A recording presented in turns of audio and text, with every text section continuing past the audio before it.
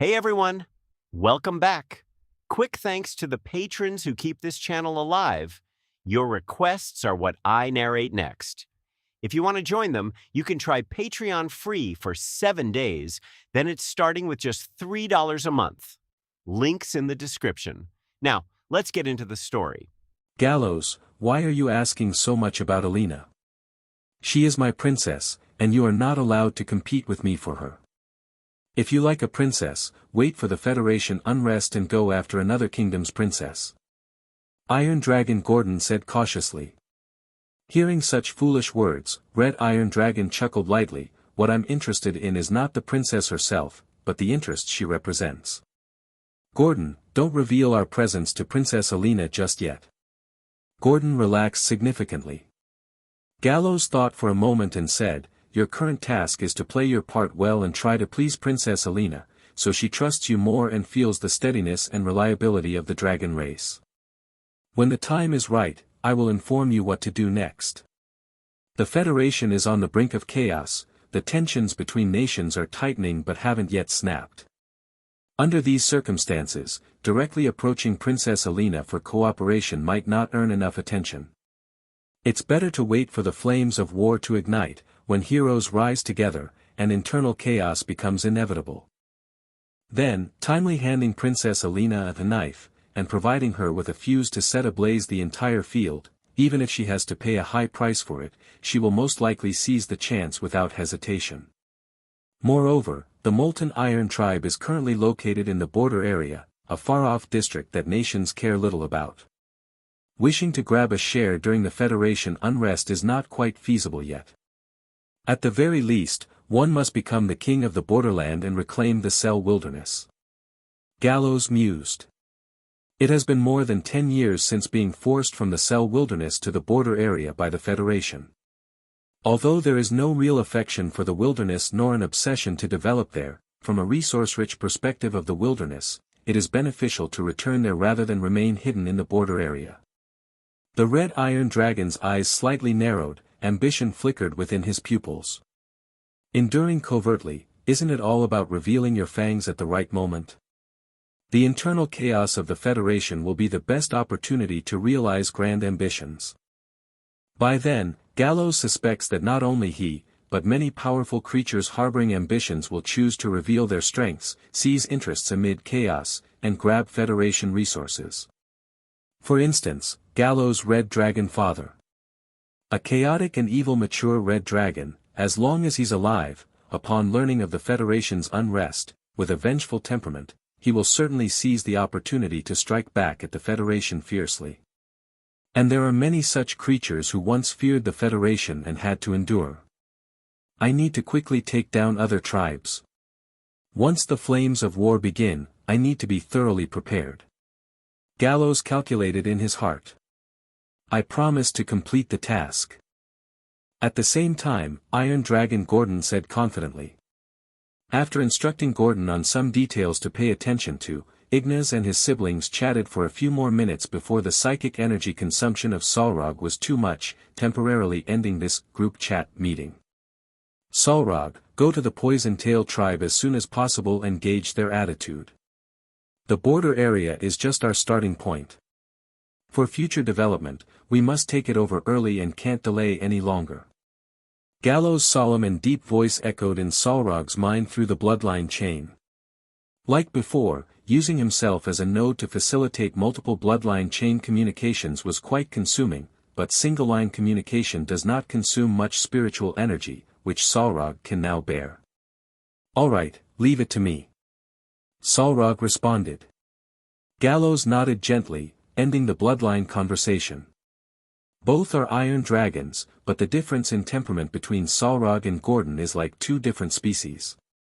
He mused with some sentiment, thinking, the individual differences are significant, perhaps the collective impression passed down has some truth, but it should never be fully trusted, otherwise one is bound to suffer. Galos had never been comprehensive, he acknowledged that he might have oversights, make mistakes, and at times be careless. For instance, earlier he was deceived by the silver dragon's smiling face and nearly got beaten up. However, Galos' strength lies in his ability to summarize and reflect on his own problems, rather than, like other dragons or most intelligent beings, blaming the external world and stubbornly refusing to admit his flaws, remaining stagnant. I've rested enough. The red iron dragon stretched his body, a sound similar to metal colliding echoed from him.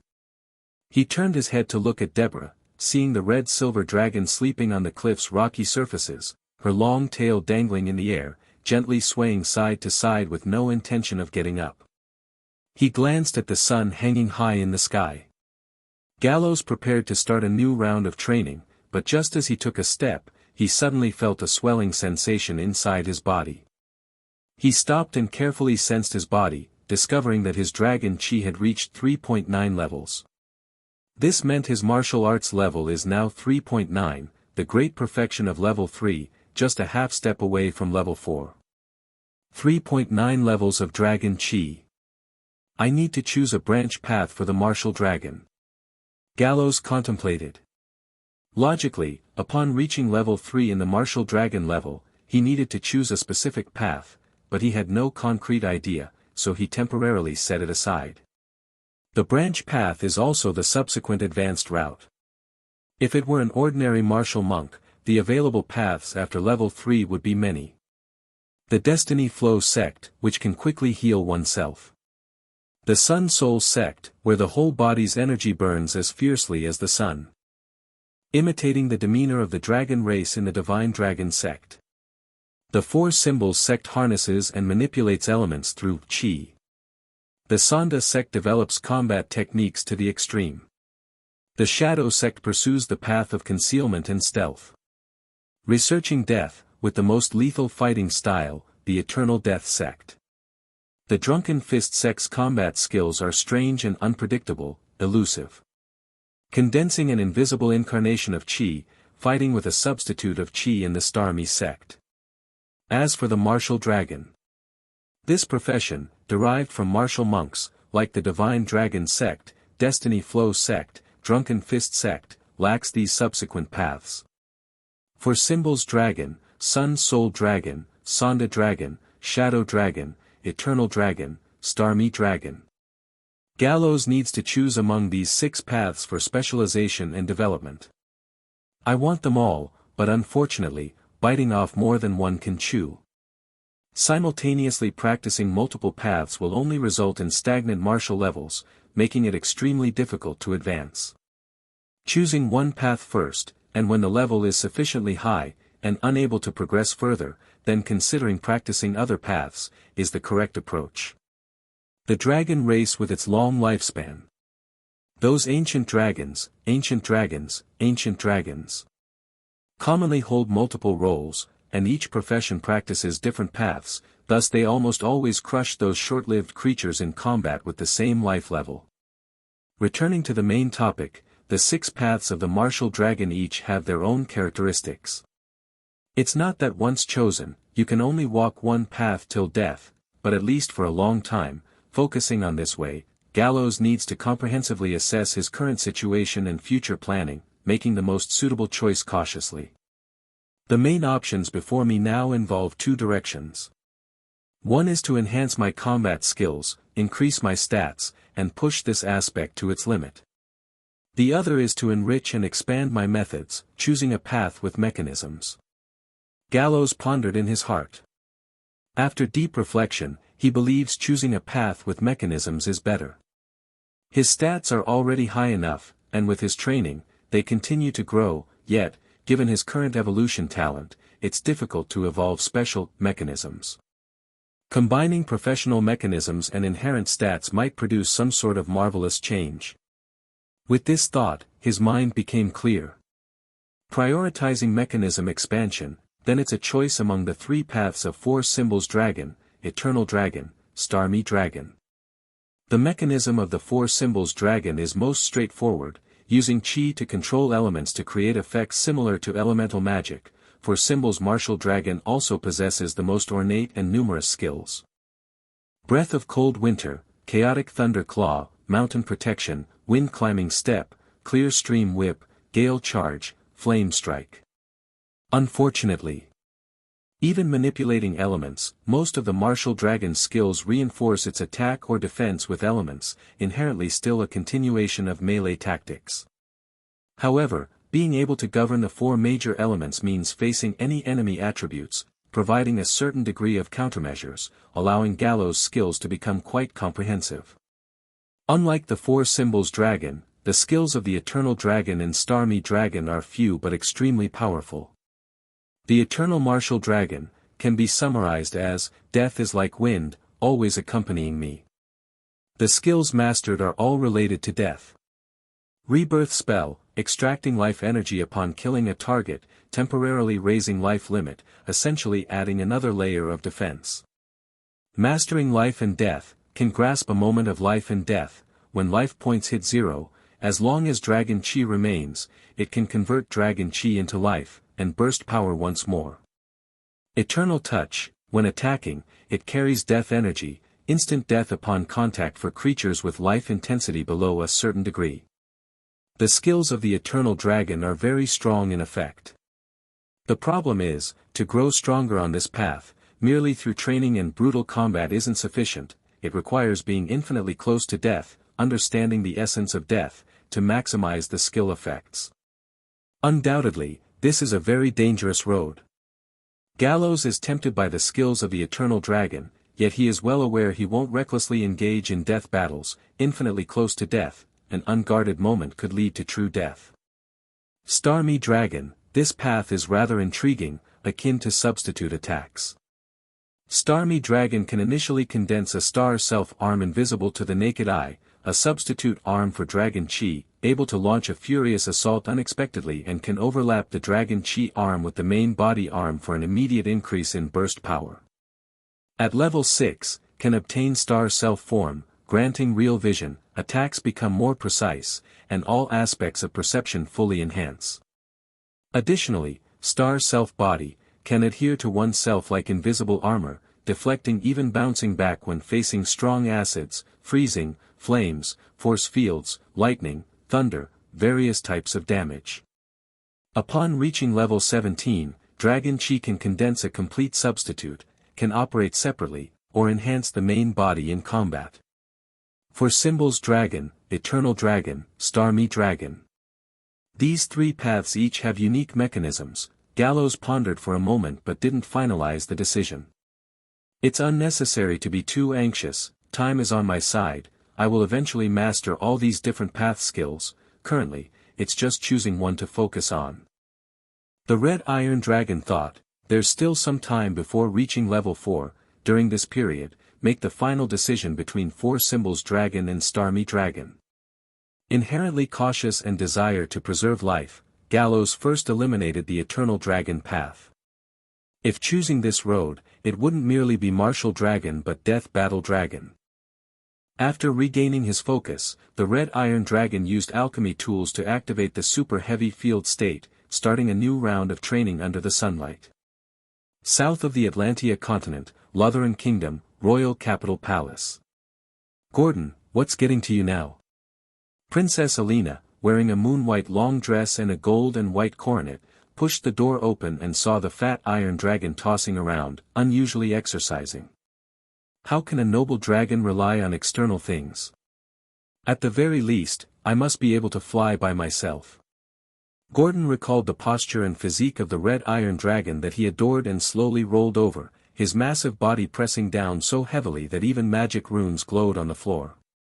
You're quite adorable as you are, no need to deliberately lose weight. Princess Alina stepped forward, patted the dragon's plump belly, and said. In her eyes, dragons with normal physique seemed a bit ferocious, while Iron Dragon Gordon was just right now, looking harmless and cute. All right then. Gordon felt the soreness in his body, and after hearing Alina's words, he slumped down in dispiritedness. My mission is to delight Alina, make her happy. She likes how I look now, so I must maintain it. Yes, I am moving forward for the sacred and glorious cause of the dragon race, not because I lack the determination to lose weight. He thought to himself. Alina gracefully leaned against the iron dragon, feeling the cold metallic touch of the dragon scales, quietly reading a magic book. Gordon acted as the role of a recliner, not disturbing the princess. However, soon, Iron Dragon Gordon realized the princess seemed absent-minded, subconsciously tearing off a corner of the magic book. "Alina, do you have something on your mind?" The Iron Dragon sensed the princess's anxiety and asked thoughtfully. "The kingdom is going through a period of turmoil. I want to contribute to Lutheran, but I'm treated like a porcelain doll, overly protected." Alina extended her hand, a mere whisper, and scalding fiery flames ignited. "The people might think I am a weak princess in need of protection, unable to even truss a chicken. But in reality, it's not so. I have the blood of the great Saint King, am a high-level caster, proficient in the school of energy manipulation representing destruction and devastation. The magic I cast can instantly end small-scale conflicts, reducing the soldier's bloodshed." She extinguished the magic flames with a flip of her hand, murmuring, "But what's the use? I'm still seen as a decorative vase, like father cherishing me as a golden canary, unwilling to let a feather fall. My naive princess. When you go to the battlefield, see limbs strewn all over, rivers of blood, hear the sky-high slaughter cries and the wails of tens of thousands, you might tremble, unable to focus, unable to cast a single magic." Gordon thought this, yet said nothing, only listened quietly. He knew very well that what Alina needed now was a listener. And once Alina finished expressing herself and felt better, Gordon remained silent for a while before suddenly asking, "Alina, if it doesn't require you to appear personally, but with your support, it could reduce bloodshed for your kingdom's soldiers and deal a blow to other hostile kingdoms, would you be willing to pay the price?" "Certainly," the princess said resolutely, without hesitation. Swiftly, she stared at the Iron Dragon and said, "Why suddenly ask this? Do you have a good plan?" Recalling the Red Iron Dragon's advice, Gordon gave a dry smile, "Just a casual question." The fat covering Gordon's cheeks hid any change in his expression. Alina didn't think much of it, simply flew up gracefully with a wave of magic, then lay on the cold, broad back of the Iron Dragon, face up, reading the magic book again. Border area, northeast, 10,000 Snake Swamp. The sunlight that could illuminate Dragon Valley, which scattered across Galos, could not penetrate here through the dense miasma and burgeoning forest rooted in the swamp. Just at the outskirts, an ominously dark and noxious chill assaults the senses, making one feel perilous and fatal. Fortunately, Iron Dragon Solrog was no weak human. So when his claws crushed some dry branches and descended to the swamp's outskirts, he approached with steady, composed steps. "Giant Dragon, halt.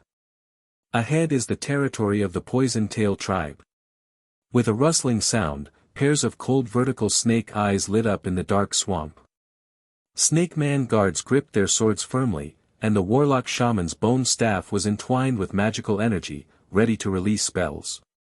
Hissing, the muted sound reverberated endlessly, and amidst the confrontation between snake folk and Iron Dragon, the atmosphere turned tense abruptly. Solrog is no longer what he used to be. He did not get angry because of the snake folk's presumption but rather stopped in his tracks, waited quietly, said calmly, "Inform your leader, the Iron King of Molten Iron Tribe has come to visit." His voice was like striking iron, carrying the distinct richness of the dragon race. "Please wait a moment." The leading Snake Man shaman's eyes flickered, gently tapped the ground with his bone staff. In an instant, a small transparent snake burrowed into the swamp, darting swiftly backward. Soon, the small snake returned, slithered up to the Snake Man shaman's ear. The leader said, "The Poison-Tail tribe welcomes the giant dragon who comes with goodwill, please follow me." Iron Dragon remained indifferent as he was led by several guards, walked towards the snakefolk's base with steady, agile steps, alone. Inside a hollow giant snake skull. 7 snakefolk elders coiled on stone-carved seats, among them were males and females, while the snakefolk leader seated at the main throne was a particularly beautiful female with mesmerizing, enticing eyes. Her skin was delicate, snow-white, almost glowing in the shadowy swamp. Her lower body was exceptionally long, her snake tail exceeding 10 meters, covered with fine, smooth emerald green scales. The most special aspect. Her humanoid upper body had 6 arms, her long, slender arms flexing the well-proportioned muscles suggested extraordinary strength. 6-armed snake folk, the advanced variant among snake folk. The origins of snake folk are widely debated, mainly accepted theories being either descendants of the 6-armed snake demon from the abyss left behind after invading the material realm or land naga, evolved from sea naga coming ashore. But no matter which origin, the number of arms signifies its power and nobility. If a descendant of the snake demon, then 6 arms signify demon blood's reversion. If a naga, 6 arms represent being favored and blessed by the divine spirit. Upon seeing the 6-armed snake woman, Iron Dragon was first slightly stunned, then as his eyes skimmed over her long tail, emerald-like scales, smooth abdomen, humanoid beautiful upper body, he felt something stir in his lower abdomen, his body becoming slightly heated. Solrog wasn't very interested in female dragons. He favored feminine beings with traits of both human and beast. The combination of scales, tail, beauty, and powerful aura of the 6-armed snake woman in front of him piqued his interest. Exhaling deeply, Iron Dragon subdued his desire, calming himself down. He had serious matters to attend to there, couldn't let desires interfere. Besides, the 6-armed snake woman in front was evidently the Poison Tail tribe leader, though her posture seemed lazy and relaxed, it instinctively signaled danger for Iron Dragon, he was likely not a match for her. "Welcome, Dragon of Molten Iron." The coiled 6-armed snake woman spoke languidly, "I am Neris, current leader of the Poison Tail tribe." 3 pairs of arms folded like flower petals over the snake woman's chest, she examined the Iron Dragon, quipped with a faint smile, "The poison swamps cannot accommodate the dragon wing stretch, please remember to restrain." The words were smooth yet sharp, and the snake woman's expression was calm. However, beneath her calm demeanor, Mind Mage Dragon sensed tension and vigilance. Clearly, snake woman Neris' true emotions weren't as composed as she appeared. "Splendid, discussions are best conducted with creatures that understand reverence. Mindless brutes require claw-speaking." Iron Dragon thought, bearing a grin. Even amidst swarming snakes, Iron Dragon did not timidly fold his dragon wings. Instead, he provocatively extended them fully, breaking 2 swamp trees at the waist, crashing into the swamp and sending murky water flying. The atmosphere instantly became stiff and silent. The snakefolk's pupils stared coldly at the Iron Dragon, seemingly ready to pounce in the next moment, and snaring and tearing him apart. Faced with the Iron Dragon's offensive behavior, 6-armed snake woman Neris's slit pupils suddenly contracted into thin lines. She slowly stood up, her arms interlaced like petals before her, fingers slightly spreading apart. Whoosh, whoosh, whoosh. 6 cold iron longswords broke through the water from the swamp, yet not a single ripple spread across the surface. The Poison Tail tribe is known for producing mages and shamans, but the leader of this tribe, 6-armed snake woman Neris, is an out-and-out warrior with a high status. The warrior advancement branch she chose was Sword Saint. Sword Saint, the fusion of soul and steel, blending life and soul into the sword's edge, merging man and sword as one, showcasing great power. The snake woman gazed coldly at the Iron Dragon, the sword glinting sharply, but she did not attack impulsively. Opposite her, Iron Dragon Solrog's scales quivered slightly, watching the snake woman's 6 arms unfold as if in a dance, each arm holding a sword in a different starting posture, yet forming a perfect system of attack and defense. In the tense, murderous atmosphere, the frog calls from the depths of the swamp abruptly ceased. 6-armed snake man Sword Saint, a race and profession combination blessed by nature. The Iron Dragon's voice broke the dead silence. He did not hide his admiration, saying, "You possess not only beauty and wisdom but also immense power." The snake woman's slit pupils flickered dangerously, and the 6 long swords emitted a simultaneous hum. "This power is enough to peel off your scales one by one, completely strip your skeleton from your flesh, and finally mince you into meat paste." Solrog gently flicked his tail, expressing agreement, "I have no doubt about that." Then, changing his tone, he said, "But my safety is irrelevant. Today I represent the entire Molten Iron tribe, and more importantly. A silver dragon scale emitting chilling cold appeared suddenly in his claws. The will of Lord Frostmark. When the silver scale came into view, the snake woman's body visibly stiffened for a moment, and the apprehension in her eyes grew more intense. Buzz. An elderly snakefolk shaman elder waved a bone staff, and invisible ripples surged toward the snake woman's body, flickering for a moment before disappearing. At the same time, the Iron Dragon found he could no longer sense the snake woman's mental waves. Evidently, the snakefolk elder had discerned his identity as a mind mage and cast a spell to block the Iron Dragon's telepathy regarding the snake woman sword saint. Yet the Iron Dragon remained composed. Having become a mind mage, his insight into emotions had significantly improved. Even without mental perception, he could detect her emotional reactions through the subtle expressions and physical changes of the snakefolk, just not as straightforward as telepathy. Frostmark, the metal dragon overlord of the border area. The snake woman forced her gaze away from the silver scale and said, "He's a silver dragon, how could he be associated with you evil dragons? Don't think we know nothing about the dragon race. Although I don't know how you obtained this scale, Silver Dragon Frostmark would never support you."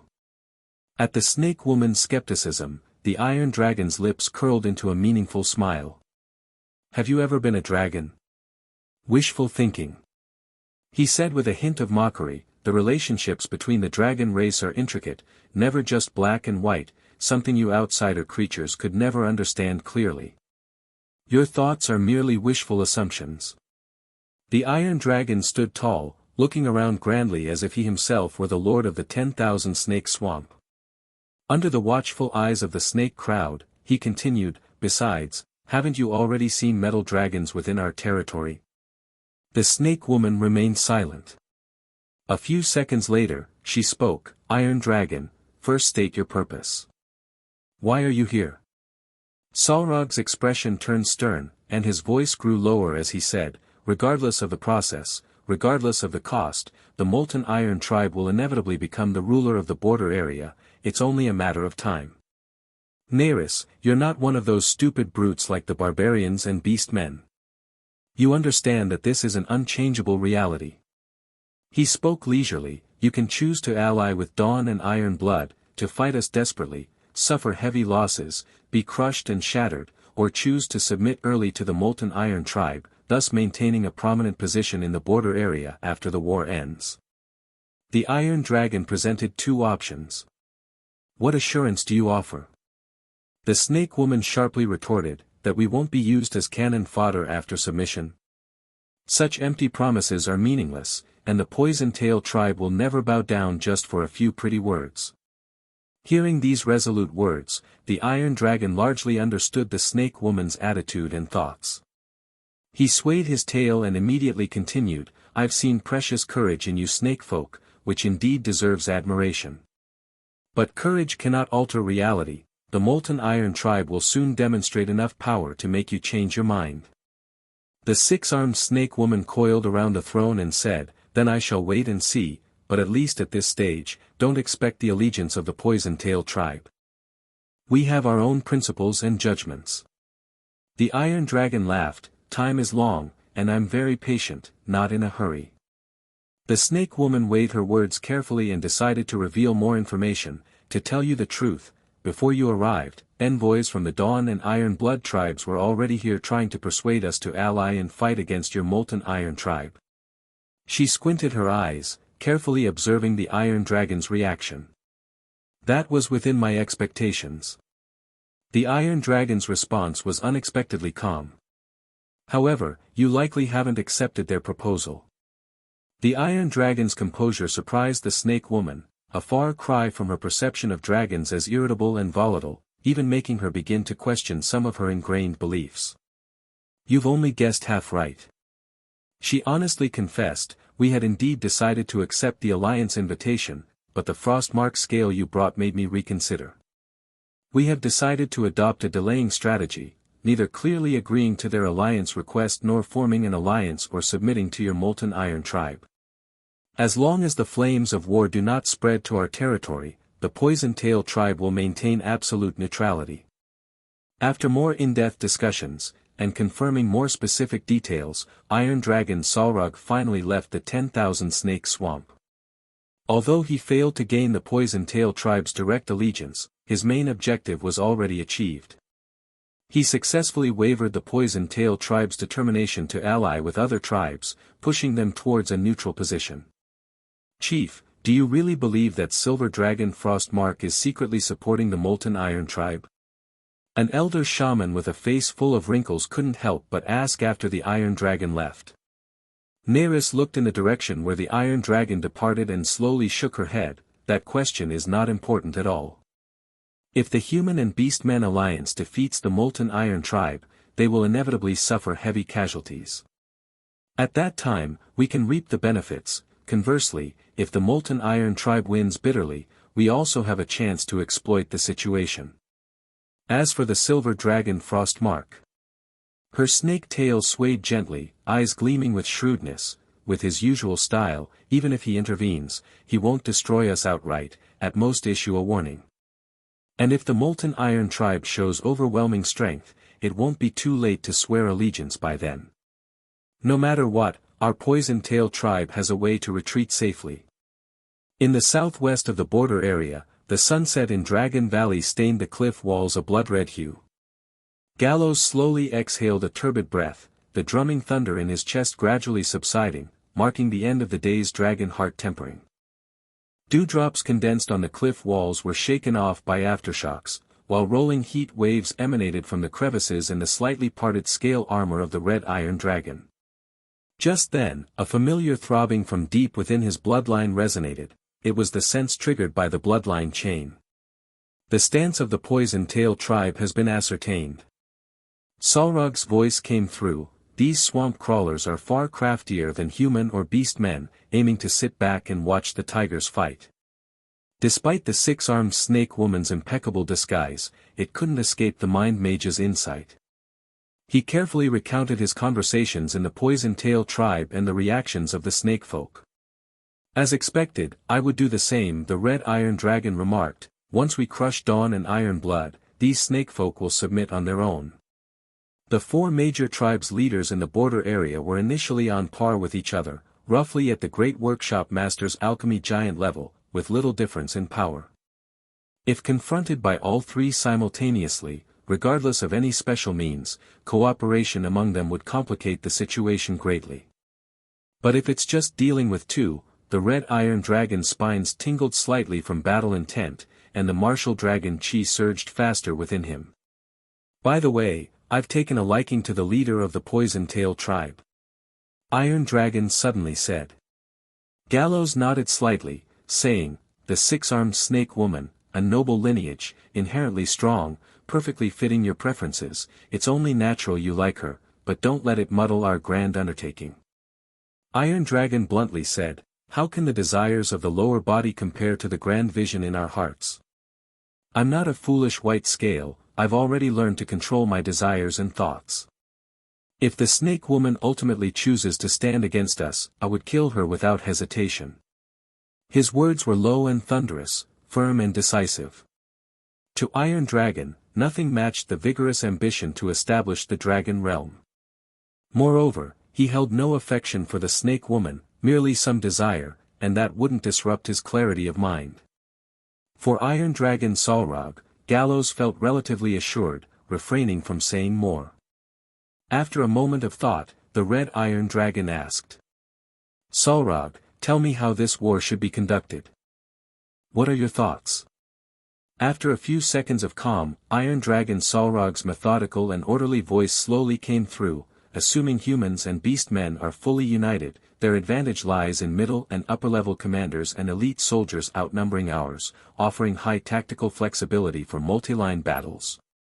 Currently, our situation is this: the bottom-tier jackal-wolf folk and kobolds are abundant, not afraid of attrition, and our top combat power surpasses theirs, but we lack sufficient middle and upper-level commanders, a deficiency partially offset by the alchemy golems produced by the alchemy workshop, yet still insufficient.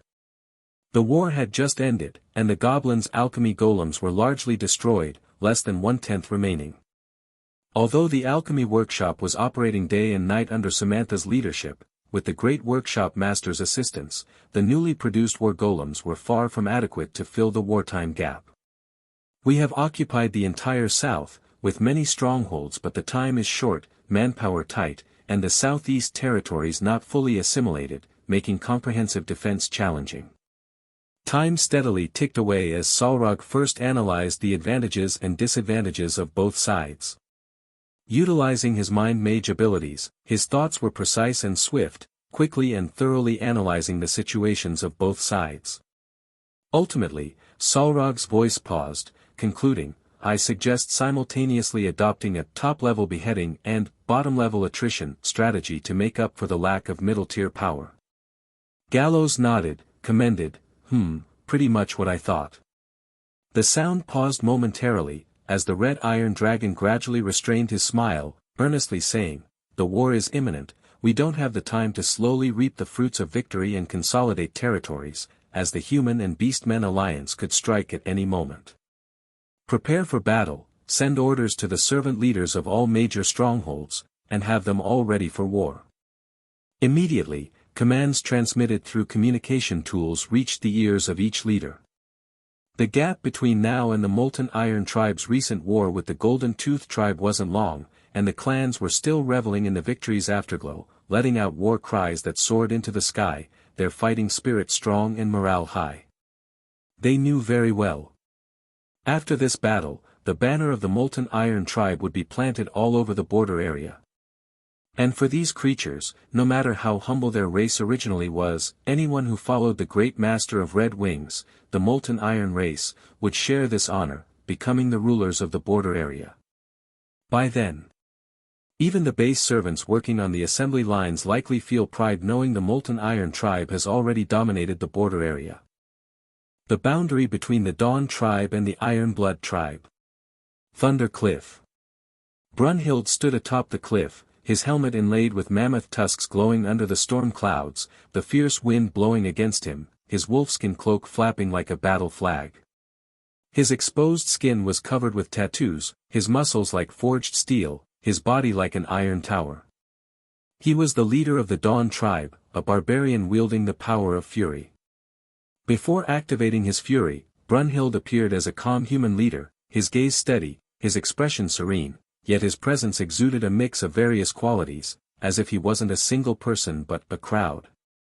In fact, this was largely the case. If a being proficient in true vision carefully observed, they would see numerous ethereal figures floating around Brunhild, each possessing a leader-like aura, wise and calm, commanding without anger, rebellious and unyielding, distinctly different. Barbarians have many branch paths to choose from after reaching level 3. Such as the Giant Path, Totem Warrior Path, Berserk Path, Wild Magic Path.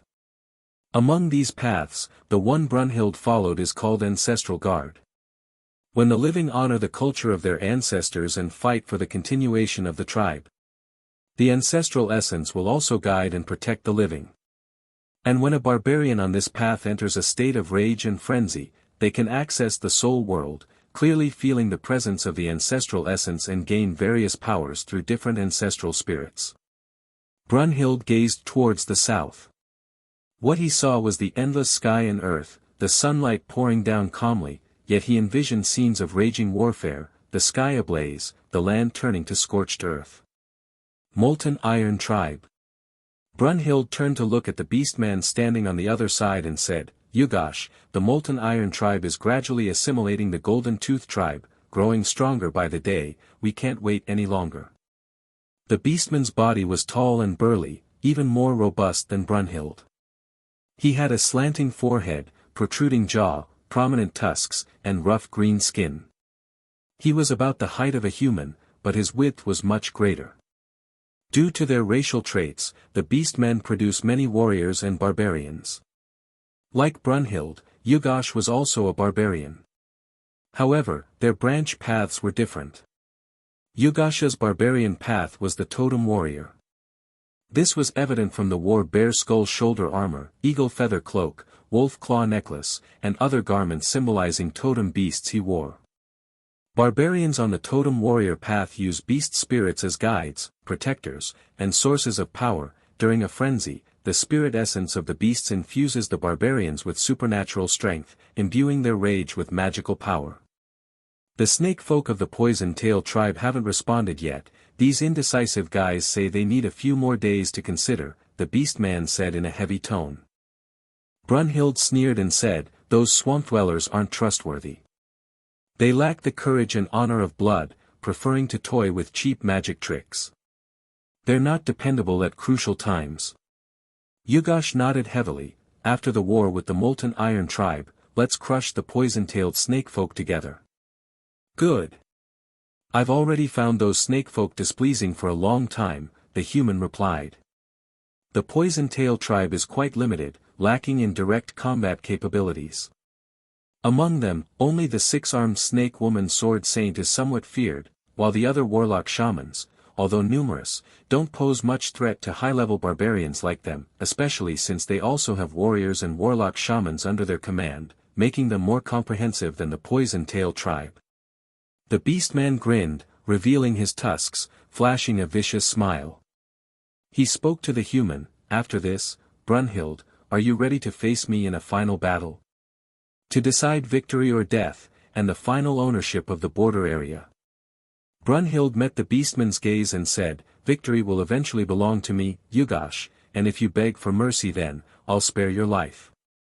Yugash patted his chest, beastmen will never be slaves, death is an honor to us, but I don't think you can bestow death upon me. He didn't hide his malice toward the human, you're a powerful opponent, but I will ultimately wring your neck and peel your skin to keep as a trophy. Brunhild and Yugash. Both were barbarians and leaders of the two major tribes. They had a close cooperative relationship yet were also competitors, having engaged in many private battles, yet none entered a state of rage, always stopping just short. They knew well that once they fought in a fury, it would be a fight to the death, and it would mean a full-scale war between the Dawn tribe and the Iron Blood tribe, a life-or-death struggle. The several major tribes coexisted in the border area. If they went to war fully, it would only present opportunities to other tribes and be pointless. But when only the Dawn and Iron Blood remain in the border area, they had promised to engage in a sacred and honorable duel to decide the area's ownership. That's a matter for later, let's talk about how to deal with the Molten Iron tribe first, Brunhild said. We can't pin our hopes on the Poison-Tail tribe. Those snake folk are unpredictable, dark, and cunning, not trustable. The straightforward beast-man likewise disliked the snake folk. Yugash nodded, his voice low, my blade thirsts for blood, and it can't wait to sever the head of the dragon race. Not just for the future of the tribe, but also for himself. If he kills enough dragons, he will likely be able to condense the dragon soul essence totem, and by then, he will become even more powerful. The warriors of the Dawn tribe are ready for war. The warriors of the Iron Blood tribe crave battle, crave bloodshed. Their words were straightforward and direct, and after some discussion, they quickly reached a consensus, deciding not to wait for the Poison-Tail tribe any longer and resolved to declare war on the Molten Iron tribe. Just at this moment. Suddenly, emergency information arrived. Brunhild's eyes narrowed as she took out a communication stone from her bosom to receive the message. The soldiers of the Molten Iron tribe are marching toward Black Stone Pass. Black Stone Pass, one of the key routes from the south to the north.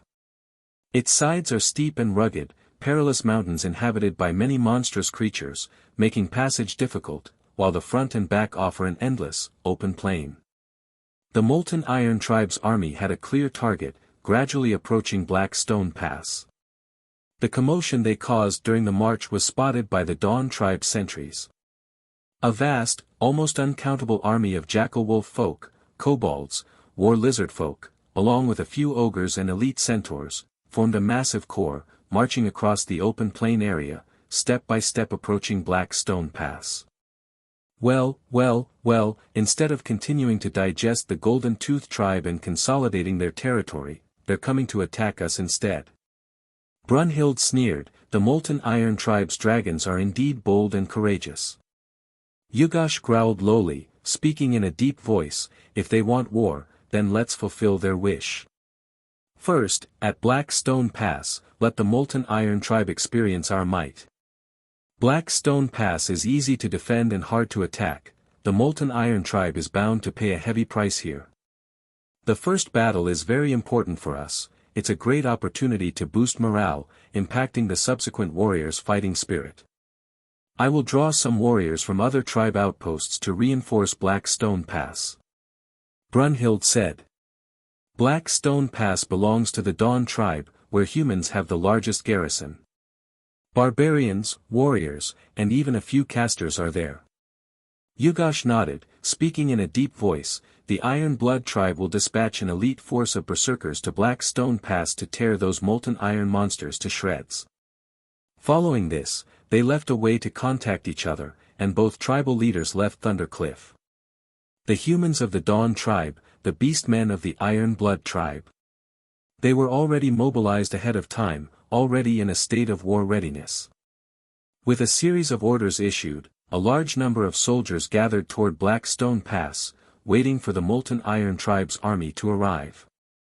The sunset at Dragon Valley dyed the rock walls blood red, while the red-silver dragon Deborah's silver-white scales reflected the rays of the evening glow.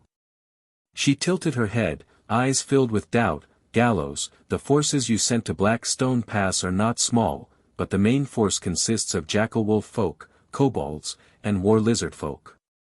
Can these inferior followers really capture such a strategic pass? If the first battle is lost, the tribe's morale might plummet." Through curious inquiries prior, she learned about the first move by the Molten Iron Tribe at Black Stone Pass, and felt somewhat confused about it.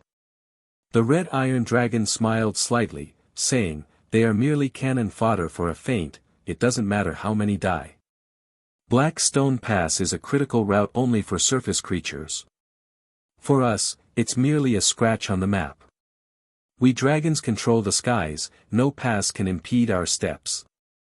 When the war around Black Stone Pass intensifies, that's when we truly begin our actions. Those powerful kingdoms and empires have their airspace under watch as well. Recklessly traversing might even result in being targeted by a magic satellite strike if detected. However, in these borderlands, there's no need to worry about this issue. The sky is almost a free domain for dragons, with only the descent onto the ground needing safety consideration." The red-silver dragon roughly understood Galos's intention. The problem is, sending so many followers, so many living beings as cannon fodder, feels a bit too cruel. But then again, these are necessary sacrifices on the road to order. As a metal dragon hybrid, Deborah belongs to a good alignment. But being of a good alignment does not mean possessing a compassionate saintly heart. If a law-abiding good knight, helping the weak, were to be falsely accused and wronged, considering that such actions might disrupt social order, it is quite normal for the knight to draw his sword and execute the false accuser on the spot, even if the opponent is from a weaker group, he would not hesitate. The red-silver dragon blinked, feeling that the decisive Galos was indeed a figure of charm. "Galos, let's train together. Please guide me." In her mind, she recalled the sensation of the red iron dragon's fiery claws brushing against her body. Her tail involuntarily twisted as she whispered, "Not the right time now." The red iron dragon refused Deborah's invitation to train, saying, "The battle situation is ever-changing. I need to stay focused. Let's talk about it later." "All right," Deborah said with a hint of disappointment, then ran to the other side to play a riddle game with elf dragon Vera. The red iron dragon settled in place, listening to discussions and the battle situation through the bloodline chain with the Ignatius brothers, while silently adjusting its own condition in preparation for the upcoming battle. Border area, Black Stone Pass. The sunset was blood-red, casting its crimson glow over the land. Dogman Doug licked his sharp teeth, looking towards the heavily guarded pass ahead. Behind Doug, the densely packed molten iron army spread out on the plain before the pass. The jackal wolf folk hunched over, their fur rising and falling with their breathing. The kobolds anxiously clawed at the ground with short claws, their scales reflecting a greasy sheen under the sunlight.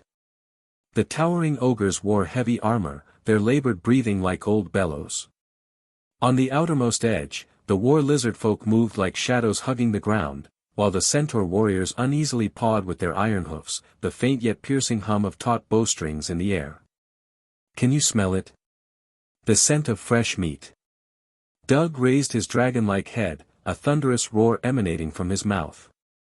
"Kids! Tear open that passage. For the great master of red wings, for the molten iron tribe." After a brief pause, he unfurled his natural wings and shouted, "Attack!" The next moment, like a breaking dam, the black tide rolled towards the pass amid the tremors of the ground.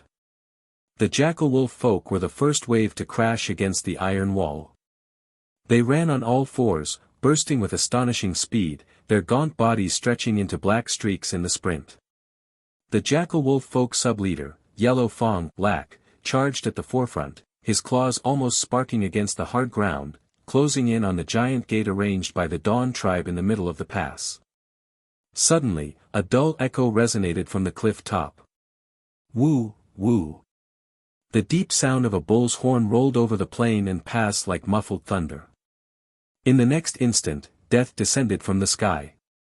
Countless black dots poured down from the cliff, their sharp whistles tearing through the air. It was arrows, dense as rain. They easily pierced the jackal-wolf folk's crude leather armor, tearing through flesh, breaking bones.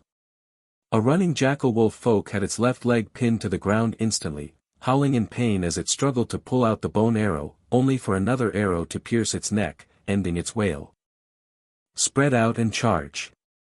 The jackal-wolf folk leader roared, rolling aside to dodge an iron arrow aimed at him, the arrowhead embedding deeply into the ground where he just stood. Around him, more comrades turned into twitching corpses or wailing wounded under the arrow rain, blood quickly pooling into small streams, flowing through the ground crevices. As the arrow rain descended, the frontmost wave of jackal-wolf folk fell within moments, but the monsters behind them continued to charge forward, carrying the dead bodies of their comrades as makeshift shields. At the cost of many bodies, the molten iron monsters finally drew near to Black Stone Pass. The arrow rain continued, joined by fireball technique, lightning chain, ice spike, and other magics unleashing their power, making each step forward a struggle. Meanwhile, as the jackal-wolf folks and kobolds attracted the firepower, the stealthy war lizard folk warriors had quietly approached the pass.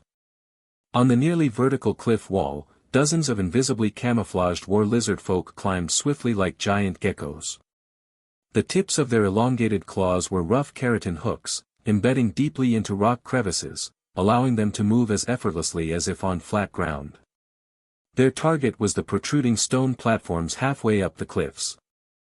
"Stop those wall-climbing bugs!" Suddenly, the shout of a human guard came from above. The war lizard folk were exposed. At the same time, the war lizard folk leader let out a sharp screech. The climbing war lizard folk almost simultaneously raised their heads, their mouths filled with sharp tiny teeth opened, spraying thick dark green liquid like water arrows. Chzzz. The corrosive liquid landed on the stone platform, eroding the rock at a speed visible to the naked eye, causing the archers to feel unstable underfoot, making their aim skew a bit. The war lizard folk no longer concealed their bodies, charging at maximum speed, attempting to assassinate archers and warlock shaman among other ranged units. However, things did not go as planned. Swish swish swish. The barbarian guards climbed up the cliffs like agile monkeys, moving as swiftly on the surface, sprinting towards the war lizard folk. In close combat, their war axes and heavy swords were unstoppable, quickly slaughtering and clearing the war lizard folk. Rampage strike. It was as if flames ignited in the eyes of the barbarians, their movements suddenly quickened. The head of the war lizard folk leader flew into the air, beheaded by a single axe. However, the beast's life was tenacious, and its sharp tail blinded the right eye of an elite berserker. In the silent shadows, as the barbarian sub-leader roared in anger, a shadow emerged from behind him. Doug's dagger sliced across the berserker's neck, blood gushed out like a fountain. Gurgle gurgle, the barbarian's eyes widened, swinging back with an axe, but it hit nothing. The treacherous dogman assassin had vanished without a trace. "Break it open!" Ogre leader Baroque shouted gruffly. He and the other mightiest ogres charged shoulder to shoulder towards the huge gate, wielding heavy and tough weapons engraved with alchemy enhancement runes, striking forcefully. Boom! A dull, heart-stopping loud sound echoed through the pass. The immense impact caused the whole gate to shudder violently, with dust and rubble cascading down from the top. The heavy gate kept caving inwards, the bars groaning burdensomely. Even though it was made of tough metal and fortified with magic protection by the warlock shaman, it couldn't withstand the ogre's assault. As the ogre's fierce attacks continued, more rubble fell, and large cracks appeared on the gate panel. "Hold it! Hold the gate!" A human warrior's roar came from behind the gate, mixed with the creaking sound of wood being stressed to its limit. The archers on the cliff top were distracted by the war lizard folk's venomous attack, briefly interrupting their rain of arrows. Seizing this fleeting opportunity, the jackal wolf folk leader let out a bloodthirsty growl, "Wolves! Follow me!" No longer sticking to the wall, he dashed like a grey flash, leading the jackal wolf folk through the scant rain of arrows, rushing towards the narrow, relatively safe corner below the gate. They were going to use their claws and teeth to tear at the spears attempting to thrust through the gaps, buying time for the ogres. Thud thud thud.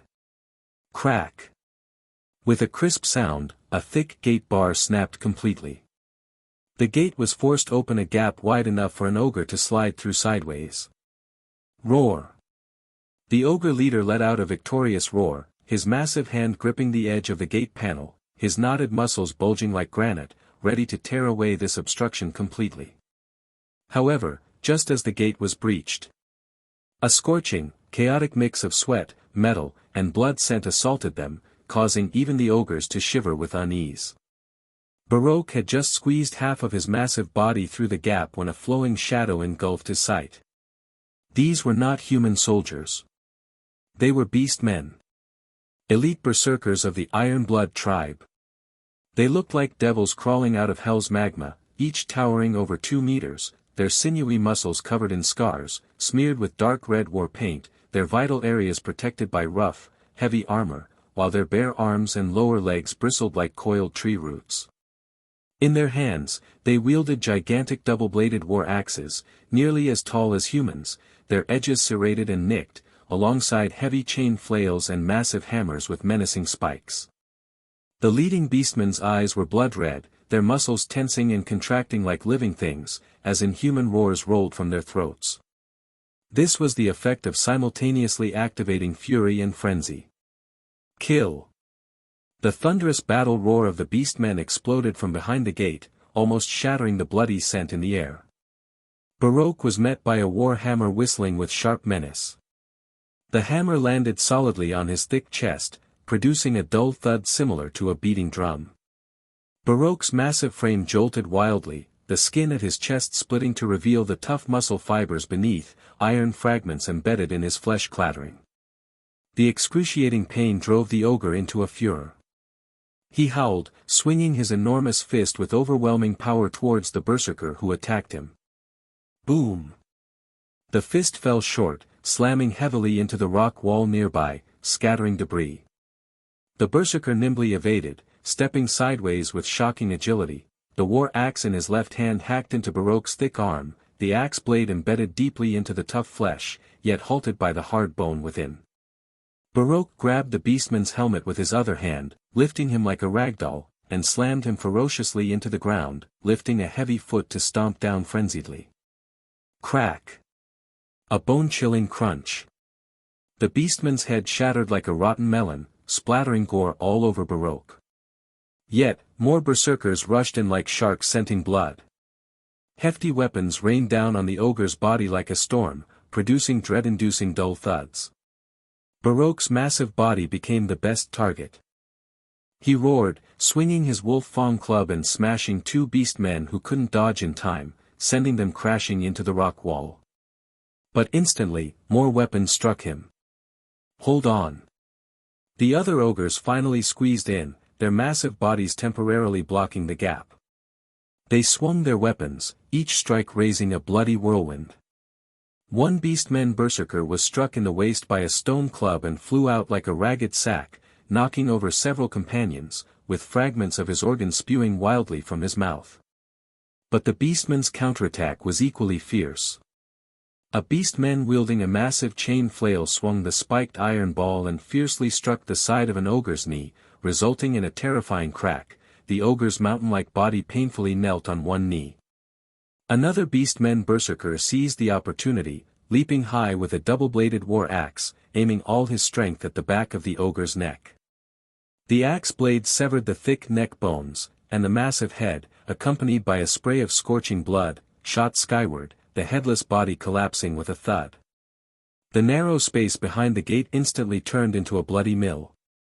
Ogre roars, beastmen battle cries, the crack of breaking bones, the sound of weapons striking flesh, and the dying screams combined into a cruel symphony. Thick blood flowed wantonly over the rough ground, mixing with dirt and shattered organs, sticky and slippery underfoot. Outside the gate, Lack and the other jackal-wolf folk, along with a few centaurs, tried to charge into the gap to assist, but were stopped by the kobold leader's roar, "Fools!" Above. Lack looked up and saw that, with the gate opened, human archers had shaken off the poison interference and were once again drawing their bows. Worse yet, he noticed several figures wearing heavy beastmen robes, their faces painted, appearing on the cliff edge. Dawn Tribe Shamans. One elder shaman raised a magic staff inlaid with mammoth tusks and unknown crystals, chanting obscure spells. The crystal at the staff's tip suddenly gleamed with a blinding white light. Scatter! The jackal-wolf folk, terrified, screamed shrilly. Boom! A thick white lightning bolt tore through the air, descending with thunderous roars. The jackal-wolf folks' worries were unnecessary. The target wasn't the ones on the ground but the ogres. The lightning struck precisely an ogre who was wielding a war hammer, the blinding white light engulfing him instantly, leaving no time to scream as his body charred, carbonized, and trembled violently, finished off by a beastman berserker's attack. And when the other creatures wanted to come to aid, the barbarians from the Dawn tribe leapt down one by one like cannonballs into the wave of jackal-wolf folk and kobolds, slashing through them, further assisted by archers and warlock shamans' attacks, causing chaos among them. Inside the gate, the battle rapidly deteriorated. The elder shaman waved the magic staff, and time and again, the ghastly white lightning struck, causing severe casualties among the ogres, who were being killed one by one with the help of the berserkers. Now only Baroque and another ogre remained. The two, though incredibly brave, couldn't fend off so many. Under the fearless assault of the beastmen berserkers, they were drenched in blood, covered in wounds. Baroque's arm was severed at the elbow by a huge axe, blood gushing from the wound. His remaining arm swung the wolf fang club, forcing back several beastmen berserkers, but was spotted by one from behind, wielding a heavy two-handed giant sword. The beastmen berserker had a huge wound on his chest but seemed unfazed. He took a deep breath, his muscles bulging, eyes blood-red, the giant sword carrying his full strength and charging momentum like a black lightning bolt, stabbing violently at Baroque's back. Thwack! The giant sword pierced through the ogre's thick back, blood and flesh splattering out from the chest. The ogre's movements halted instantly, unable to believe his eyes as he looked down at the blood-stained sword tip emerging from his chest. His massive body swayed a few times, issuing gurgling sounds from his throat, the fierce light in his eyes quickly dimming, but in a final burst of strength before collapsing, his wolf fang club soared up again, smashing the beastmen berserker's head, causing it to burst like a watermelon. At this time, the last ogre was also pierced by several weapons simultaneously, and after a final mournful cry, collapsed with a thud. At the gap in the gate, the beastmen berserkers stood atop the massive corpses of the ogres, waving their blood-stained weapons, giving out thunderous victory roars. Their blood-red eyes gazed beyond the blood-stained gate at the disordered molten iron fodder outside, briefly thrown into chaos by the death of their leaders. The molten iron tribe's assault, after paying a terrible price, was brutally killed outside the pass. Black Stone Pass, like a giant beast with blood-stained fangs spread open, chewed up and swallowed the waves of molten iron soldiers charging towards it. Not coming down yet? Skull Eater Scar whispered in his heart. He was a high leader of the Dawn Tribe barbarians, not directly participating in the battle, but watched the sky from the shadows of the pass, his gaze fixed on the white dragon shadow soaring high above, on high alert. This battle was extraordinarily intense. The Molten Iron Tribe was on the defensive, but their counterattack wasn't weak, inflicting quite a few casualties, turning the entire Black Stone Pass seemingly into a meat grinder. However, by now, victory and defeat were decided. The bodies of the ogres blocked part of the gate gap, but they could not stop the bloodthirsty desire of the beastmen berserkers.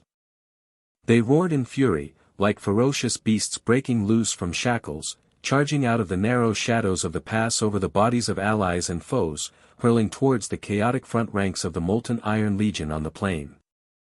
Push forward, push forward. The voice of the Jackal Wolf Folk Overseer was shrill and distorted with fear as he swung his long whip, desperately lashing at the Jackal Wolf folk and kobolds who hesitated to advance after the fall of the ogre leader. The crack of the whip and the Overseer's screams seemed so feeble amidst the war cries of the beastmen. Dogman Doug flapped his wings, silently appearing where the shaman was. Rip! His dagger slashed across the elder shaman's throat, killing him by slitting his throat. Then, under the astonished and furious gaze of the barbarian guards nearby, he disappeared again, only to reappear flapping his wings in midair. Retreat!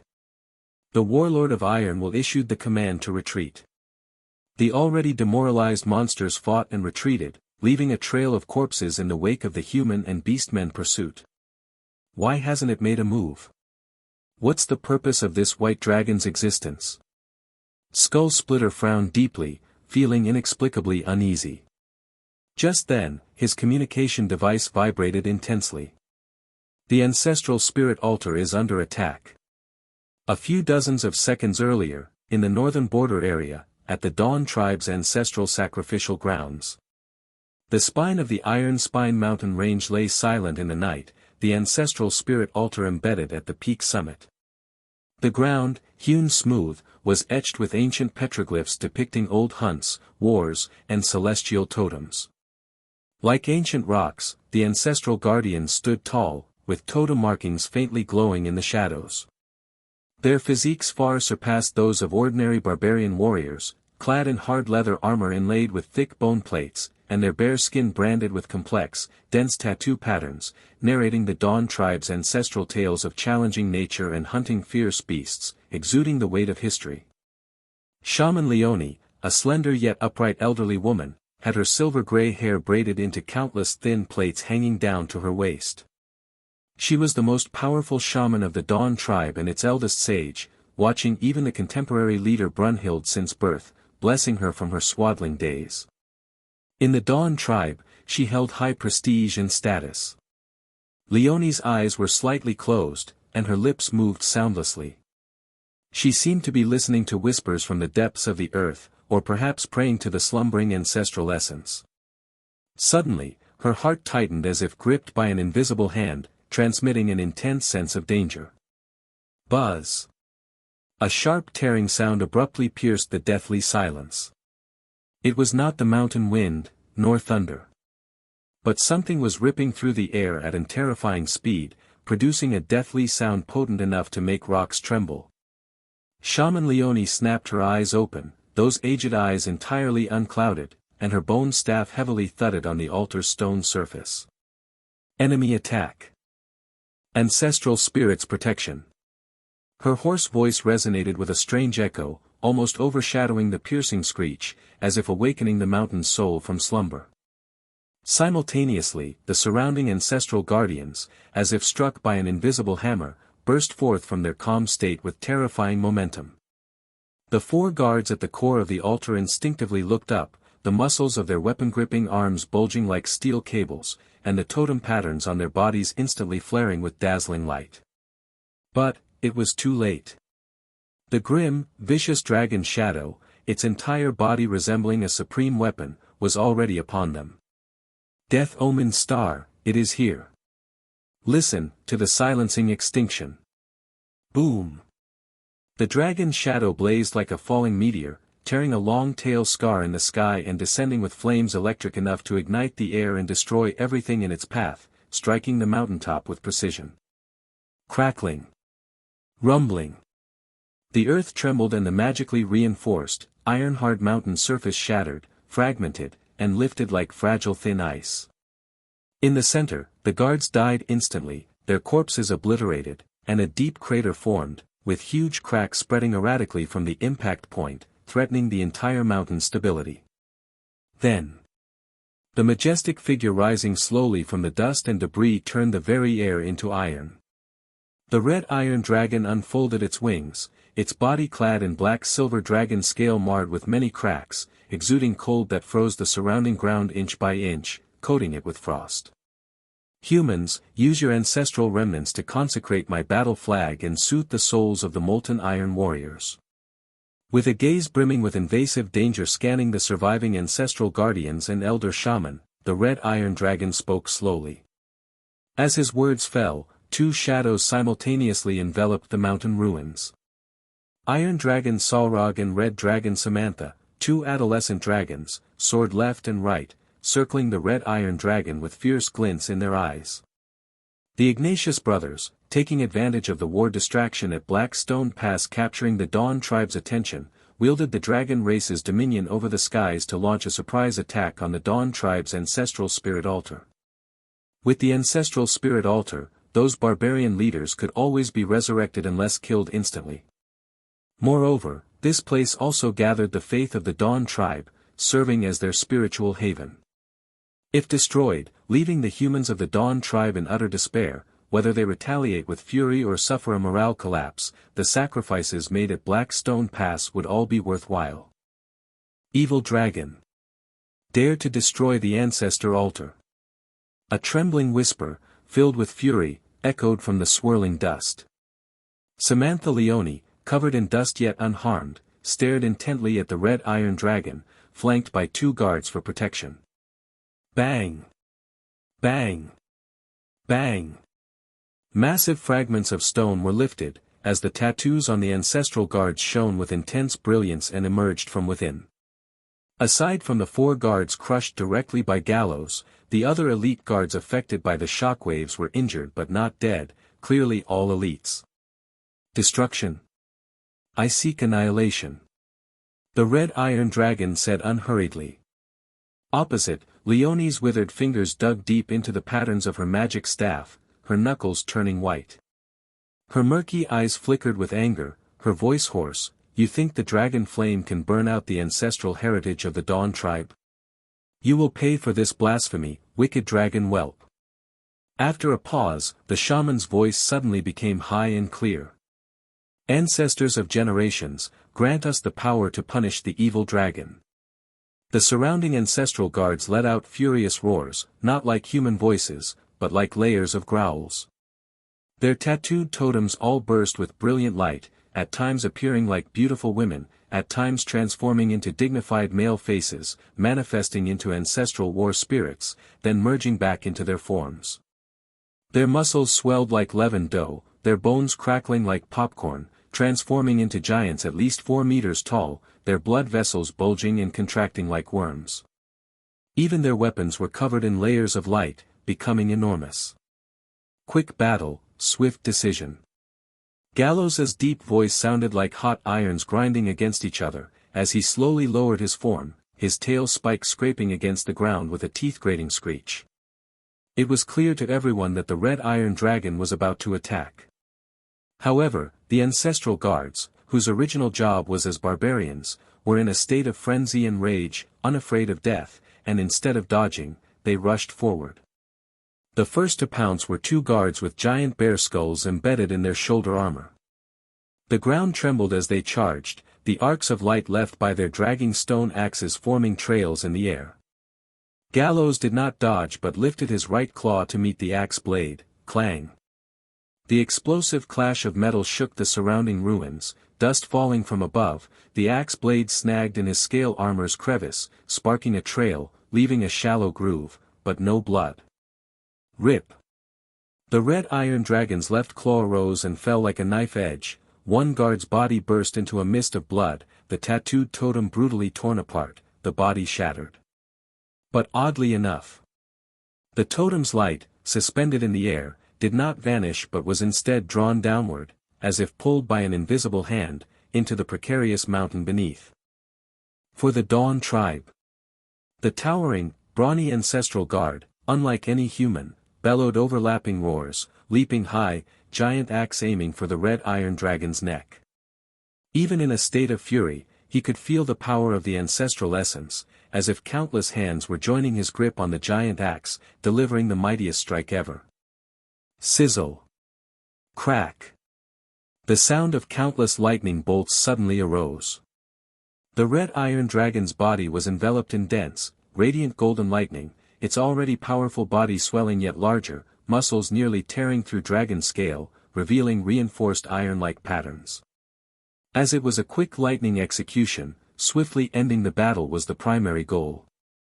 Galos did not wait for the opponent to break through his cold burst scale, efficiently utilizing all power, directly activating an invigorated state.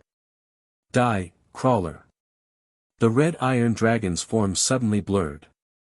The guard's axe blade only struck a fleeting shadow, with a flash of golden light, Galos's true form appeared 3 meters behind him. Dragon claw ignited in fiery flame, suddenly erupting.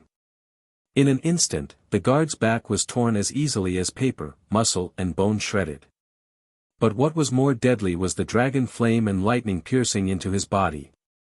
The ancestral guard's chest suddenly shone brightly, and the next moment, his entire body exploded from within, burning flesh and bone fragments scattering across the ground. The ancestral guards in a state of rage and frenzy were like indestructible cockroaches. Even if beheaded, the headless bodies could continue to fight for a time, driven by instinctive fury, but against absolute power, Galos killed him in one blow, unable to battle further. Samantha. Galos roared low, locking his gaze on the chanting elder shaman Leone. The red dragon had long been poised to strike. Her wings unfurled, flames ignited like liquid between the gaps of her scales, and then automatically congealed in midair into hundreds of sharp red crystal-long spears. At her claw's light touch, those red crystal-long spears rained down upon the ancestral guards. The 3 frontmost guards raised their totem giant shields, ancient runes on the shields glowing blue. The red crystal spears collided with the light screen, but instead of bouncing off, they shattered abruptly, erupting into dazzling light and fiery flame. Boom! All spears exploded simultaneously. Flames as red as blood instantly engulfed the guards' bodies. These were not ordinary flames but lethal weapons formed by the red dragon's fiery flame through alchemical shaping, the surrounding earth and stone melted into high-temperature crystals by the shockwaves. Mind-stabbing. Solrog's voice sounded like cold anvils clashing. His obsidian-like dragon scales surfaced with strange ripples, spiritual energy condensing into invisible spikes, piercing towards the ancestral guard's spiritual body. The 2 guards, who were about to launch a side attack on Galos, suddenly stiffened. It felt as if red-hot steel needles pierced into their brains. Even though their rage state reduced their sense of pain by almost 90%, the intense pain still made their bodies tremble. More critically, the ancestral essence also suffered damage. The attack from the Mind Mage had a certain targeted effect on these ancestral guards. Rip. The red iron dragon flicked its dragon wings, slicing the ancestral guards who were frozen in place in half. The thick, tough muscle that could withstand weapon attacks seemed so fragile and vulnerable under the wing slash of the red iron dragon. Samantha and Solrog swooped in. The powerful body of the giant dragon, combined with magic-like skills and class skills, made it difficult for even the ancestral guards, who could fight against 100, to resist, being quickly killed one by one. However, all the deceased ancestral guards had their totem light sink into the ground rather than dissipate immediately. Wing slash followed by claw strike then tail sweep. After the tail sweep came another round of ferocious claw strikes. The red iron dragon used simple yet fierce, unstoppable attacks to swiftly kill the obstructive guards along the way, almost unimpeded, reaching the elder shaman. The view was suddenly filled with the mighty and majestic red iron dragon, crackling with electricity. With my life and soul, I sacrifice to the ancestors. The elder shaman lifted her head, the wrinkles on her face gathered together, yet there was no fear of death in her eyes. She finished her chant at the last moment, striking her magic staff heavily to the ground. Bang! The ground cracked open. Under the claw of the red iron dragon, the elder shaman's body became a spray of blood, embedded into the ground. Totem light shone from her remains, sinking toward the mountain peak. The remaining ancestral guards madly charged at the juvenile dragons, only to be swiftly wiped out. At this moment, the mountain that had been trembling and shaking due to the battle suddenly stabilized. With the flashes and interweaving of beams of light, the pattern of the altar, formed by them, was etched onto the rock of the mountain peak, emitting a distinctive aura. The ancestral altar isn't shattered. No, this thing is not purely physical. Galos suddenly realized. Elder Shaman Leone and the surrounding ancestral guards had used their lives and souls to reunite the ancestral spirit altar. At the same time, chunks of rock reassembled like flowing mud, forming the outline of a stone giant as tall as a small hill around the ancestral spirit altar in the blink of an eye, its size even larger than the combined body of the 3 juvenile dragons. The stone giant stood up but did not attack. It silently guarded the ancestral spirit altar at the heart position, posing a defensive stance. The rock body, adorned with totem tattoos, appeared to possess an indestructible defense. The stone giant seemed to be purely born for defense. As time passed, the totem light on it waned, but it would certainly last until reinforcements arrived. If only the elder shaman and the guards were killed, but the altar was not destroyed, this surprise attack would not be considered truly successful. The scales of red dragon Samantha glowed with radiant runes, and a layer of steel-like metallic sheen coated the surface of the dragon scales. Then, it fiercely danced its wings, using its body as a weapon to charge at the rock guard. Bang! The red dragon crashed into the massive arm of the rock guard, being knocked back in recoil, while the arm of the rock guard cracked with branch-like patterns. However, with the upheaval and surge of earth and stone, it quickly healed. Galos noticed a connection between the rock guard and the mountain below. It seemed to regenerate continuously as long as it wasn't destroyed in one blow and as long as the altar's energy wasn't depleted.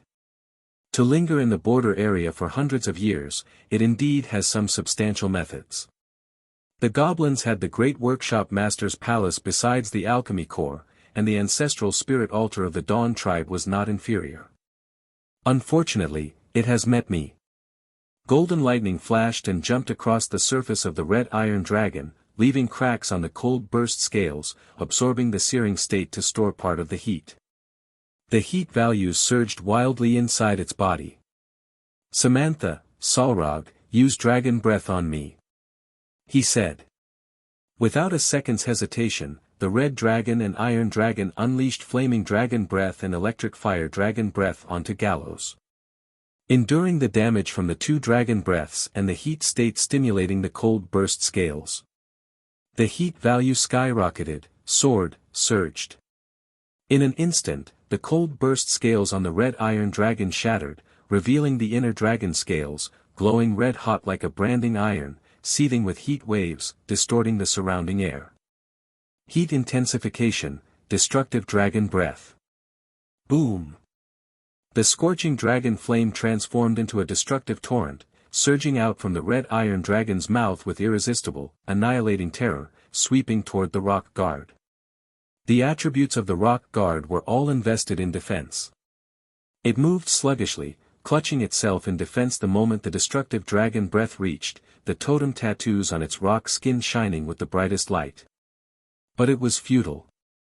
The destructive dragon breath obliterated, melted inch by inch, ultimately turning into a blazing high-temperature semi-solid resembling lava crystals, annihilating the ancestral spirit altar, leaving nothing behind.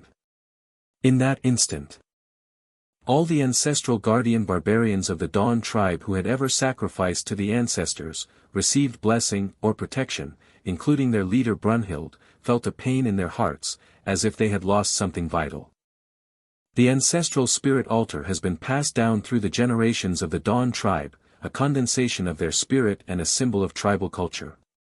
The path of becoming an ancestral guard also requires the ancestral spirit altar, through praying or sacrificing to the ancestors to take up this role. Now, with the ancestral spirit altar destroyed, it will be difficult for the Dawn tribe to give birth to more ancestral guards, and the barbarian leaders, after being wounded, can no longer regenerate and recover easily through the altar as before. A strategy of bottom-tier consumption combined with top-tier decapitation. It achieved great success. Destroy my ancestral spirit altar, and we shall fight to the death. Each barbarian's eyes were bloodshot, including the tribal leader, Brunhild. He, along with a group of high-ranking barbarian leaders, was frantically running toward the location of the ancestral spirit altar, getting gradually closer. But first came a deafeningly deep rumble, as flames rising to the sky turned the night almost into day. Then wide wings tearing through the night sky, blocking out the moonlight, casting a massive shadow on the ground, swiftly rushing past Brunhild's body. He looked up and saw figures of the dragon race moving away from the direction of the altar, gradually disappearing. You despicable, deceitful evil dragon! Come down and face me in a death match if you dare. The pain, it was too much. Brunhild's eyes were red, veins bulging on his thick neck, as his axe cleaved spiderweb-like cracks into the ground. The barbarian chieftain, known for his calm demeanor, had completely torn away his mask of reason, releasing a hysterical roar at the sky. The sound waves shook the nearby pine needles to the ground, yet couldn't even disturb the air at the tip of the red iron dragon's wings. Galos merely lowered his night-black vertical pupils, glancing at the furious figure like an ant, then continued soaring leisurely in the high sky. The curses mixed with ancient barbarian slang were, to him, nothing more than songs of praise brought by the night wind. The enemy's curses never angered Galos. In his view, it was an affirmation of his methods, a compliment. Barbarians, the epitome of fury and frenzy, gained terrifying power through their rage but also bore a fatal weakness: the angrier they got, the more their rationality melted like snow. Even the usually wise and composed Brunhild had now become a beast ruled by rage. They sensed that the ancestral spirit altar could no longer be rescued, yet in their rage still made the wrong decision, all high-ranking leaders rushing to the now ruined sacred site, ignoring another strategic position they had kept an eye on previously. Tonight, the stars shine so brightly, it's a pity to return to the nest so soon, missing out on such a wonderful night. The red iron dragon spread its wings, its dragon scales clinking, laughing loudly. Solrog. Samantha. Come with me to patrol Black Stone Pass shielded by the moon. The night wind whistled past the wings of the young dragons, emitting a clear, melodious sound. Behind them, the torchlights of the barbarian tribe, like a frenzy of fireflies, were moving farther away in the other direction, while the outline of Black Stone Pass became increasingly clear under the moonlight. Soon after. Black Stone Pass. Drying bloodstains still clung to the gate, as the guards of the Dawn tribe kicked away the heads of the jackal-wolf folk with laughter, unaware that the ancestral spirit altar on the other side had turned to scorched earth.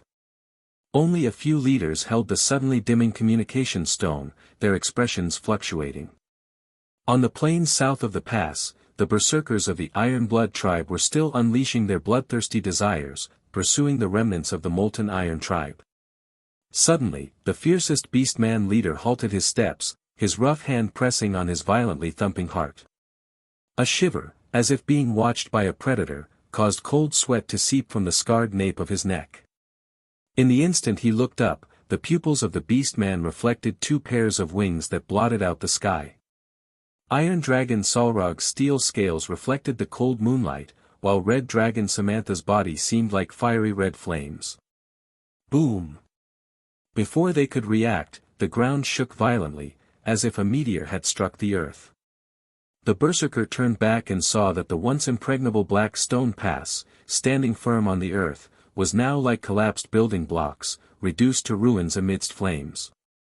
A powerful dragon shadow was rampaging within, slaughtering any remaining guards as if crushing ants. The red iron dragon casually crushed 3 shield-bearing barbarians with a swipe of its claws.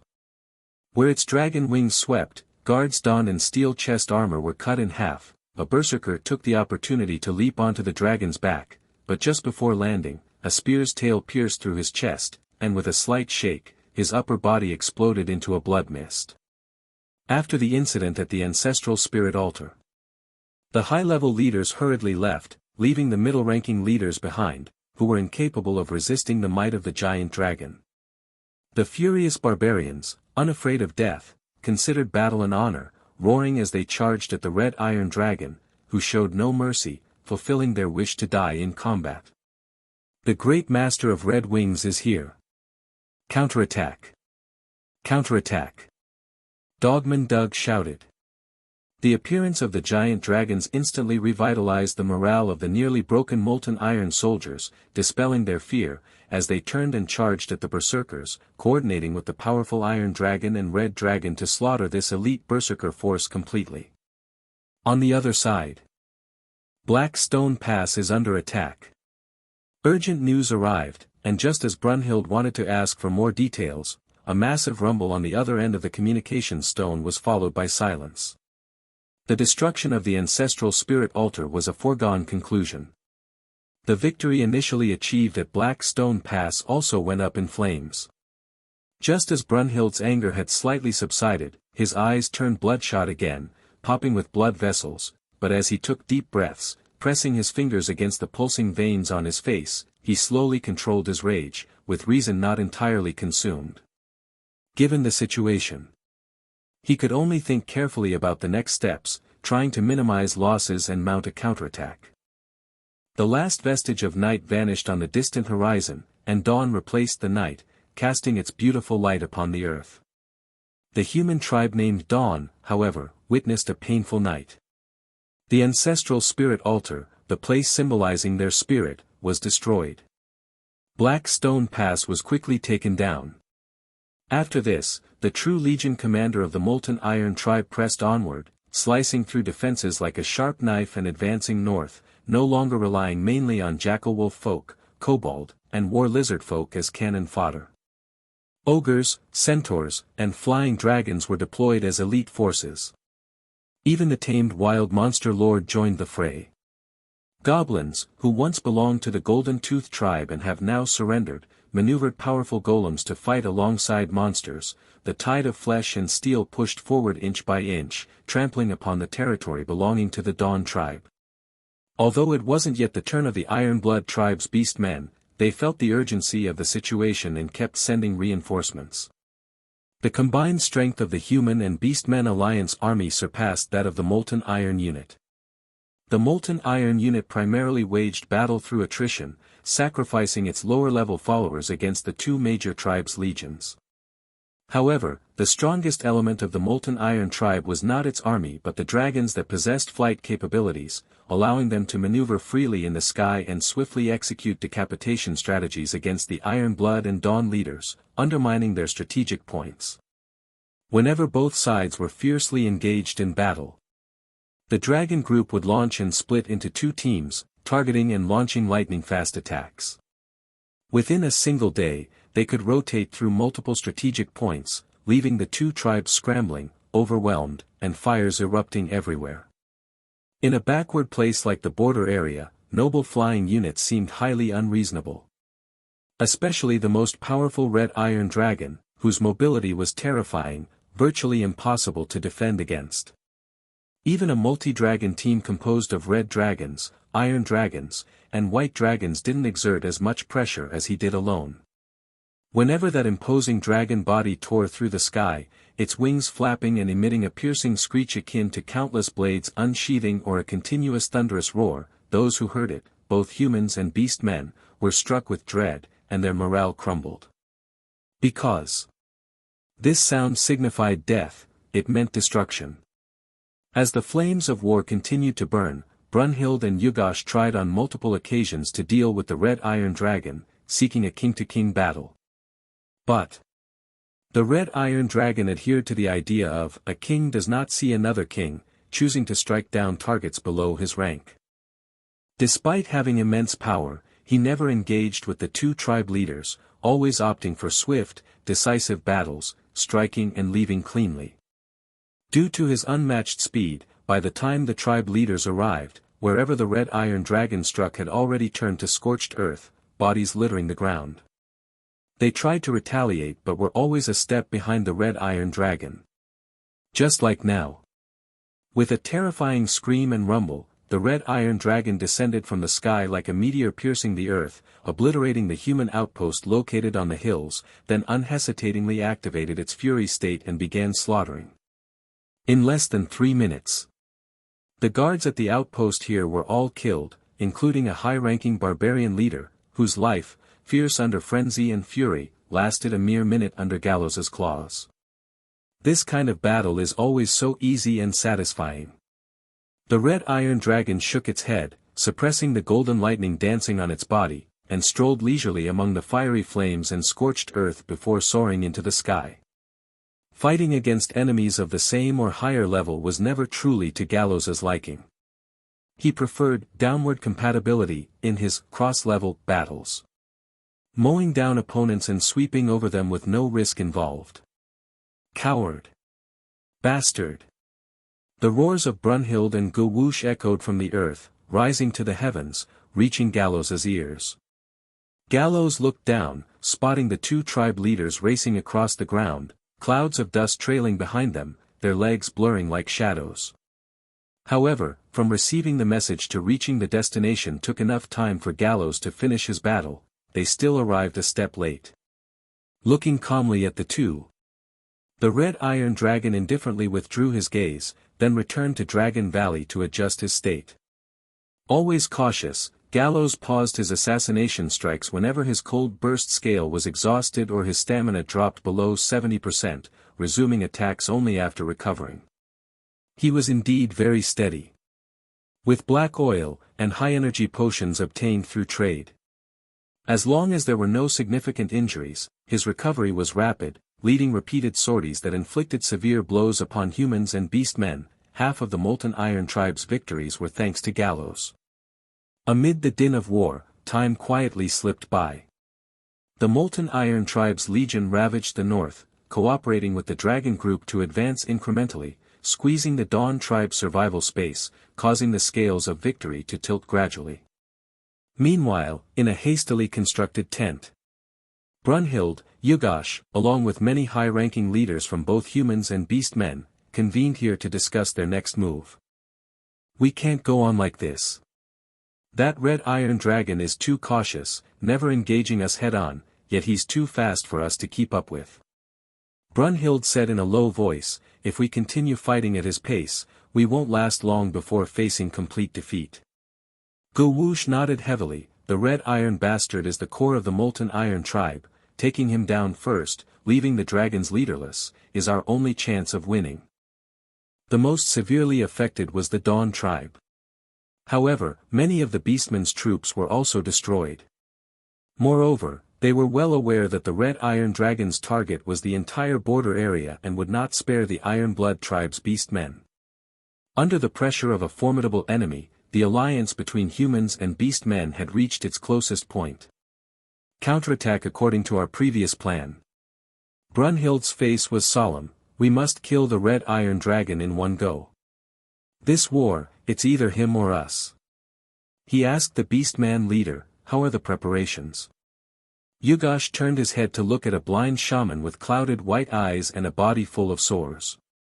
Before the beastman leader could speak, the blind shaman seemed to sense something. He hunched his back, coughed a few times, then wiped the turbid blood from his lips, and in a hoarse voice, spoke intermittently, Red Iron Dragon, will, tomorrow night, surprise attack. Raging River. With each word he uttered, his body hunched further, and the wrinkles on his face visibly deepened. The already withered life force quickly waned, becoming like a candle flickering in the wind.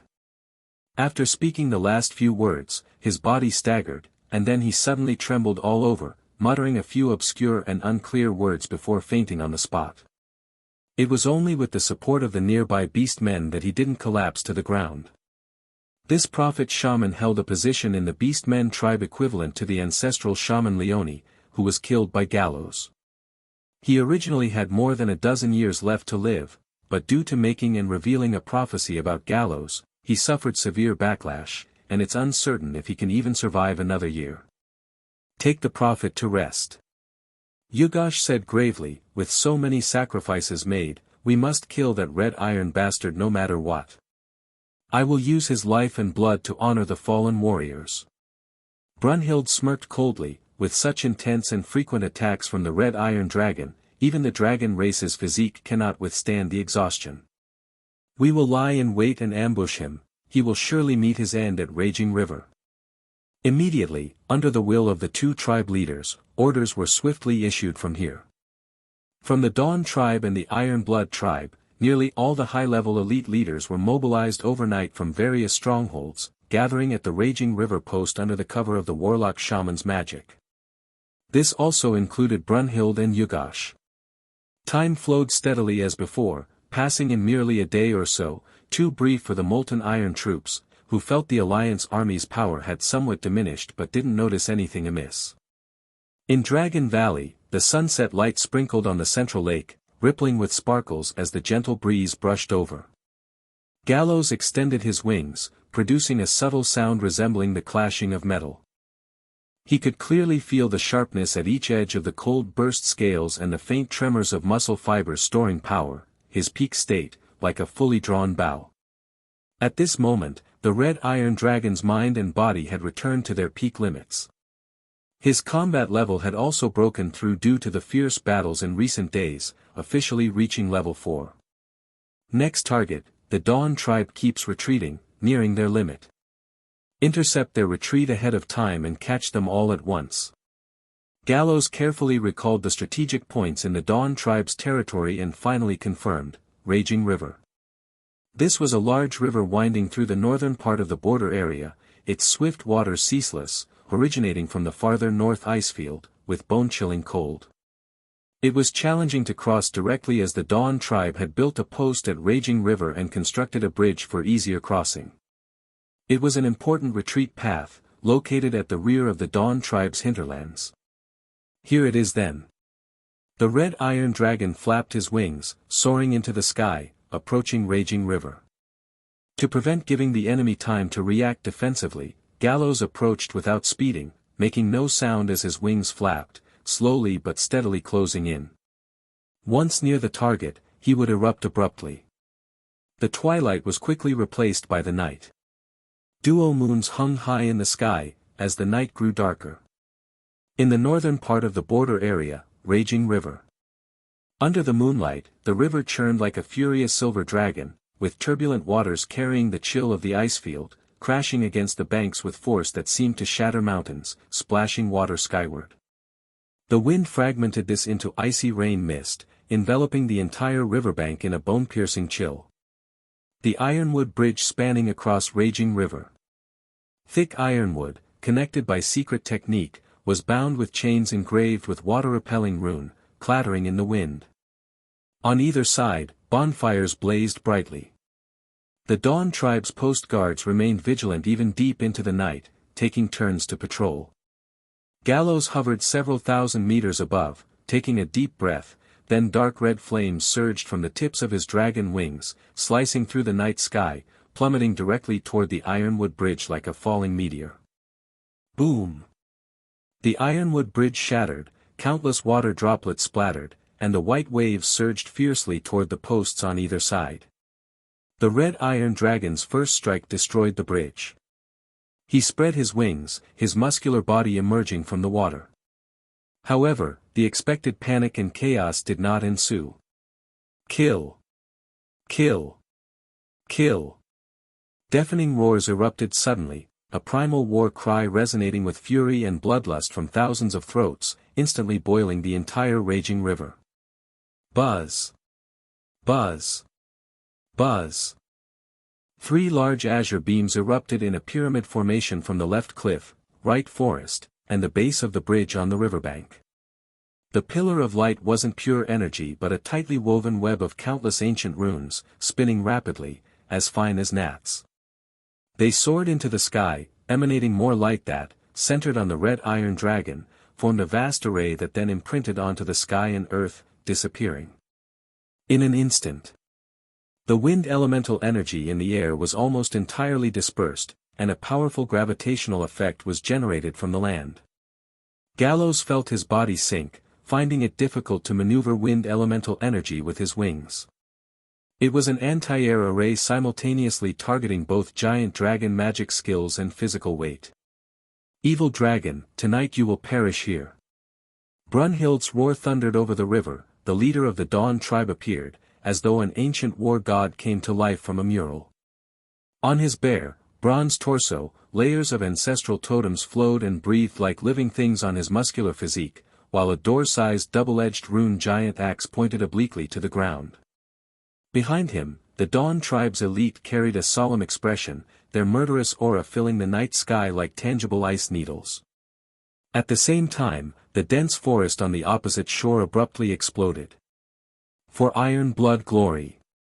Yugasha's roar carried a foul wind. The phantom image of the savage bear essence coalesced behind him into a massive, translucent giant, which raised its fists to the sky, and the invisible shockwave sent a ring-shaped wall of water rising from the river. Accompanied by the earth-shaking stomping sounds, the iron-blooded orcs surged out like a tide. They wore only simple bone armor on their upper bodies, their skin branded with various totems, eyes fixed on the red iron dragon like beasts. An ambush? This setup is definitely not something prepared in haste. Galos furrowed the skin between his brows. How did they know I was going to attack the raging river? The decision to attack was made on a whim, making betrayal by an insider unlikely. Some kind of magic, most likely prophetic magic.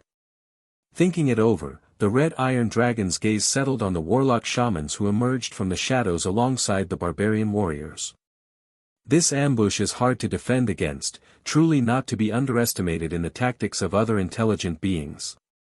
Galos relaxed his brows, his gaze cautious but lacking fear or panic. Fortunately, I am always careful, and my state is at its peak each time I strike, plus I carry the gladiatorial array plate. He could use the gladiatorial array plate to pull someone in, kill them, and then use its spatial transport effect to disengage from battle. However, since the gladiatorial array plate is a precious item that can only be used once, Galos was reluctant to use it here, preferring to reserve it for any desperate situation.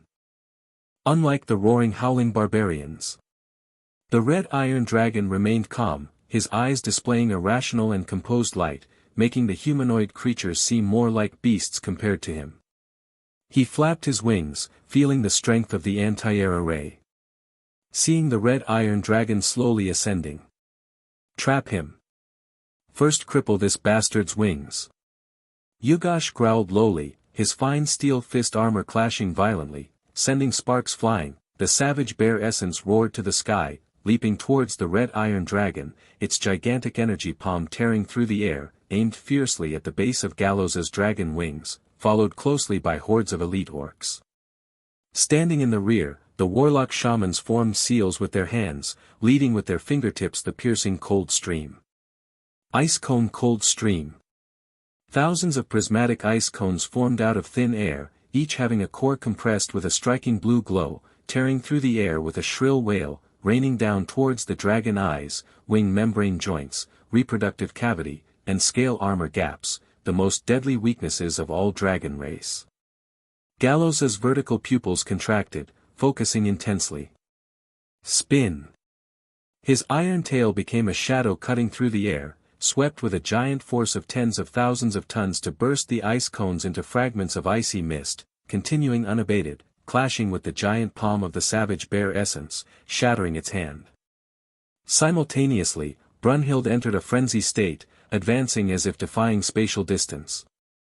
His giant axe dragging cold light, raised high, the axe blade precisely struck Galos's exposed right shoulder blade due to his tail's sweeping motion. Clang! A deep fissure appeared at the impact site, chilling air suddenly spread out, causing Brunhild to freeze momentarily, lifting his eyes to see the red iron dragon's giant claw sweeping in. Kill! Yugash's roar was like thunder.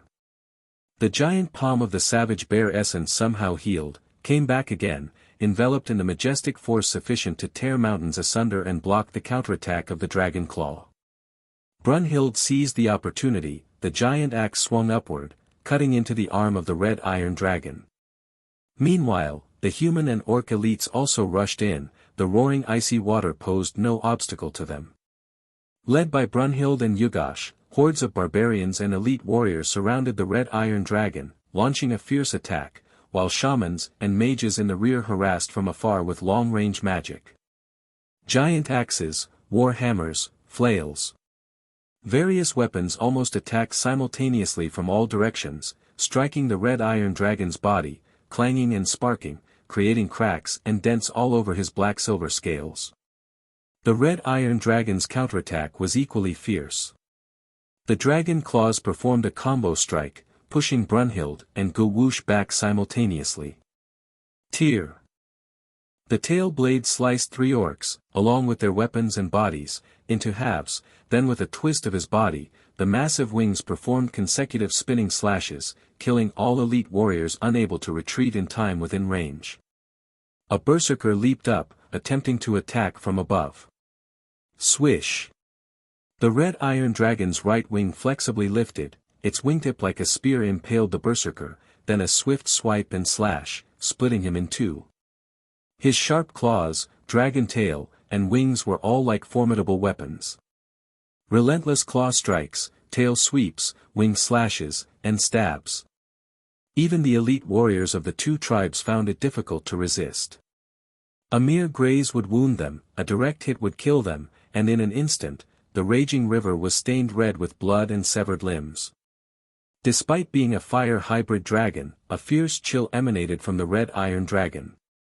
The surrounding river water froze and shattered, the barbarians' movements dulled by the cold were often unable to react to the red iron dragon's attacks, leading to their instant deaths. However, the terrible price paid by humans and beastmen achieved results. Their continuous attacks left more and more scars on the red iron dragon. Brunhild's eyes shot out a fierce light, his entire body lit up as if burning with totems. He exerted force with his waist and abdomen, spinning like a top, his giant axe whipped up a whirlwind that tore through the air, carrying the battle spirit inherited from ancient ancestors, striking towards the red iron dragon's neck. This strike was exceptionally fierce, and Galos did not take it head-on, dodging sideways amid attacks from other lesser soldiers. Now's the time. Yugash's ironclad heavy fist seized the opportunity, the power of the savage bear essence condensed at the fist's edge, and it pounded heavily into the relatively softer side abdomen of Galos. Dong! Like a heavy hammer striking an anvil. The massive dragon body of the red iron dragon staggered back for the first time, further slashed by Brunhild's whirlwind strikes. Sparks exploded, even the scales at the bottom cracked slightly, and blood flowed out. The dragon pup is bleeding. He's losing. Barbarians witnessed this and screamed in madness, their bloodthirsty excitement igniting every pair of eyes. A lot of the elite from both tribes had already suffered casualties, but barbarians fought fearlessly, their fury overtaking their minds. Boom! The red iron dragon's counterattack sent the 2 tribe leaders flying, while other barbarians swarmed around. Nevertheless, Brunhild had just landed when a jolt of dread shot through him. To lead the battle and avoid being indiscriminate, he, like Yugash, hadn't fully activated his frenzy yet, retaining some rationality. Retreat, fall back. Brunhild and Yugash simultaneously shouted. But the barbarians who had lost their minds did not heed the leader's commands, blinded by rage, they continued to charge at the red iron dragon. Insects, turn to dust. The red iron dragon suddenly drew a deep breath. In an instant, the gaps between his scales erupted with molten gold-like high-temperature steam, instantly melting all weapon fragments embedded in his flesh and clinging to the dragon scales. A glow like red-hot irons enveloped every dragon scale. A terrifying heat burst from the cracks, scorching the surrounding air into a warped, vaporous state. Thermal enhancement, destructive dragon breath. Whoosh! Countless river waters evaporated instantly, destructive flames spewed from the red iron dragon's mouth, sweeping with the turn of his neck, engulfing humans and beastmen elites one by one. Seeing this scene, Brunhild and Gawusha's eyes turned blood red instantly. In an instant, they fully entered their frenzy state, sacrificing reason to gain considerable terrifying power. Ancestral, war body. Brunhild let out a dying beast-like shriek. The totems on his face and body ignited like an oil-fueled flame, burning fiercely. An ancient ancestral spirit condensed into a tangible form burst out, merging entirely with him one by one. His body showed no obvious changes, but his aura surged, manifesting multiple distinct qualities. Yugash also roared. Around him appeared the phantom shadows of the savage bear, giant wolf, and grey hawk's three totem beasts, which then attached to him completely, making him as mighty as a savage bear, agile as a giant wolf, and capable of soaring like a grey hawk. However, they were not the only ones in the second phase. The red iron dragon unfurled its wings, instantly rushing out of the thick white mist formed by evaporated river water, its body enwrapped in soaring golden lightning. Not just that, thunderous, drum-like engine sounds echoed in his chest cavity, radiating from his heart, blood-red web-like patterns appeared on his dragon scales. The barbarians' lives were incredibly tenacious.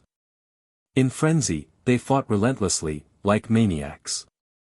One must not prolong the fight with them, hence Galos activated both the excited state and blood burst simultaneously. Though still unable to evolve true blood burst, the blood burst technique currently didn't enhance much but still boosted his attributes slightly. The water surface was split by the wind pressure. The red iron dragon instantly appeared before Brunhild, a claw descended. Clang, bomu. Brunhild's weapon was instantly knocked flying. He roared, eyes bloodshot, holding up the red iron dragon's giant claw with both arms. Under Galos's terrifying power, his arm muscles convulsed violently, his arm bones emitting heart-wrenching cracking sounds, and the light of the totems on his body shattered layer by layer. Even a furious barbarian cannot contend with a dragon race face to face. The red iron dragon charged through the raging river carrying Brunhild, crushing many mages and shamans in the rear who didn't have time to dodge, its retracting claws gradually grinding away the tattoos on this ancestral guard. Suddenly, the tattoos swelled out of his body.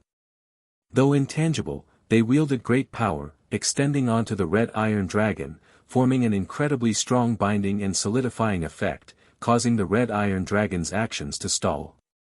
Simultaneously, Yugash emitted overlapping beastly roars, swooping like a grey hawk, rapidly closing in on Galos's back. Die! The three totems converged on the right arm, the beastman's face twisted ferociously, launching his strongest strike at Galos's head. Being bound by Brunhild's ancestral tattoos, it was not only a physical restraint, making it hard for even the red iron dragon to break free instantly. But when he sensed the ominous wind behind his head, he did not feel panic. For when his dragon chi broke through, he chose the advancing path to temporarily major in, Starmie Martial Dragon. Level 4 Dragon Chi Rotation. Dragon Chi Arm Transformation. Two terrifying arms of the dragon, which cannot be seen with the naked eye but can be clearly observed with energy vision, condensed substantially, extending from the shoulder blades of Galos. The dragon claws were sharp and ferocious. The sharp-edged black and red dragon scales were like steel. Because they embodied the dragon chi that represents Galos's life and magic energy, their robustness and hardness were comparable to that of his actual arms. They connected without blood or muscle, making them extremely flexible, moving according to mental inclinations, unaffected by the physical state. Slash! In the face of the approaching attack, Yugash was caught off guard and his body was fiercely struck by the black and red dragon arm, flying into the sky like a ball. The two sturdy black and red dragon arms changed direction, targeting the struggling Brunhild. Boom boom. The air split suddenly, the fierce and furious attack fell on Brunhild, instantly tearing through layers of tattoos on him, shattering the binding tattoos on the red iron dragon too. Boom boom boom boom. The red iron dragon's robust body covered Brunhild. The 4 dragon arms pounded relentlessly, causing innumerable afterimages to shower down on the barbarian like a torrential downpour. As the ground beneath continuously collapsed and caved in, the barbarian's layers of ancestral protective aura were shattered quickly, followed by even the barbarian's robust flesh and blood body, which couldn't withstand the fierce attack of the 4-armed red iron dragon, succumbing to pulverization once the ancestral protection was lost. Phew! The red iron dragon exhaled a slow breath, its wings flapped as it burst out of the pit. Covered in scars, its body scored with cuts and axe marks stood upright in midair, for robust and fierce arms slightly stretching. Such formidable power. Who else could defeat him? Who else could kill him? This terrifyingly mighty scene left the mages and shamans who possessed energy vision, seeing the dragon chi arms, so awestruck that their minds nearly collapsed, unable to form a single magic spell. Cold sweat trickled down their faces, their minds blank, completely helpless as they watched the Dawn tribe's leader being battered to death by the red iron dragon. The night by the raging river was as deep as thick ink, and the red iron dragon unfolded its massive wings and 4 ferocious dragon arms. The river's surface boiled and churned around, the ground was filled with deep pits and cracks, and the surviving mages and shamans stood petrified, their eyes filled with terror. These dragon chi arms enhance me directly for now. The most crucial thing is that with my transformation as the foundation, I can better pursue other paths in the future. Galos felt the power feedback from the newly born dragon chi arms, a contemplative light flashing through his black dragon eyes. He slightly moved his 4 arms, sparks bursting from the friction of the scales, sketching the battle form for the future in his mind, a colossal body with 5 heads and 10 arms infused with the mysterious 4 elephants, each dragon head embodying different elemental power, like the incarnation of the legendary immortal dragon queen. Moreover, when supplemented with the exquisite techniques of the freestyle path, this immensely powerful dragon body will undoubtedly unleash world-shattering combat prowess. Roar! A deafening roar interrupted Galos's thoughts.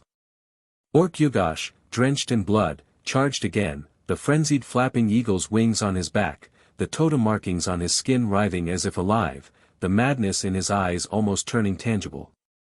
Ignorant fool. Galos flapped his wings, his aggressive and evil form soaring upwards, rushing toward the beastman leader. The 4 dragon arms thundered simultaneously, the dense afterimages tearing the air apart, sealing off all evasive space for Yugash in an instant. Beastman leader such as this barbarian could only see Galos's physical arms with his naked eyes. However, his instinctive sensitivity was keen, although unseen by naked eyes, he could sense the presence of dragon chi arms through the roaring and pulsation of the air.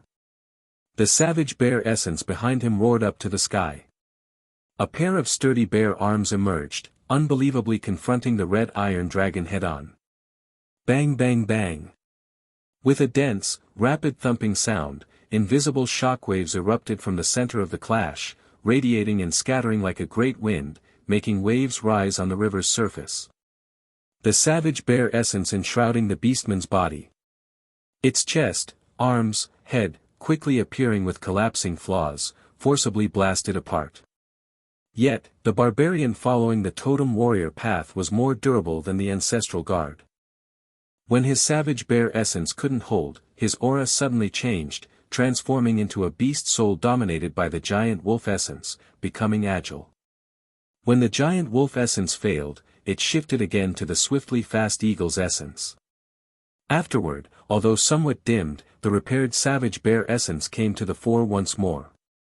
Yugash had simultaneously fused with 3 major beast souls, making his battle feel like fighting 3 wild monster lords simultaneously, with these 3 coordinated in unison, tenacious and unyielding. Orcs were more suited to the barbarian profession than humans. Yugash now seemed like a demon, issuing roar after roar, even being completely outmatched by the red iron dragon, soaked in blood, yet showing not a hint of fear, fighting with determination and resilience like an indestructible cockroach. Truly exceptionally resistant to killing, since that's the case, then destroy his beast soul with one blow. The red iron dragon's thoughts flashed like lightning. He didn't want to prolong the fight with the beastman leader. Such a strong, easily maddened individual was difficult to control or tame. It was best to kill him directly. Buzz. Level 4 Dragon Chi rotating. Forearms merging. Enhanced claw strike. In an instant, the black-red Dragon Chi giant arm tightly adhered to Galos's arm, inch by inch fusing, and Galos's dragon arm instantly swelled, resembling engorged, sponge-like tissue, thick and elongated, with muscles towering under the triple stimulation of Dragon Chi, kinetic state, and blood burst technique, causing the sturdy dragon scales to crack with a crisp sound. Die! The red iron dragon let out a low growl, unleashing the amassed power towards the frenzied beastman. His attack's coverage shrank, yet its intensity soared dramatically. The approaching arms of the savage bear essence shattered instantly like fragile glass, red iron dragon's giant claw unhindered, striking harshly upon the savage bear essence. Bang! Innumerable light fragments scattered everywhere. Yugasha's savage bear essence was forcibly blasted apart, utterly shattered. Then came the giant wolf essence, the eagle's essence. Under Galos's lethal attack concentrated with triple power, they shattered at the slightest touch, vanishing without a trace.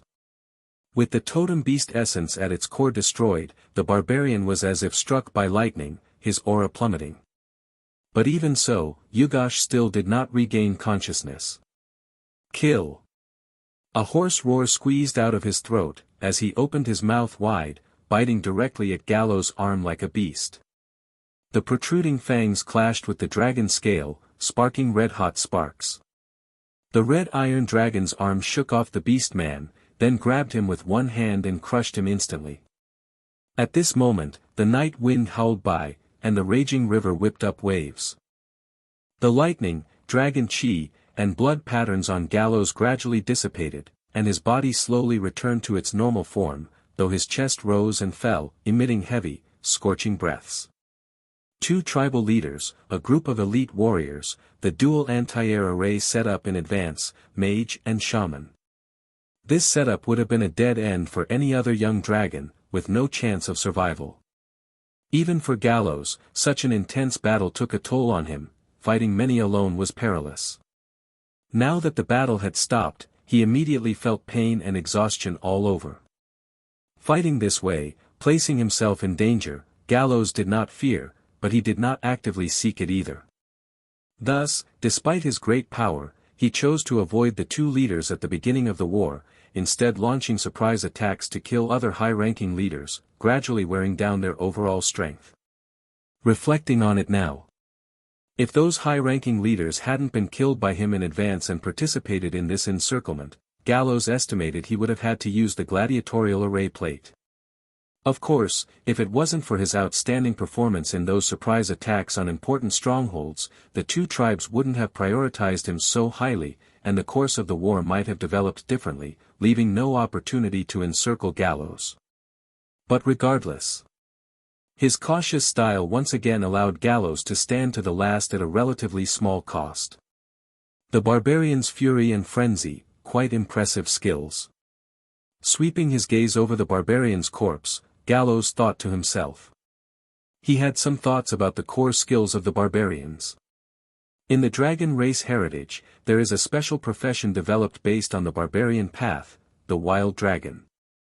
A considerable number of dragons chose the wild path, mainly the hot-tempered, naturally irritable red dragons, because after becoming a wild dragon, anger would no longer be just a negative emotion but transform into a source of energy, providing the wild dragon with endless power. When choosing his main profession, Galos considered the wild dragon. But after much contemplation, he ultimately decided to focus on the martial dragon.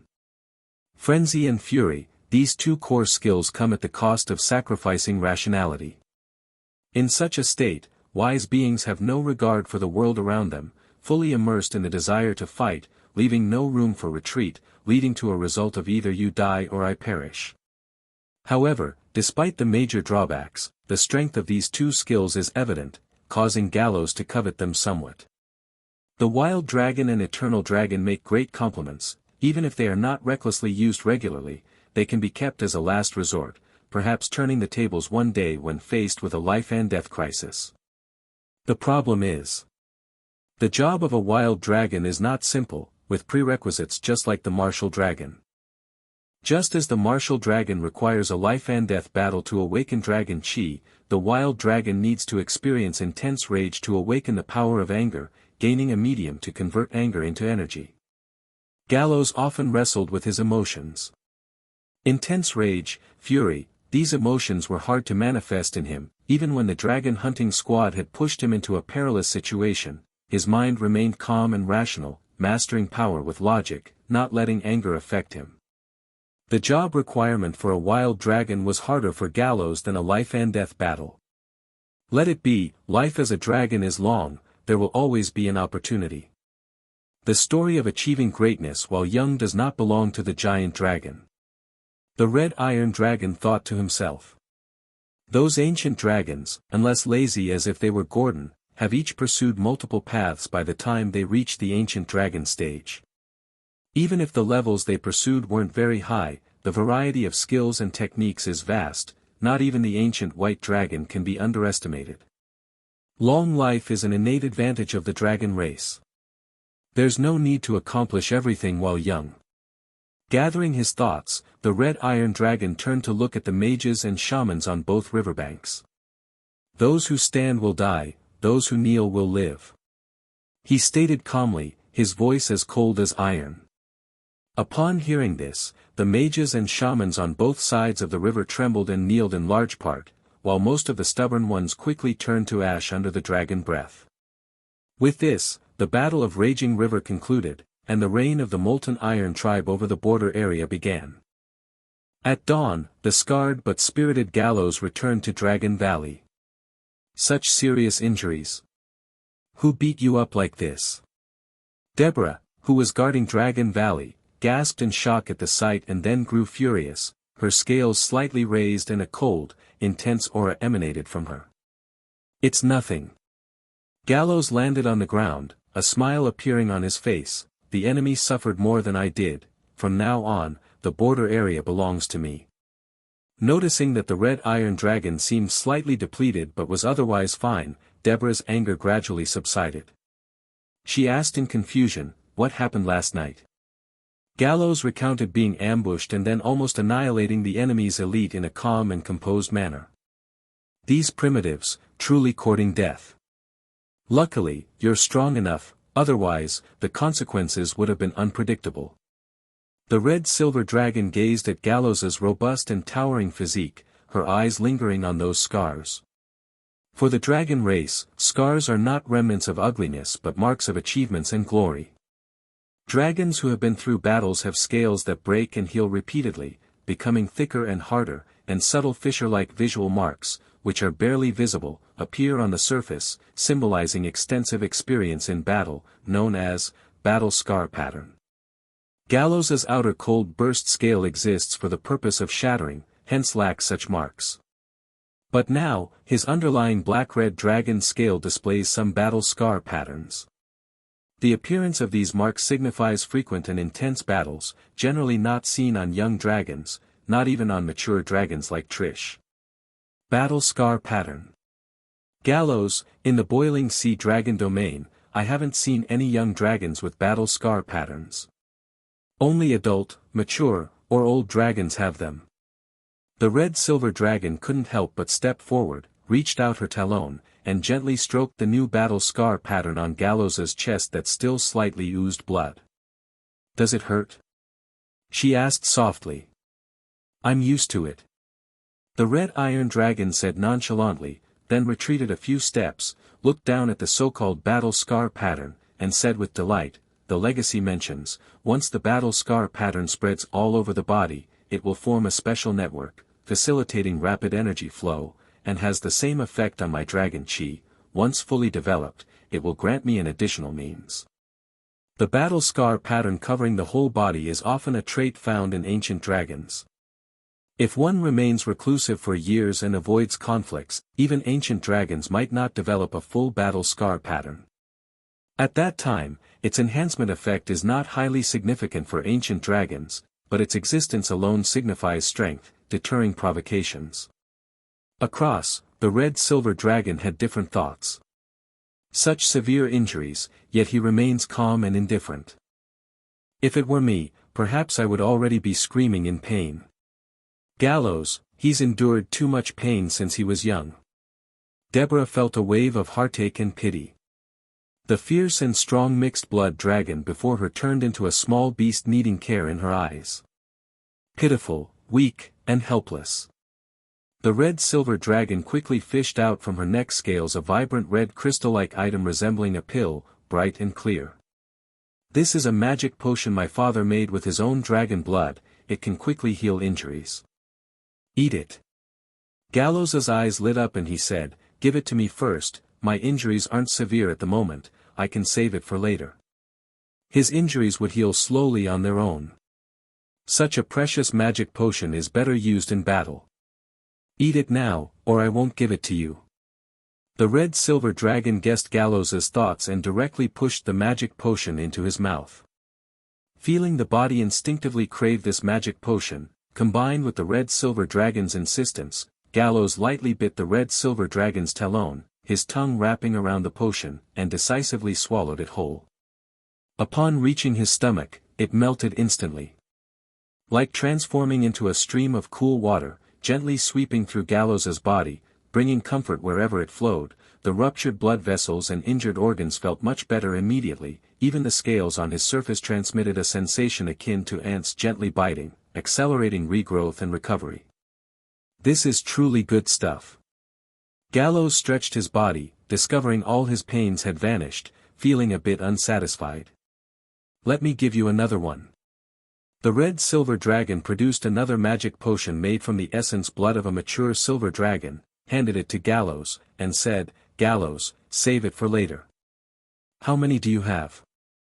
Galos asked. "Plenty." To prevent Galos from doubting, the red-silver dragon emphasized, "Don't forget, I am a metal dragon, and there are plenty of similar things." The red iron dragon nodded, then extended his talon. "Then give me a few more." He shamelessly requested directly. What a beautiful thought. Greedy evil dragon. The red-silver dragon snorted lightly, turning her head away as if annoyed. After waiting a while, she didn't hear any follow-up sounds from the red iron dragon. She looked back in displeasure, only to find that the red iron dragon had already curled up on the ground, closed his eyes, and fallen asleep, exhaling hot and even breaths. The silver dragon's magic potion could only relieve pain and heal wounds, with limited recovery effects on stamina and spirit. After the intense battle, the red iron dragon relaxed mentally and could not resist the drowsiness after taking the magic potion, eventually falling asleep. Not long after. As the news spread that the upper heads of the Dawn tribe and the Iron Blood tribe had almost all died in the battle at the Raging River, the morale of the Molten Iron tribe skyrocketed. Being ambushed yet able to completely counter-kill the enemy made the Master of Red Wings appear even more invincible. In stark contrast to the Molten Iron tribe, the two tribes were enveloped in a gloomy cloud, their morale completely shattered. Humans and beastmen no longer put up stubborn resistance, nor did they surrender. Instead, they scattered into many small groups, fleeing deeper into the snowy, frost-bitten eternal frost tundra. After this, the affiliated legion of the Molten Iron tribe was unstoppable, inch by inch crushing northward, seizing control of the strongholds that originally belonged to the Dawn and Iron Blood tribes. Unlike the previous Golden Tooth tribe. Because these two tribes valued honor and battle, even though their leaders were dead, when their fleeing tribesmen were caught up, resistance was particularly fierce. Those who couldn't escape fought to the death, and only a very few individuals chose to surrender. Time slowly trickled away. About a month later. By the end of new calendar year 249, while the intelligent creatures of the Southern Federation were preparing for the upcoming New Year festival, the border area had already welcomed its uncrowned king. At that time, the border area was almost entirely filled with the flags of the Molten Iron tribe. Except for the Poison Tail tribe, all other lands and resources now belong to the Ignis Dragon Group, belonging to Galos. The finishing work is basically completed. In the border area, only the Poison Tail tribe and us remain. Should we wait for them to come and submit on their own, or should I go to recruit them? Solrog's inquiry came from within his mind. The red iron dragon paused his polishing and training of his dragon wings, narrowed his eyes slightly, and said slowly, "The snake folk are standing by, wanting to grab the greatest benefit. Even now, they want to get a high price. Ha, they're too naive." After a brief thought, Galos said, "Forget about them for now. I'll see when they're willing to come and swear allegiance." 5 days later, the Poison Tail tribe, unable to wait for the giant dragons to come and recruit them, finally couldn't sit still and sent envoys to Dragon Valley, expressing their desire to swear allegiance and submit. However, Galos refused. Solrog, gather the legion and head to the Poison Tail tribe, crush the outposts along the way, and surround the 10,000 snake swamp. We'll decide based on their attitude afterward. If there's more resistance and cunning, flatten the 10,000 snake swamp too, kill all the resistors, and turn the surrenderers into slaves. At its zenith, the Molten Iron Legion bared its fangs once again, snapping at the poisonous snake entrenched in the northeast. Such a vacillating fence-sitter, if the entire tribe is incorporated without damage, Galos would find it hard to feel at ease. Such killing might waste some future followers or slaves, but it's a necessary action. Meanwhile, as the king of the borderland issued orders to punish the cunning poison-tailed snakefolk, the evening edge of the Cell Wilderness was dyed blood-red. In the ruins of a broken duchy outpost, the last wisps of black smoke twisted upwards toward the sky.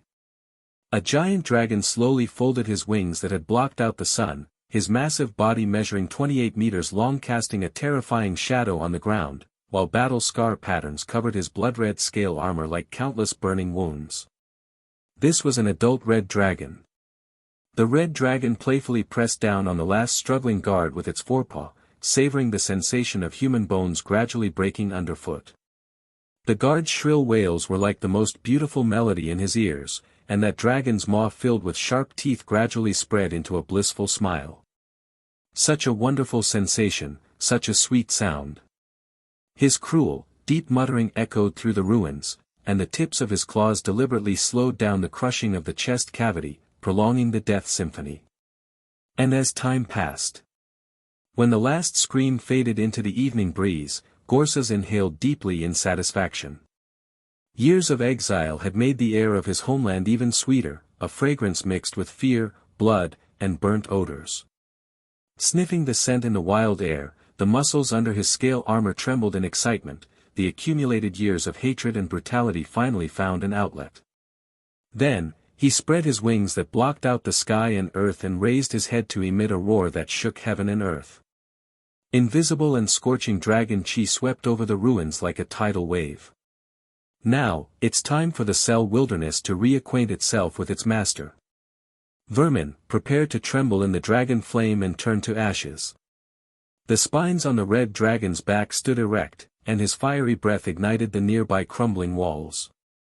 Then, as countless fiery flames thronged around him, he beat his wings and soared into the sky, disappearing into the horizon before the Federation's powerful reinforcements could arrive.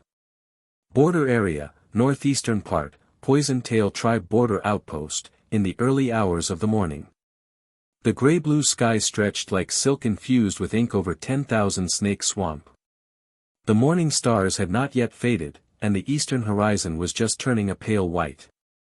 The sun had yet to rise officially, and the damp mist slowly flowed over the land, enveloping this border region in a hazy vapor. Sentinel Commander Quesos coiled at the top of the serpentine watchtower, his gray-green scales perfectly blending with the moss-covered wooden railings. His thick snake tail thumped against the weathered bricks, making a rhythmic, thud-thud sound. As a veteran who had shed his skin 4 times, his amber vertical pupils could catch any anomaly even in the faintest light. "Naji, your scale seams are reflecting light." Quesos suddenly hissed, his forked tongue quickly quivering, capturing pheromones in the air. His gaze locked onto the neck of the young sentinel below. There, 2 fresh serpent scales were exuding a faint pink courting pheromone, shimmering in the morning light. Trying to slip away to the holy nest to find that molting mate again? The voice of the snakefolk sentinel commander carried a teasing hiss, the echo lingering in the moist air. The young recruit Naji recoiled as if his tail had been stepped on, his scales instantly shifting to match the muddy brown of the environment. He stammered in defense, "No. I am dedicated to defending the tribe, how could I?" A raspy chuckle came from the shadows.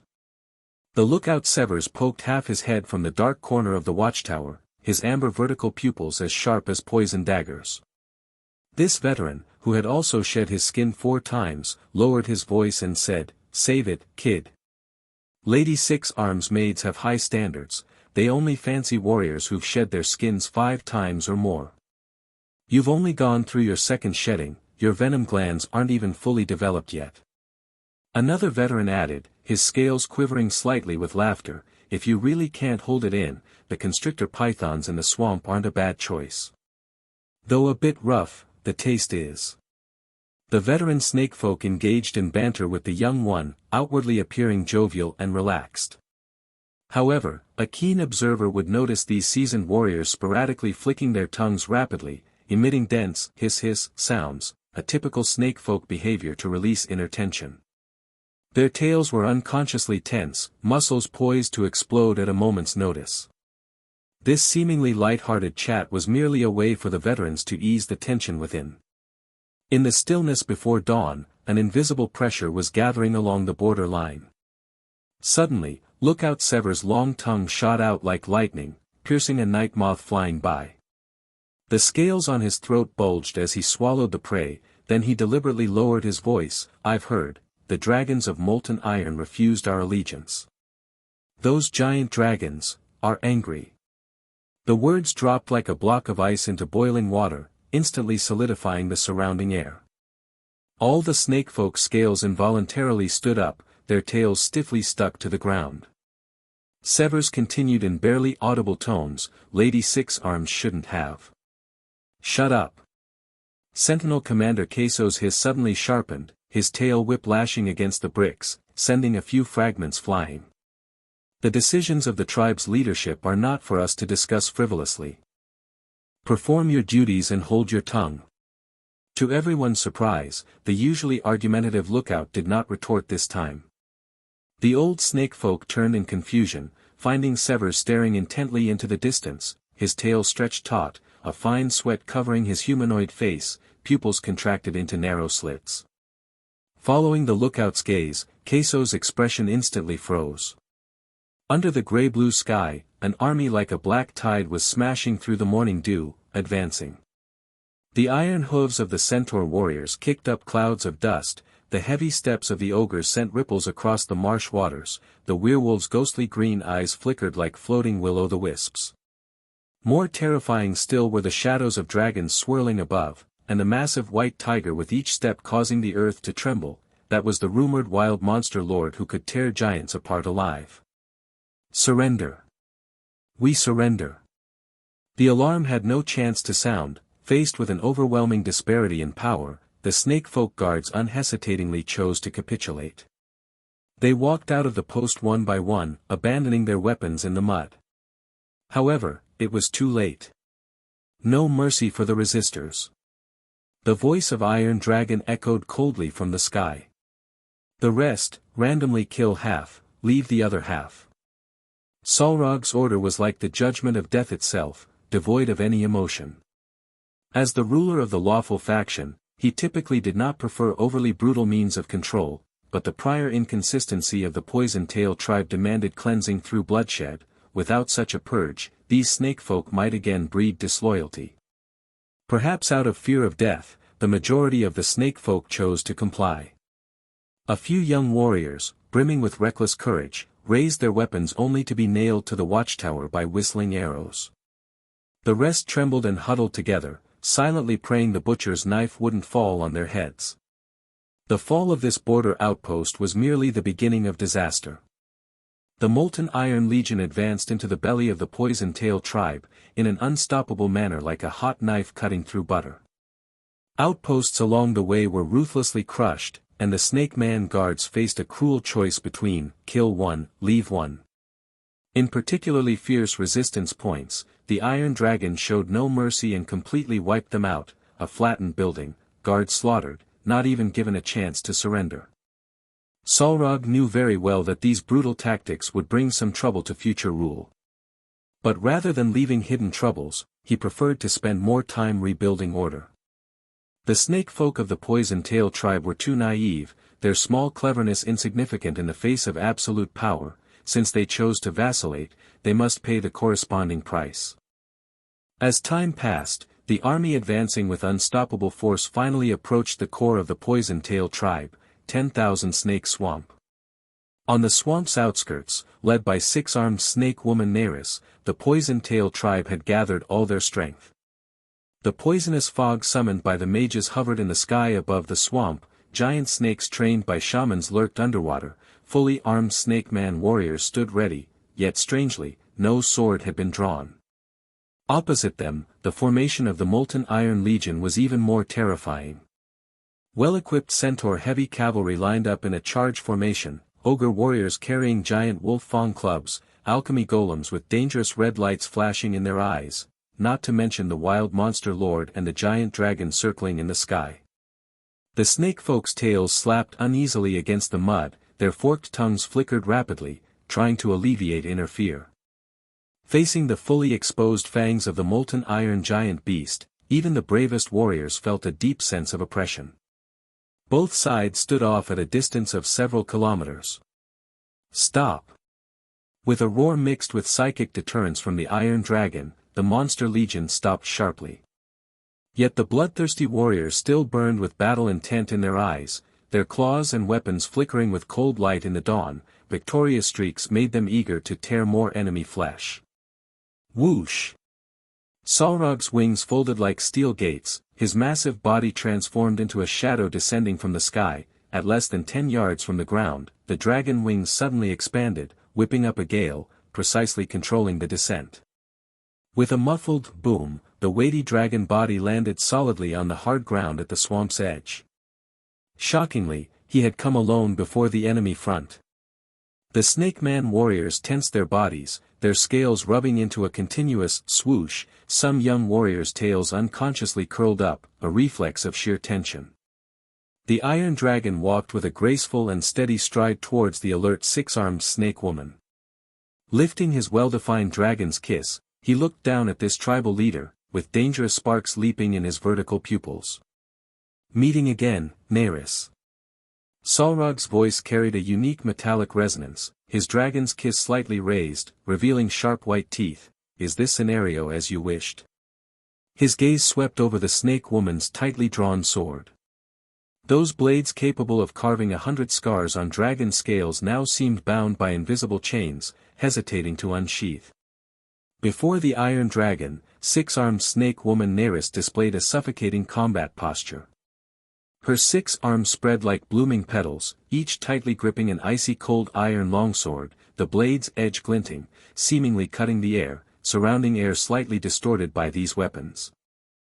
At level 16, six-armed Snake Man's sword Saint Neris, in life-level terms, equaled an adult red dragon.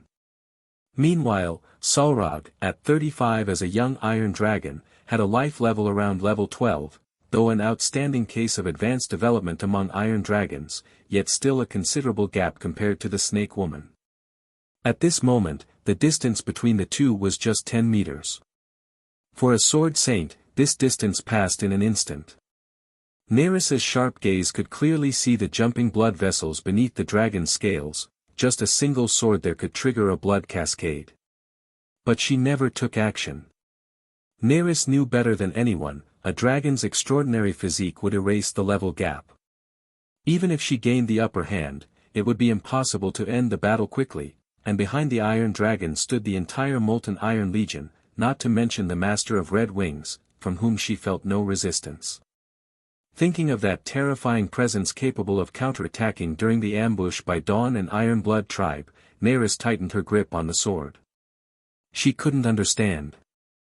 Why did the giant dragon with such strength bother to play tactics with those barbarians? Wouldn't it be simpler to crush past directly? Unfortunately, she would never understand. Galos was entirely different from other young giant dragons. The Master of Red Wings acted with caution, always seeking to win with minimal cost, never blindly crashing due to arrogance, a key factor in his growth until now. At this moment, Neris's heart was filled with remorse, deeply regretting the wrong decision she made in the past. If she had known earlier of the terrifying power possessed by the Master of Red Wings, she would have led her entire tribe to bow in allegiance without hesitation. She would have let the most beautiful girls in the tribe hold the poisonous scale flowers, respectfully kneeling at the gates of the Molten Iron tribe to welcome them, would have charged into battle without hesitation whenever the Molten Iron tribe required support, instead of hesitating and watching, ultimately ending up being reckoned with. A wrong choice, now to be repaid with blood. She let out a heavy sigh in her heart. The six-armed snake woman slowly lowered all her arms, the sharp blades no longer pointed at Iron Dragon Salrog. This was not my intention. She lowered her head and, in a humble tone, said to the Iron Dragon. Honorable King of Iron, the Poison Tail tribe is willing to submit, willing to offer eternal loyalty. No matter what price we must pay, we implore you to forgive our previous ignorant offenses. Seeing the snake woman show a submissive posture, the Iron Dragon nodded slightly and said in a deep voice, "It seems you too do not wish to see the Snake Man tribe perish."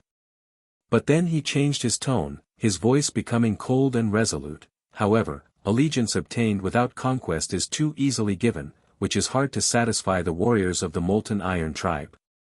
They have sharpened their claws and teeth, eagerly longing for the baptism of battle and blood. The pupils of the six-armed snake woman suddenly contracted, a chill rising in her heart. Soon after, she heard the low voice of the Iron Dragon continue to resound. "Neris, are you ready to accept conquest?" The snake woman remained silent for a moment, finally nodding slowly and heavily. Whoosh! The Iron Dragon suddenly flapped its wings, soaring into the sky. Attack! With this command, the molten iron giant beast once again advanced with unstoppable momentum, pressing towards the 10,000 snake swamp. The six-armed snake woman's weapon in her hand was gripped tightly and then released again, ultimately restraining her impulse to strike. Soon, the Molten Iron Legion and the warriors of the Snake Man tribe clashed at close quarters. The white tiger let out an earth-shattering roar, its sharp claws leaving behind a trail of blood and flesh. The might of the Lord-level fierce beast was unstoppable. The centaur shattered the ground with its iron hooves, its spear piercing through the bodies of the snake people like lightning. The ogre's giant club smashed the venomous serpents into pulp. The werewolf's sharp claws easily tore through snake people's throats. The Poison Tail tribe's defense lines almost collapsed at a touch, the battlefield displaying a one-sided situation. Given the strength of the Borderland tribe, such a performance was indeed disappointing. But there was a reason for this. Including the six-armed snake woman leader, the high-ranking leaders of the Poison Tail tribe, the powerful mages and shamans, under her restraint, did not counterattack with full force.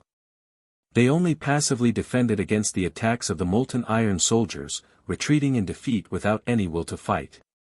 Finally, at the cost of countless lives, the entire swamp was stained red with blood.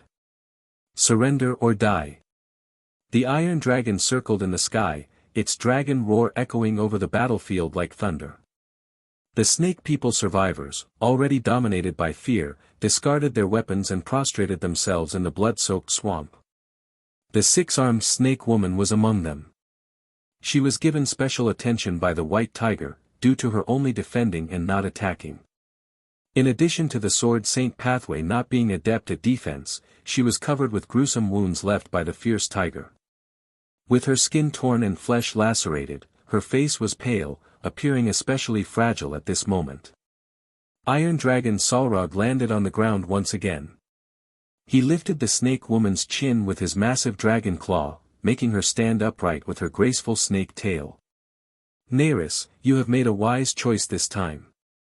The voice of the Iron Dragon struck directly at her heart, allowing the snake woman to feel relieved, her long tense nerves finally able to relax. After this battle, more than half of the Poison Tail tribe's population was drastically reduced. But due to the six-armed snake woman's final wise choice, they avoided the fate of being completely destroyed, and their bloodline was able to continue. To be loyal to the noble dragon race is the honor of us snake people.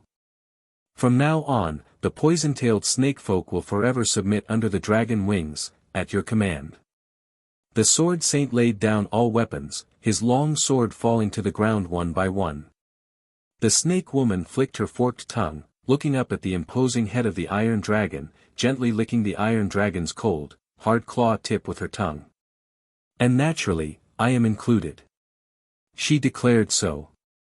In the eyes of the iron dragon, Neris saw a fervent desire and aggressiveness. She did not resist this, but instead felt a slight sense of relief. If not for this, the poison-tail tribe might have suffered even harsher treatment. Solrog lowered his eyes to gaze at the snake woman. Though the six-armed snake woman was covered in wounds, her beauty was undiminished, and the stark contrast between her blood and her pale skin endowed her with a breathtaking battle-worn allure. The iron dragon breathed heavily but soon regained his composure. To the snake woman's surprise, the burning desire in the iron dragon's eyes gradually faded, replaced by a gaze as if observing a work of art. Why this change? Confusion filled the snake woman's heart. Was it her lack of charm? Or was the iron dragon not yet mastered the transformation technique, fearing to harm her? The sword saint's physique is enough to withstand any storm's assault. The snake woman pointedly reminded, King of Iron, there is no need to worry. She was acutely aware that the poison-tail tribe was frowned upon due to previous errors in judgment. In her view, winning the favor of the iron dragon would be beneficial for her tribe. As she spoke, her eyes glimmered, her snake tail lightly brushed against the iron dragon's chest. She did her utmost to entice. She could feel the hardness and warmth of those scales, yet the other remained unmoved. Beauty is like a bone-scraping steel knife that can corrode a warrior's will. The iron dragon released his claws, allowing the cool snake tail to glide over his chest. His emotionless dragon face showed no change, his eyes intense as he said. Until I have complete control over my desires, I will not touch any female. It would cloud my judgment and shake my resolve. Solrog knew well that his resistance to desire paled in comparison to Galos. Once indulgence began, influenced by dragon blood, he might sink too deep to extricate himself. If so, it would be better to stay away for now. To avoid making unwise decisions due to desire's influence. Conquering a powerful female and watching her from resistance to submission, even actively seducing, was certainly pleasurable. However, building the grand ambition of a dragon realm was Iron Dragon Solrog's true pursuit, and compared to this aspiration, all else must give way. Besides, I understand your intentions. You are not genuinely submitting to me, it's merely due to circumstances that you bow to the Molten Iron tribe. The Iron Dragon calmly pointed out, this incomplete conquest does not satisfy me, but one day, Neris, you will sincerely come to me. Upon hearing this, the six-armed snake woman's eyes glimmered, not expecting the dragon before her to have such self-control. A dragon who understands restraint. Unlike those roaring, indulgent giant dragons, Neris suddenly felt this young iron dragon seemed more unfathomable. But the problem was, as far as Neris knew, even the King of Iron was merely second in command in the Molten Iron tribe. Above him was the Master of Red Wings, who sent shivers through the Poison-Tail tribe and swept across the border area. The King of Iron was already extraordinary. What kind of presence would the Master of Red Wings embody? The Snake Woman abruptly asked, if the chief of the Molten Iron tribe were standing here, how would he treat me? This sudden question surprised even Neris herself. Maybe because the Iron Dragon mentioned, sincerely, she couldn't help but wonder how that stronger Master of Red Wings would view her submission. Hearing this question, Iron Dragon Solrog took a closer look at the Snake Woman and suddenly let out a snicker, in his eyes, you and it wouldn't have much distinction, perhaps even less than it. Here, it referred to the fierce white tiger bearing its teeth nearby. Years of companionship made Salrog understand his brother thoroughly. Galos seemed to have little ambition, consistently focused on enhancing his own skills, living a peaceful and fulfilled life. But as a mind mage, Salrog could vaguely sense that beneath the calm exterior of the red iron dragon lay a fierce fire ready to engulf the world. The iron dragon yearned to establish a dragon realm, but he also understood that no matter how grand the realm, there would come a day of collapse. And his brother's true pursuit deep down was eternal life, a status as divine as gods, surpassing the stars in immortality. Do I rank lower than a white tiger? The snake woman gazed at the fierce tiger tearing apart a giant python's carcass, exclaiming in disbelief. Iron Dragon Salrog sneered and said, "Certainly, he has long transcended any lower pursuits, his will is as unyielding as steel, a snake woman like you he would only despise." Border Area, Dragon Valley. It is now deep night, and the news of the Poison Tail tribe pledging loyalty after a series of strikes has reached the Red Iron Dragon's ears. The details were conveyed to Galos by Iron Dragon Salrog through bloodline linkage. Well done. Galos didn't hesitate to praise, responding on a mental level.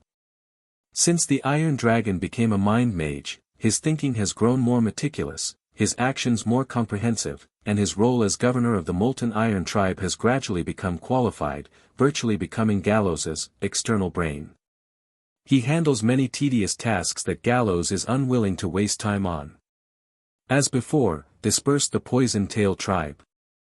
Assign the Snake Man warriors, mages, shamans, to different battalions according to their characteristics, retaining only those ordinary snake folk without combat skills. Galos instructed. The Molten Iron tribe is a collective of many clans, many tribes integrated together, with no internal clan distinctions anymore. The various battalions are mixed according to characteristics rather than race. However, due to the significant differences in the habits of different creatures, unless in army settings, they struggle to live together in normal circumstances. Ordinary clan members thus cluster in tribes named after species such as the Ogre clan or Centaur tribe, serving as logistics, population sources, and more. Understood. Iron Dragon responded succinctly, preparing to end the communication. But at this moment, the Red Iron Dragon's teasing voice rang out, curiously asking, "How does the snake woman taste?" Iron Dragon. Recalling the recent conversation with the snake woman, his firm and steel-like will praising the Red Iron Dragon's transcendence from low tastes, he was left speechless and wanted to retract his words. He did not answer this crude question and directly ended the conversation. "Galos, come play a riddle game with me." The voice of the red-silver dragon came from beside him. At this moment, Galos had just finished a round of exercises not long ago and was resting. He initially wanted to empty his mind, but considering the metal dragon-rich lady had given him 2 dragon blood potions before, he couldn't be too indifferent. "All right, you start." Galos replied. The red-silver dragon seemed prepared long ago and didn't hesitate but said immediately. "I am born from the depths of the earth, forged by fierce fire, I am dull in the dark, brilliant in the light. Kings place me in crowns, poets praise me as the eternal tear, those who touch me are either rich or noble, those who lose me are left with only sadness." Pausing, the red-silver dragon eagerly asked, "What am I?" "A straightforward riddle." "Gemstone." Galos replied.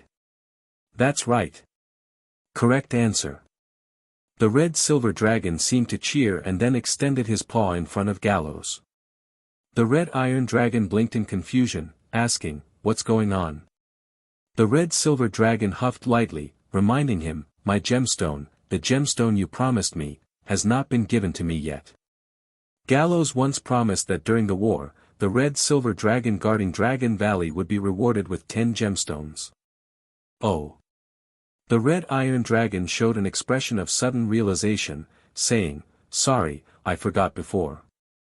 Saying this, he took out 10 magic gemstones of various colors from the spatial ring, hesitated slightly, then gritted his teeth and handed them to the red-silver dragon. seeing the red-silver dragon joyfully accepting the gemstones. Galos felt lost yet joyful. The lack of wealth instinctively caused him heartache, but being able to give away 10 gemstones in one go meant he had made progress in resisting the lure of wealth. However, 10 gemstones seemed not to be the limit. Taking a deep breath, Galos trembled slightly as he took out another gemstone and offered it to the red-silver dragon. Those were promised, this one I autonomously give to you, as a small gift. Before finishing his sentence, the red-silver dragon wrapped his tail around the gemstone, rubbing it against his cheek. Ah, what a beautiful little thing, I like it very much. The red-silver dragon uttered a contented and satisfied sound. Galos took deep breaths several times to gradually calm his mind, suppressing the urge to snatch it back, stabilizing his thoughts, then asked, Deborah, you should have many precious things, why are you still so obsessed with gemstones? Previously, Deborah had given him dragon blood potions. Although it doesn't entice the dragons like gemstones do, its real value surely exceeds 10 magic gemstones. It's different, parents don't directly give me treasures. She playfully blinked and said, besides, the gemstones I earn myself are more beautiful, especially those earned from a mixed-blood evil dragon like you. When facing her metal dragon parents, Deborah staunchly defended the red iron dragon, insisting he was not evil. But when they were alone together, she frequently referred to Galos as the evil dragon. This behavior seemed somewhat contradictory, but Galos didn't mind and let her call him evil dragon as she pleased. After taking Galos's gemstones, the red-silver dragon conjured a finely crafted and shimmering ice crystal bracelet, stringing the gemstones together, then slipped it onto her wrist. As her wrist moved, each gemstone refracted dazzling light under the moonlight's glow. Don't flaunt your wealth. Galos reminded, Deborah, you're being too flashy, be careful of getting robbed. The red-silver dragon hummed happily, speaking of something terrifying in a simple tone, anyone who dares rob my gemstone bracelet, I'll just kill them with my scales. Immediately, the red-silver dragon who took the gemstone stopped playing riddles with Galos. She flapped her dragon wings, flying to a patch of flowers, and woke the sleeping elf dragon Vera. Vera, come and see if my scales are fading a little. The red-silver dragon extended her wrist, nearly touching the elf dragon's face. The elf dragon groggily rubbed her eyes. Your scales are fading. Let me see. When the elf dragon saw the gemstones on the red-silver dragon, her voice abruptly stopped, then she darted over, only to be quickly grabbed by the tail by the red-silver dragon, preventing her from getting near the gemstone bracelet. Galos took a few looks and withdrew his gaze from the bragging red-silver dragon. He then took out an expensive high-level communication stone and asked, how is the monastery preparation going in the Lutheran kingdom? A response soon came through. The basic framework is already set up, it won't take long to complete.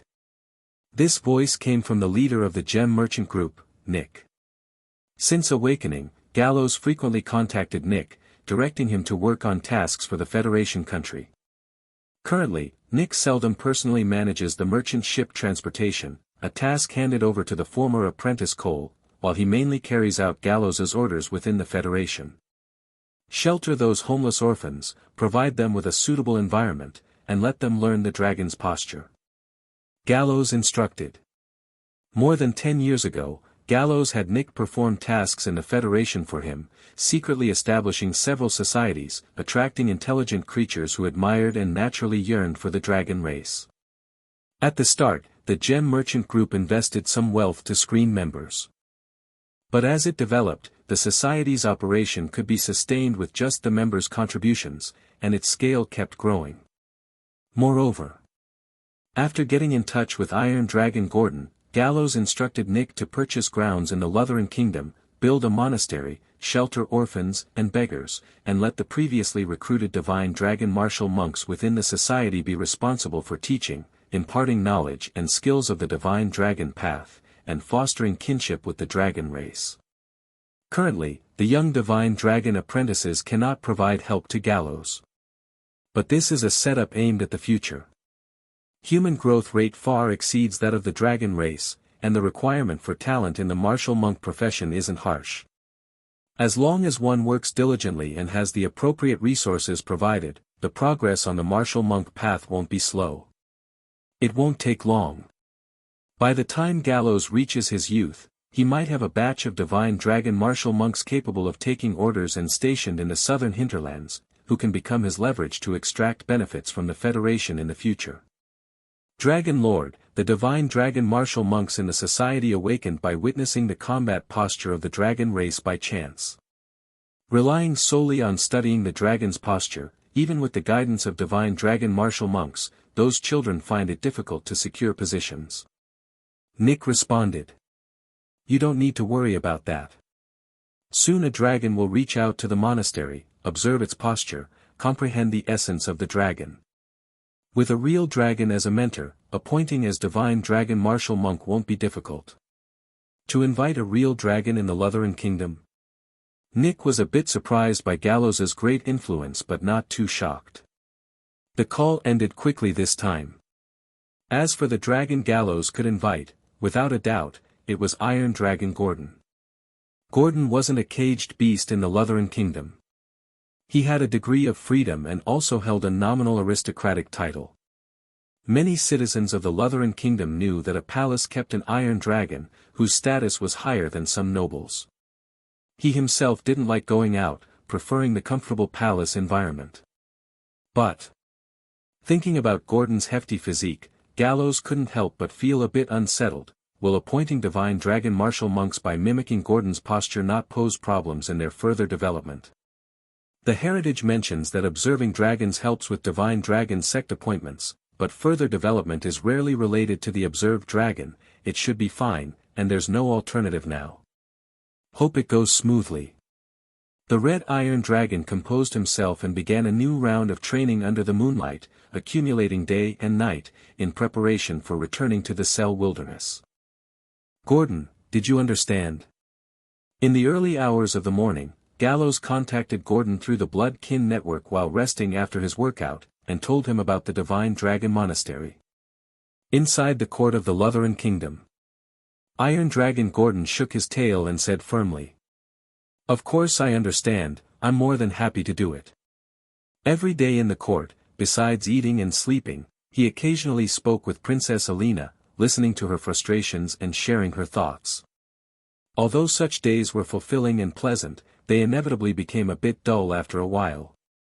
Thinking about how he could contribute to the Igna's dragon group and help establish the dragon realm from thousands of miles away, Iron Dragon Gordon's bloodline instincts were activated, and he was filled with fighting spirit. However, you know my situation is a bit special. Iron Dragon Gordon said with a distressed expression, can they imitate the dragon's form through me?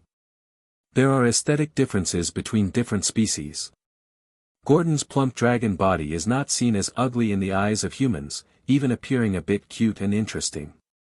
But just as humans do not favor their overly obese kindred. Dragons found Gordon somewhat comical, and he understood this, often wanting to exercise and lose weight, but as a purely ordinary young dragon, he was naturally lazy, unable to overcome desire, seeking comfort, thus never making up his mind. Besides, each time after a long period of dragon sleep, his body would return to normal, so he was even less inclined to tire himself by intentionally dieting. However, at the moment, Gordon was somewhat worried he couldn't complete the task. It's fine. The Red Iron Dragon carefully studied the Divine Dragon sex method recorded in the inheritance and confirmed that being observed in dragon form did not significantly impact the Divine Dragon martial monks. Observing the dragon's form is actually not important. The core purpose is to experience the dragon's aura up close, and then, with the Divine Dragon Sect's secret technique, comprehend and awaken one's own dragon in the heart. Here, the dragon is a concept rather than a specific image. According to the theory of the Divine Dragon Path, it is said that everyone has their own dragon in their heart.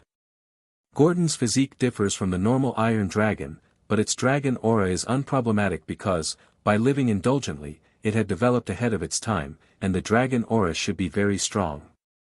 Thinking about this, the Red Iron Dragon suddenly asked. Gordon, what is your current life level?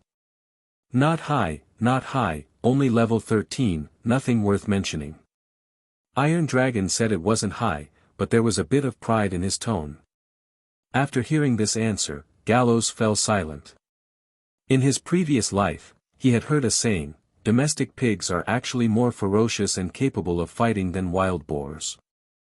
This saying cannot be applied to dragons, but it holds some truth. Level 13. Gordon's life level was already equivalent to a young ordinary red dragon, far beyond a normal young dragon. Even surpassing the more diligent Iron Dragon Salrog and Red Dragon Samantha, only one level lower than Galos. No sweat and effort, elevated only by resources, and this lazy guy doesn't even utilize it properly, doesn't know how much resource was wasted in between. Sitting on a mountain of treasures unaware, if I had his resources, I might have reached level 16 by now. The red iron dragon felt its claw and tooth itch a little. Like him, treading on thin ice, eager for growth resources, yet not having enough resources to squander and utilize. For lucky Gordon, Galos thought, he must find an opportunity to give him a solid, no, more precisely, a brotherly motivational spur to overcome his innate laziness. What career path have you chosen? Galos changed the topic and asked. I'm just a youngling, isn't a career path something that young dragons consider? Gordon said, I don't have a career yet. Besides a slightly innate mage level, Gordon only had life level, and if it really came down to a fight, he most likely wouldn't be a match for Iron Dragon Salrog or Red Dragon Samantha, even if the latter two had lower life levels than him. In the Ignis Dragon group, only you haven't chosen a career. Galos said seriously, Gordon, we dragons have a long lifespan, but it is merely long, not infinite. We don't need to rush things, but we shouldn't waste time aimlessly either. Otherwise, one day, when you look back at your past in twilight years and recount your dragon life, you will surely regret the laziness of your youth. Choose a suitable career path early, it can help you grow faster and make you stronger. After all, sharing a similar blood, and Galos needed Gordon to do things for him in the south. But the current Gordon was indeed not very useful, needing some motivation. Actually, I thought about it before. Gordon responded, if I were to choose a career path first, I'd hope to become a 100-battle dragon. The career inheritance for the dragon race has been refined to be more suitable for the dragon race. The 100-battle dragon path is a traditional warrior path that has been improved to be more balanced, without any particularly prominent strengths, but also without overly weak shortcomings, focusing on stability. However, unlike ordinary warriors, dragons inherently master certain magic-like skills, and the 100-battle dragon excels in combining warrior skills with magic-like skills, essentially resembling a demon warrior more. More than half of the dragon race would consider the 100-battle dragon in their first career choice. If so, then work hard in that direction, do not let down your identity and blood. The red iron dragon said earnestly, I will eventually go to the Federation, Gordon, then when we brothers meet again, I will check your career progress. How to check? It would, of course, be a friendly, restrained spar. Ah. My dear brother. Gordon wanted to say more, but the red iron dragon had already ended the call directly. Sigh, let Princess Alina hire an advanced warrior to guide my training. Iron Dragon lay listlessly on the ground, feeling that his leisurely days might be coming to an end. He had been beaten up by Galos growing up. Even after many years of separation, Galos' dominance still existed, occupying a significant weight in Iron Dragon Gordon's heart. Besides, having seen Galos' robust, strong body through the blood-kin network, he couldn't help but feel envious and aspiring, so he might as well pressure himself a bit to try to keep pace with the Ignis brothers. And the Divine Dragon Monastery. Galos gave me the address, once I'm somewhat prepared, I'll visit and check it out. Gordon thought to himself. With his identity, since he was going to the monastery, he couldn't appear too shabby, but not too ostentatious either, and upon the first meeting, he would need to bring something, more or less, to show sincerity and foster relations, a bit of courtly etiquette Gordon learned from mingling with the nobles. Being able to navigate seamlessly within the court in his dragon identity.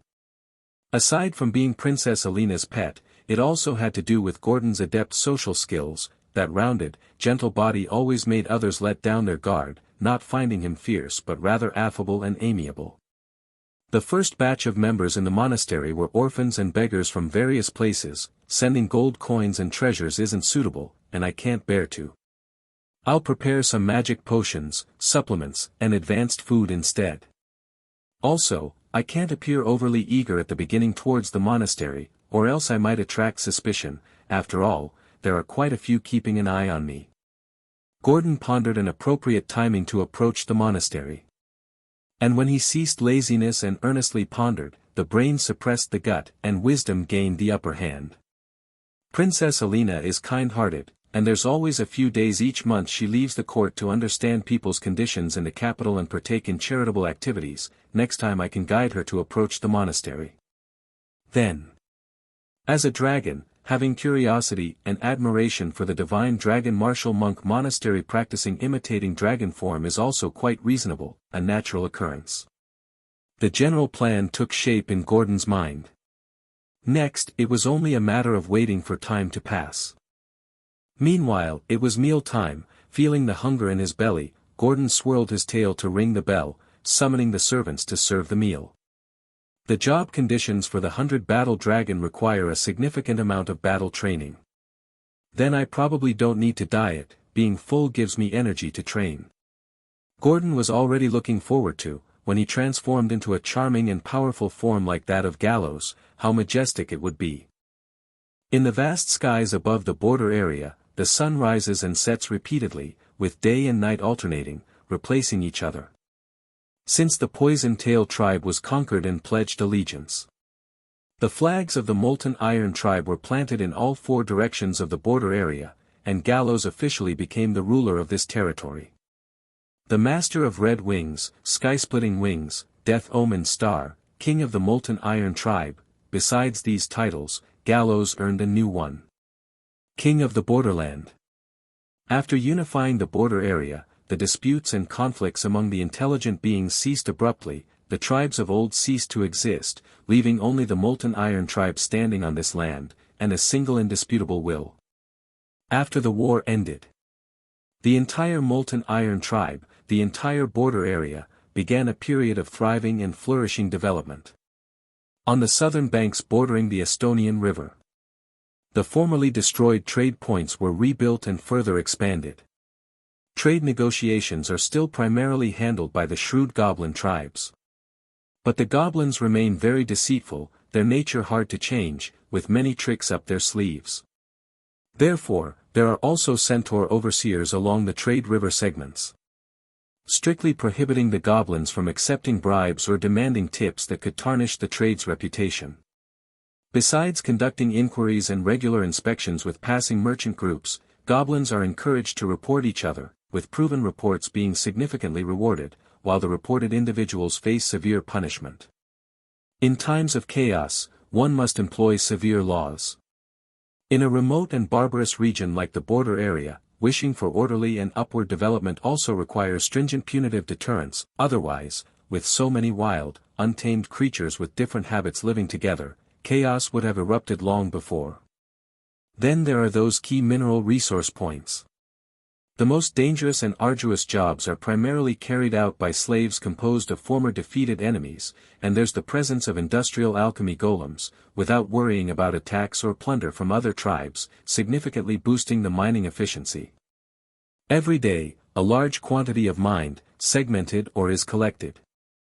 On one hand, it's transported to the Black Iron Plain, where the alchemy industry processes it, manufacturing golems and various alchemy tools beneficial for the tribe's development, and on the other hand, raw ore is still traded via the Estonian River, while those processed or refined ores are exclusively handled by the Gem Merchant Group. More professional large-scale alchemy facilities are also under construction. These things are generally regulated items, difficult for the Gem Merchant Group to obtain fully, nor can the alchemy level in the Black Iron Plain produce them. But as long as there's a will to find a way, the path lies under your feet. If one is willing to put in the effort, solutions abound. Purchasing blueprints through the Gem Merchant Group most closely allied with the Molten Iron tribe, then procuring various core components from different countries, and ultimately transporting them in batches to the border area for assembly at the Black Iron Plain. The process is a bit troublesome, but unavoidable.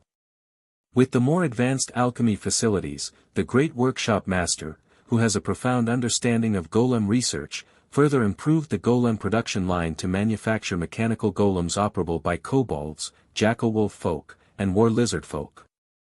These clan creatures are the most numerous.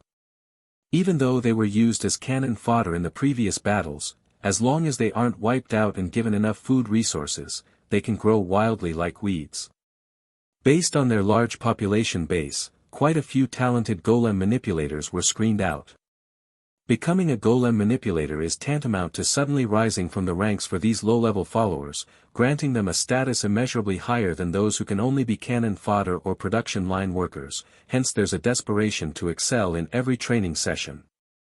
The great workshop master also discovered that the thought frequency of kobolds is relatively similar, unlike the more erratic goblins. If kobolds with synchronized thought frequencies can be selected and meticulously trained, they could use a collective operation method by multiple kobolds to control large alchemy golems. Moreover, this prerequisite condition isn't hard to implement. Kobolds give birth to over a dozen pups at a time, with a high probability of similar thought frequencies among same litter siblings. The manipulator is not the problem. What's needed is for the Molten Iron Tribe's alchemy industry to develop to the point of producing corresponding golems. No doubt. Once the number of alchemy golems and manipulators accumulates sufficiently, golem guards will become a major division in the Molten Iron Tribe's future main army, their importance not inferior to the Hammer of Shattered Stars. And the biggest issue the Molten Iron Tribe currently faces is, in terms of herding and farming, the Molten Iron Tribe lacks the appropriate talents, leading to a perpetual shortage of food resources. Because many followers died in the previous war.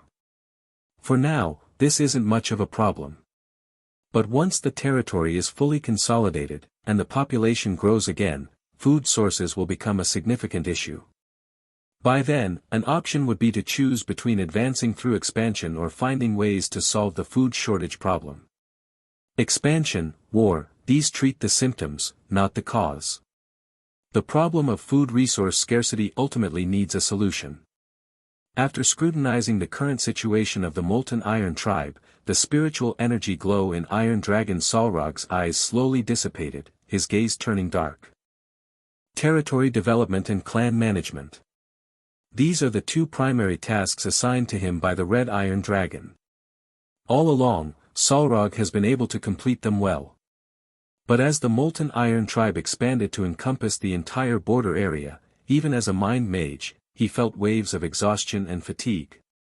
The thoughts and ideas of an individual are limited. To manage a vast empire, aside from myself, I need many reliable subordinates who can be directed. I need some dragons as assistants. Iron Dragon Solrog is a staunch dragon race supremacist, secretly dismissive of other species. He only entrusts important matters to the dragon race. Unfortunately, there are still too few members of Dragon Valley now. To establish a vast dragon realm, dragons are the foundation, the core. We need more like-minded companions. Solrog thought. Meanwhile, in the northeastern part of the border area. Boom! The ground suddenly shook violently, countless rocks flew, the tall and stout trees were smashed in half one by one, sand and gravel flew, and smoke and dust rolled.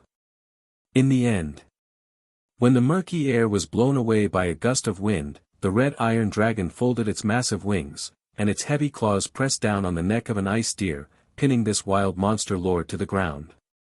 Despite its struggling, the mountain-heavy claws remained immovable. When the ferocious ice deer lost its strength and was gasping violently, Galos's whisper resonated in its mind through thought perception. Submission or death. The giant deer let out a wail, its head with only half its antler lowered, and its fierce gaze gradually became submissive. Only then did Galos release it. This giant deer is the third wild monster lord he tamed. After unifying the border area, Galos began to sweep the wild monster lords within it. After the white tiger, he subdued a giant snake lord in what was originally the Poison Tail tribe's territory, and then this giant deer.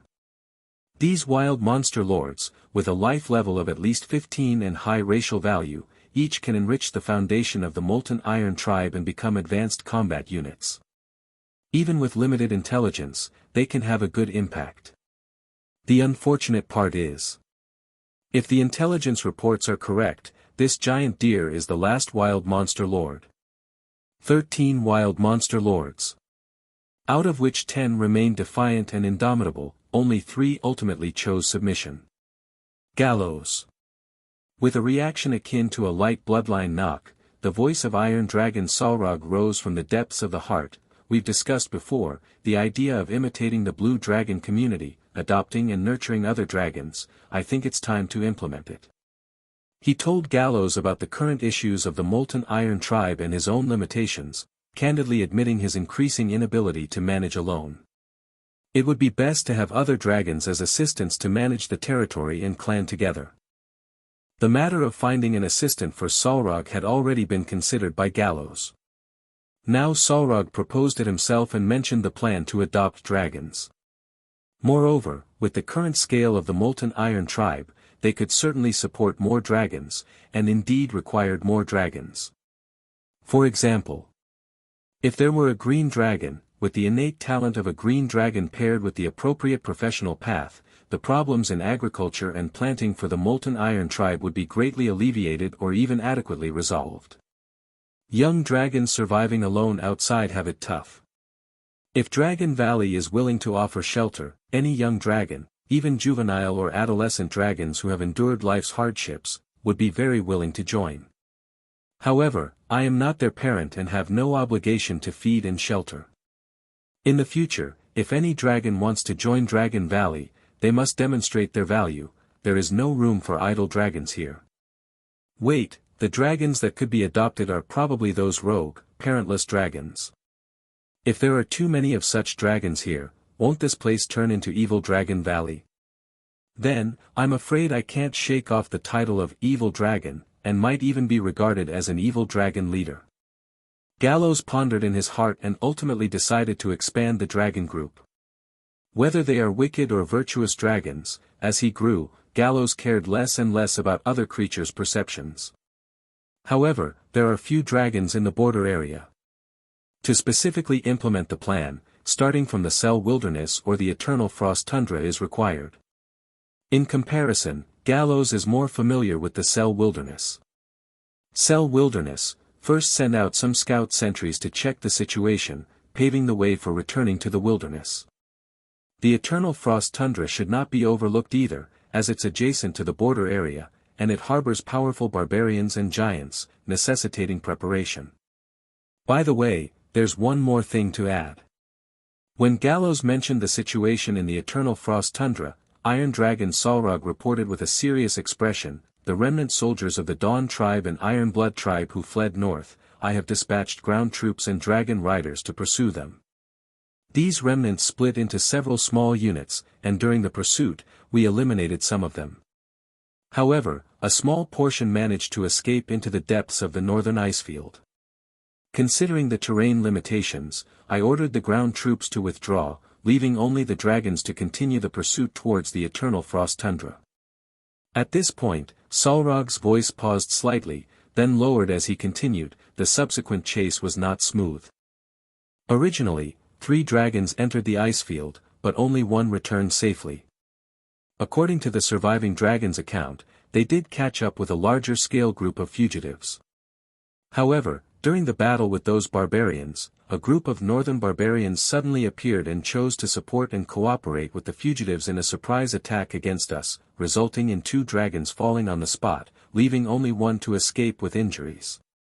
After hearing Salrog's report, Red Iron Dragon Galos's forehead, covered in scales, slightly furrowed, and a glint of thought flashed in his vertical pupils. The boundary region lies between the Eternal Frost Tundra and Cell Wilderness. As a buffer zone between the 2 major regions, its geographical position is very unique, being an area that neither side governs. The main threat from the Cell Wilderness comes from the Station Federation troops, like a giant sword hanging over all the monsters' heads. On the other hand, the eternal frost tundra is occupied by the two major dangerous races, barbarians and giants. Barbarians are a unique race fundamentally different from humans and beast-men. Although similar in appearance to humans, biologically, they belong to humanoid species rather than close kin or branches of humans. Unlike humans and beast-men who require postnatal professions, barbarians often awaken their frenzy talent naturally. This innate ability allows them to directly transform anger into combat power. The barbarian path in the professional system is said to originate from the barbarian race's traits. In the early stages of tribal development, due to difficulties in maintaining sanity during frenzied states, barbarian tribes often face many developmental challenges. However, once the tribe expands to a certain size, with an increase in mages and shamans, particularly outstanding leaders who can balance anger and reason, barbarian tribes transform into formidable entities strong enough to contend with frost giants in the eternal frost tundra. The Battle Cry tribe and the frost giants in the eternal frost tundra. They not only have large scales but also have profound foundations, with a comprehensive strength comparable to a large duchy in the human world. The war between these two forces has been going on for a long time, with no clear victor yet. Red Iron Dragon silently analyzed the situation in his mind. The reason he could stand firm in the border area and claim kingship was largely due to the special geopolitical environment. The Federation troops adopted a laissez-faire attitude toward this buffer zone, and the northern races only regarded it as a strategic buffer zone. The tribes that previously occupied this place were of no concern to them. It was under such a background. The rise of the Molten Iron tribe unified the border area, turning this buffer zone into a potential threat, which would ordinarily attract hostility and suppression from northern forces. The current peace is because the barbarians and giants in the eternal frost tundra are caught in a quagmire of war, restraining each other, and temporarily unable to attend to changes in the border area. However, once these two major forces cease hostilities and negotiate peace, when they find that the strategic buffer zone between them and the Federation is completely controlled by the Molten Iron tribe, they will inevitably strike with thunderous force, and with the current strength of the Molten Iron tribe, it's utterly incapable of resisting the joint attack of the barbarians and giants. The reason is simple: both these forces have legendary-level leaders in command. The title of Galos as the king of the borderland isn't inherently stable. The Molten Iron tribe merely seized the opportunity to rise amidst the cracks of various forces and still has a considerable gap compared to those true behemoths. Ultimately, the border area is just a transitional phase. I must complete the strategic layout for returning to the Cell Wilderness as quickly as possible while the Northern War hasn't ended yet. A sense of urgency surged in Red Iron Dragon's heart, but he felt no panic. The more equally matched powerful forces are, the longer the war usually lasts, making it difficult to determine a winner in the short term. Currently, neither the barbarians nor the giants have resolved to gamble everything, and although small-scale conflicts continue, there's a lack of decisive battles, and unless significant changes occur, this war may continue for a long time. This buys Galos precious time for development. Come to think of it, it was precisely by taking advantage of the rekindled Northern War that I successfully seized control of the border area. Now planning to return to the Cell Wilderness is similarly because of the impending internal chaos within the Federation, with war imminent. In times of chaos, the more tumultuous the situation, the more advantageous it is for an evil dragon like me to grow and thrive. Red Iron Dragon lifted his head to gaze at the vast, endless sky. A gust of breeze swirled dried leaves around him, a few leaves gently landing on his black-silver dragon scales. He took a deep breath and suddenly felt all the knots in his chest disappear. In a time of peace, a mixed-blood Red Iron Dragon like him, inherently bearing the label of evil and plagued by discrimination, would be hunted down as soon as he showed any prominence, forced to live a life of hiding and scraping by. But now, times have changed. Fight. War. Let the flames of war burn even more fiercely. Let conflicts never cease. Only in this way can he seize opportunities in a chaotic world and achieve a true rise. At this point, Iron Dragon Solrog suggested, I plan to set up more covert sentries and scouts near the northern border close to the ice field and equip them with advanced communication equipment. This way, should traces of barbarians or giants be discovered, we can receive early warnings immediately. Red Iron Dragon spewed a scorching dragon breath, immersing in a mental exchange through the blood-kin link. After careful consideration, he responded, rather than passive defense, I prefer an active attack strategy. Solrog, the northern border does need an early warning system, but simultaneously we need to dispatch elites deeper into the eternal frost tundra to gather intelligence. This way, should major changes occur in the tundra region, we can learn of it in advance and prepare early. Currently, the war in the border area has ended. The Molten Iron Tribe conveniently has suitable personnel capable of executing such infiltration missions. As early as the Cell Wilderness period, the Molten Iron Clan began systematically cultivating members' loyalty by promoting the greatness of the Master of Red Wings and the tribe's benevolence to consolidate governance. Never ask what the tribe can do for you, think more about what you can contribute to the tribe. Loyalty. Absolute loyalty to the great Master of Red Wings. The tribe's benevolence is endless. Similar ideologies, subtly instilled over time, have now led to waves of new clan generation fanatics pledging allegiance to the Molten Iron Tribe and worshipping the Master of Red Wings, with the kobold population most prominent among them. After careful consideration, Solrog decided to select and train elites from among these loyalists. Then, secretly dispatched them to the Icefield region, attempting to make contact with barbarians and frost giants as spies or moles. Failing direct infiltration of these two major forces, they could alternately obtain intelligence from other northern races. He reported this plan to Galos, quickly gaining approval and endorsement. Soon after, Galos unfurled his crimson wings and soared skyward. As for the disposition of the giant deer beast and its territory, it followed the same pattern as when subjugating the White Tiger, by dispatching guards from the Molten Iron Tribe to take control, while allowing the Wild Monster Lord to continue residing in its original place, but at any moment had to answer the tribe's call to fight for it. With the last Wild Monster Lord's submission, the final piece of the puzzle fell into place, and the Molten Iron Tribe finally completed its comprehensive control over the border area, with only one exception, that abyssal rift. Days later, a cold current from the icefield invaded the border area, large snowflakes fell thick and fast, soon draping the vast land in a silver coat. On the fertile plain in the southwestern part of the border area, White Dragon Trish and Mixed Blood Centaur Elvira led an elite force, constructing a tight defensive line centered around the abyssal rift, vigilantly guarding this perilous region day and night. For a long time, due to the size limitation of the spatial passage, mostly Quace demons, primordial demons, cowardice demons, and other low-tier demons emerged from the rift. Occasionally, elite demons appeared, but they were no match for the combined strength of the White Dragon and Centaur leader, and were quickly eliminated, transforming into precious abyssal materials, bringing considerable revenue to the Molten Iron Tribe through the Gem Merchant Group's trade network. The weather has been extremely harsh recently. The sky is swallowed by a heavy gray-white, the clouds hanging low, as if ready to collapse at any moment. The snow doesn't merely fall, it flies horizontally, like a silent rage, whistling and ripping through trees, rocks, and frozen soil. The distant mountains have long disappeared behind the snow curtain, leaving only vague outlines.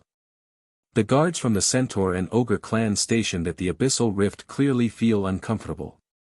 With their vision obstructed and body temperatures plummeting, they hastily set up makeshift tents to resist the wind and snow, but their combat readiness was still affected. But White Dragon Trish stretched her wings comfortably, circling freely in the snowstorm. As a typical cold climate creature, this weather ironically made her feel at ease. Feeling the bone-chilling cold, she even thought her mind was sharper than usual, as if her intelligence had increased. Less than 40 years until I gain freedom. As Trish performed a beautiful aerial roll, this thought flashed through her mind. While indulging in the pleasure of flight, she contemplated future choices. Should I continue to stay in the thriving Molten Iron Tribe, or leave here to develop on my own? This critical decision about her future led her into deep thought. Each choice had its pros and cons. Among all the dragon race members, Trish's current status could be considered the lowest. Reflecting on 10 years ago, her power was only second to Galos, ranking her second. However, as time passed, those young dragons had grown into juvenile dragons, and her status slipped to the last place, now slightly above that of subservient followers.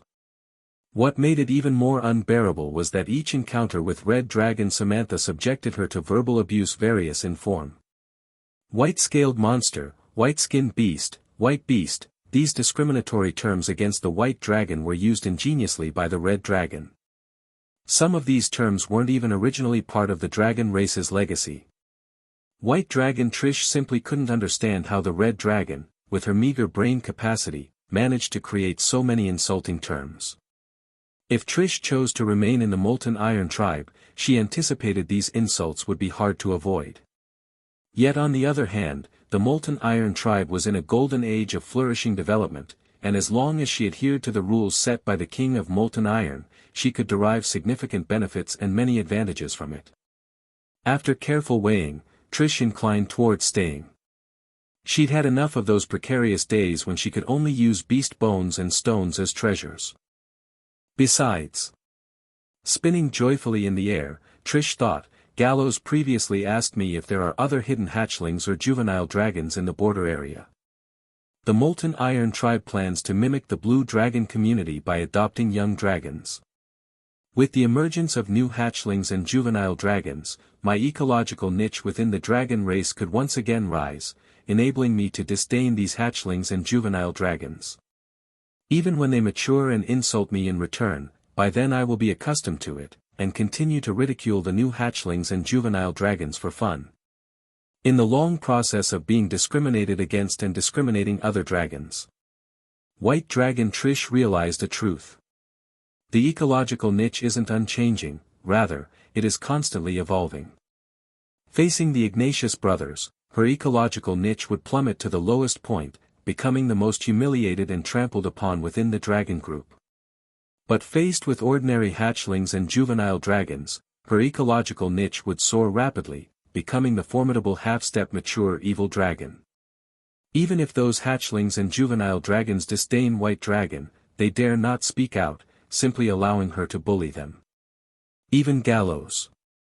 He, when facing a mature silver dragon or a stronger legendary creature, will also see his ecological niche diminished.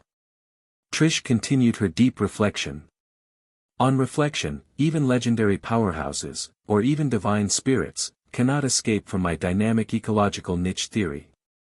Lower gods, when facing high-level gods, cannot be as exalted as they are in the eyes of mortals, and may appear quite humble. White Dragon Trish suddenly realized, in this world, unless one is the sole supreme being, all creatures are inevitably insulted by stronger entities and inevitably insult weaker ones. No one is nobler than anyone else. All insults directed at me, in essence, are the strong insulting the weak, omnipresent, which I don't need to pay attention to. She grasped a philosophical conclusion. Since it's the same everywhere, she might as well stay with the Molten Iron tribe, as more members of the dragon race will gather there, offering opportunities to vent by insulting other weaker dragons while being insulted by stronger ones. As the Molten Iron tribe accommodates more hatchlings or juveniles, my ecological niche will continuously rise. By then, only a few above me will be able to insult me, but below me, I can insult more dragons. With this realization, White Dragon Trish felt entirely at ease and comfortable in her mind and body. She soared even more freely in the sky, dancing gracefully amidst the snowstorm. Just as Trish was engulfed in her pleasant sensations, a low horn resounded through the thick snowstorm from far away. Trish immediately ceased her spirals, her sharp dragon eyes turning toward the ground. This particular horn sound signifies only one thing, the emergence of demons from the abyssal rift once again. Looking down from high above, one could see the guards stationed around the rift quickly assembling from all directions. At the center of the formation, the originally pure white snow was rapidly marred with eerie black and purple spots, typical signs of the abyss's aura eroding the material realm. Unlike the usual nervousness of the guards, Trish instead felt a surge of excitement. Because based on past experience, this rift had never spawned particularly powerful demons. More importantly, in the current special weather conditions, she could unleash more powerful combat strength than usual. Now is the time to let these demons taste the sting of humiliation. The white dragon extended her slender tongue, licking her jaw, and then fiercely flapped her wings, diving down amidst the swirling snowstorm. Boom! As the ground shook suddenly, the abyssal rift burst open like an invisible giant hand tearing a wound on the earth, revealing itself. The Quace demons gushed out densely, like fresh blood. These goat-sized low-tier demons, with small wings, exclaimed in excitement as they made contact with the air of the prime material plane. Then came the distorted creatures with disproportionate forms, the primordial demons. Their bodies covered with various pustules and bulbous cysts, the foul-smelling demons emitted a rank stench. As the demons appeared en masse, gathering together, the abyssal aura grew thick and intense. Wherever the demons passed, the snow quickly melted, the ground corrupted into sulfur-smelling scorched earth, the air around seemed to be stained dark, blurring the boundary between two different worlds. Ice Wall Technique. The white dragon raised her head with a roar, casting a spell. With her wings flapping, walls of ice rose from the ground, dividing the demon onslaught, leaving only a single passage. Elvira simultaneously flapped her wings, ascending into the sky. She drew her bow, the divine energy gathered between her recurved bow, materializing arrows of energy, which she fired at the center of the demon horde. Whoosh, boom. The high-temperature sacred energy exploded into a massive orb of light, swallowing the demons, whose properties were countered, turning them to ash and dust. The expanding abyssal aura was also purified and evaporated. The primordial demons and foul-smelling demons, incapable of flying, were trapped within the ice walls. In panic, they surged through the remaining passage, only to be slaughtered by the ready ogre guard and centaur warriors. The Quace demons flapped their small wings, charging into the air.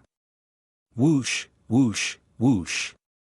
The centaur divine archers' arrows rained down, accurately targeting the Quace demons leaping over the ice walls, each arrow nearly hitting its mark. White Dragon Trish focused on the elite within the Quace demons. Clang! With a crisp collision sound, the demon elite, much more muscular and robust than the other Quace demons, turned swiftly, deflecting the incoming arrow with its short blade. But in the next moment, a storm surged. The white dragon's body enveloped the Quace demon elite, her claws outstretched, seizing and instantly crushing it. Crawlers of the abyss. Fear and tremble. The giant dragon laughed wildly and arrogantly. The humiliation and slaughtering of the weaker demons always brought satisfaction to the white dragon, fulfilling the deep-seated desire for carnage rooted in the evil dragon's heart. Afterwards, the battle situation showed a one-sided stance. As time passed, the demons were killed one after another. Soon, thousands of demon corpses lay on the ground, their black blood soaking the earth, from above looking like a stubborn ink stain in the snowy world. The followers wiped the snow, cleansing demon blood from their weapons.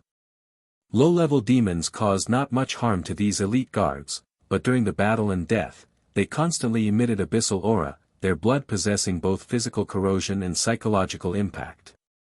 The followers' movements were sluggish, their eyes occasionally flashing with a violent look, struggling to suppress the evil desires surging from within. Elvira gently exhaled. She noticed the unusualness in the other followers, a situation not occurring for the first time. Continuous combat with demons easily leads warriors to be eroded by the abyss, even assimilating into a demon race, turning back to kill their former companions. In such cases, guiding the guards away and replacing them with a fresh batch would suffice. After some time, the recovered guards, whose mental will has been tempered by abyssal aura, become even more resilient. But just then, the abyssal rift, which had calmed down, suddenly emitted a fierce aura again. Two huge, gaunt wings with blade-like black feathers suddenly unfolded, stretching out from the abyssal rift, followed by a flash of gray shadow, a particularly hideous demon that hadn't appeared before manifested amid the wind and snow. Standing about 5 meters tall, its hooked beak with serrated edges, compound eyes a deep red, a short horn atop its head. Its skeletal frame was hunched like a vulture, covered with dark green and gray-black mixed feathers, the gaps exposing skin riddled with sores. A sulfur-scented oil oozed from its surface, forming a foul-smelling vapor upon contact with air. The Flamme, also known as the vulture demon. Whoosh! With a flap of its wings, it disappeared without warning, suddenly appearing behind an ogre, its sharp, slender claws piercing the thick skin at the back of the neck, killing an ogre guard in a single strike. And as this vulture demon emerged with an unusually intense abyssal aura. Many formidable vulture demons, 2 to 3 meters high, rushed out from the abyssal rift, swarming in all directions, joined by more quace demons, primordial demons, and foul-smelling demons, forming a demon tide. And there were not just one, but 5 vulture demon leaders that flew out from the abyssal rift. This time, the demons came fiercely. The appearance of the vulture demons changed the battlefield. White Dragon Trish and Centaur Elvira's gazes swept over the rapidly moving vulture demon leaders, who could also teleport, instinctively alarmed. Whoosh, whoosh, whoosh. 3 vulture demon leaders targeted White Dragon Trish, flying around her at high speed, creating shadows everywhere. Multiple attacks. Rip. The vulture demon leader's attacks landed on the white dragon, the first breaking the ice armor, the second tearing her dragon scale, leaving a bloody, tearing wound, blood gushing ceaselessly. The white dragon roared a counterattack. But the demons were no weaklings, being powerful at equal levels compared to most creatures, with 3 vulture demon leaders attacking simultaneously, incessantly using teleportation, foul-smelling cloud, and scream of fear, suppressing the white dragon. Meanwhile, 2 vulture demon leaders set their sights on Elvira. Possessing Pegasus bloodline, sacred and noble mixed blood centaur, simultaneously evoked awe and an irresistible urge to ravage and murder. Whoosh! The arrows shot were dodged by the vulture demon's twisting bodies. Another vulture demon leader descended from the side, rapidly approaching. Elvira drew her great sword, infused it with magical energy, slashing fiercely, sending the vulture demon flying, spilling demon blood everywhere. Yet before she could pursue, an evil wind suddenly came from behind.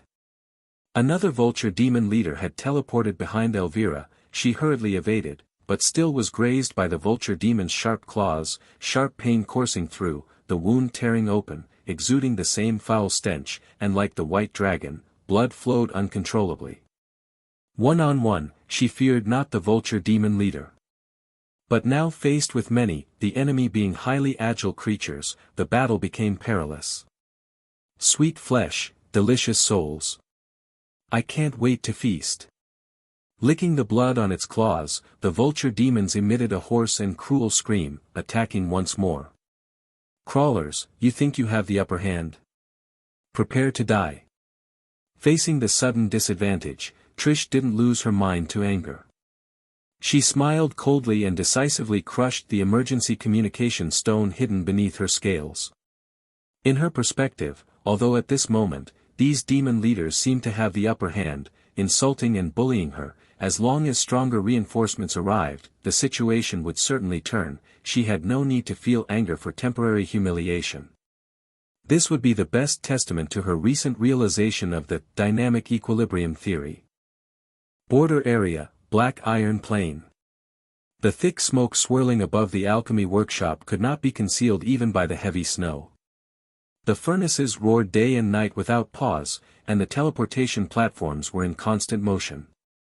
The claws of the jackal wolf folk and kobolds on the assembly line almost sparked. Seeing this scene, Galos nodded in satisfaction. After finishing his training, he soared through the blizzard, his mind and body relaxed, and he naturally came to the Black Iron Plain to check on the progress of the alchemy industry. Samantha, you've done a good job. I can already see the shadow of the Red Dragon Queen in you. He praised the red dragon responsible for this place. However, Red Dragon Samantha wasn't happy due to the compliment. Her chin didn't lift, and her tail didn't perk up. Compared to her usual demeanor, she seemed somewhat out of character. "Oh. You seem to have something on your mind." Understanding the dragon's nature deeply, Galos inquired. "It's not really on my mind." The red dragon swung her tail irritably and grumbled, "The giant fire ant leader I had high hopes for burned to death during its dragon vein transformation. Damn it, what a waste. It was clearly a fire element creature, yet it burned to death from dragon blood." Galos knew the giant fire ant leader she mentioned. It was a creature that had followed Samantha for quite some time, possessing intelligence slightly higher than a regular ferocious beast but lower than an earth bear. It was often caught by Red Dragon Samantha to fight against her alchemy creatures. In her eyes, it held a status, probably like a little girl's doll. The doll couldn't withstand the dragon vein transformation and died. Given the red dragon's personality, heartbreak was far from accurate, but there was certainly displeasure. Dragon vein transformation. Upon hearing Samantha's words, Galos couldn't help but recall the followers who had died under his command during dragon vein transformation. Those who had the opportunity for dragon vein transformation were all veterans who had followed him for years and accomplished significant achievements or were exceptionally talented elites with outstanding performance in certain aspects. It can be said that each was a trusted lieutenant he had high hopes for. However, the process of dragon vein transformation was dangerously perilous. Failure meant death. Very few followers managed to survive this challenge. Is there a way to reduce the mortality rate of dragon vein transformation? Galos pondered deeply, trying to find answers from the dragon race legacy, but the knowledge he found wasn't very applicable. At that moment, the great workshop master, resembling a goblin construct, walked over. Having overheard the conversation between the two dragons, a stream of data-like glow flashed in his eyes, and he spoke in a calm, rational voice. "The process of dragon vein transformation is domineering and cruel. If it can be broken down into different steps and carried out in a minor but frequent manner, the success rate should increase significantly." His metaphor was vivid. Just like making an alchemy golem, trying to complete the entire production process in one go is both time-consuming and challenging, but if each component is manufactured separately and then assembled, the difficulty is greatly reduced. Galos nodded thoughtfully. "Makes sense. The dragon vein transformation ceremony itself isn't complex, it can even be considered somewhat straightforward and brutal. If it can be broken down into different steps and conducted in stages, the risk would certainly be greatly reduced." He engaged in an in-depth discussion with the great workshop master about this idea, finding it increasingly feasible the more they deliberated. The complete transformation process can be broken down into several, possibly a dozen transformation ceremonies targeting different parts such as flesh, heart, lungs, limbs, bones, brain, soul, etc., gradually enhancing each part. As long as this technology matures, his followers would surely be strengthened with a powerful bunch. Moreover, completing the full dragon vein transformation isn't necessary. By completing just one or two transformations, a follower's attributes and potential can be enhanced, and further ceremonies can be gradually completed based on actual conditions, which can further stimulate their enthusiasm.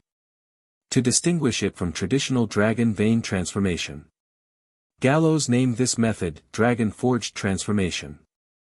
Great. If this plan can be realized, the Molten Iron Tribe can add another regiment, the Dragon Forged Warriors. Looking at the great workshop master and Red Dragon Samantha, Galos asked, "With our current level of alchemy industry, is it possible to break down the transformation ceremony and conduct Dragon Forged transformation in a streamlined manner?" Both shook their heads simultaneously. The specialty of alchemy lies in steel and machinery. Regaining composure, the Red Iron Dragon nodded and said, "Indeed, the dragon forging ceremony involves the transformation of flesh and soul, which should belong to the necromancy systems field. The Molten Iron Tribe currently lacks talent in this area. It's unlikely to realize this concept in the short term." The black dragons among the 5-color dragons are naturally skilled at manipulating flesh and souls, making them well suited for becoming necromancers or learning necromancy magic. In the future, we can train some black dragon necromancers to specialize in perfecting the dragon forged transformation ceremony. Galos silently planned in his heart. Just as his expression suddenly became serious, as if something urgent had occurred. What happened? Red Dragon Samantha asked. A strong demon has appeared in the abyssal rift, there's no time to lose, I need to deal with it immediately. The situation was urgent, and before his words had finished, Galos had already spread his dragon wings, tearing through the swirling snowfall, and swiftly disappearing into the distant sky. Southwest, fertile plain. The followers and guards of the Molten Iron tribe were engaged in a fierce battle. As time passed, numerous lacerations appeared on White Dragon Trish and the mixed-blood centaurs, and the stench of decay lingered ceaselessly, making it difficult to stop the bleeding as their breaths grew ever more feeble. Meanwhile, the heads of the vulture demon grew increasingly frenzied. Centaur, I will carve open your body, savoring your flesh and soul. The vulture demon shrieked in twisted and piercing abyssal tongue. Though Elvira couldn't understand the abyssal language, she could clearly sense the unabashed malice within. These vulture demons seemed to covet her immensely, as if they couldn't wait to devour her alive. However, she did not feel fear. Because in the distant sky, she saw a red spark gradually becoming clearer amid the wind and snow. He's here. White Dragon Trish let out a low growl, and her previously defensive combat style suddenly turned aggressive. She taunted in abyssal language, crawlers of the abyss, are you ready to meet your death? Before the vulture demons could react to what was happening.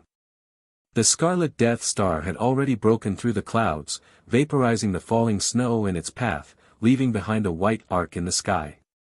The Red Iron Dragon came roaring with unstoppable might. The first to bear the brunt were the ordinary vulture demons circling in the air. They simultaneously let out intimidating screeches, their sound waves crushing the snowstorm, attempting to slow down the Red Iron Dragon's advance. However, this mental intimidation had no effect on the Red Iron Dragon's steadfast will, and it was completely resisted. He charged into the group of vulture demons, his dragon wings swung like massive blades, his entire body transformed into a deadly weapon. In the blink of an eye, the vulture demon's severed limbs and blood fell like raindrops, painting a grotesque blood-red picture on the snowy ground. Nonetheless, the foul stench released by the dying vulture demons enveloped the Red Iron Dragon. When demons from the Abyss Plane invade the material realm, they always start by sending a large number of low-level demons as the vanguard. These cannon fodder are not without value. Their deaths pollute the environment of the material realm and also weaken formidable foes. Seeing the Red Iron Dragon engulfed in the rancid gas, 5 vulture demon leaders instantly coordinated, unanimously abandoning the scarred White Dragon and Centaur, turning instead to focus their attacks on the incoming Red Iron Dragon.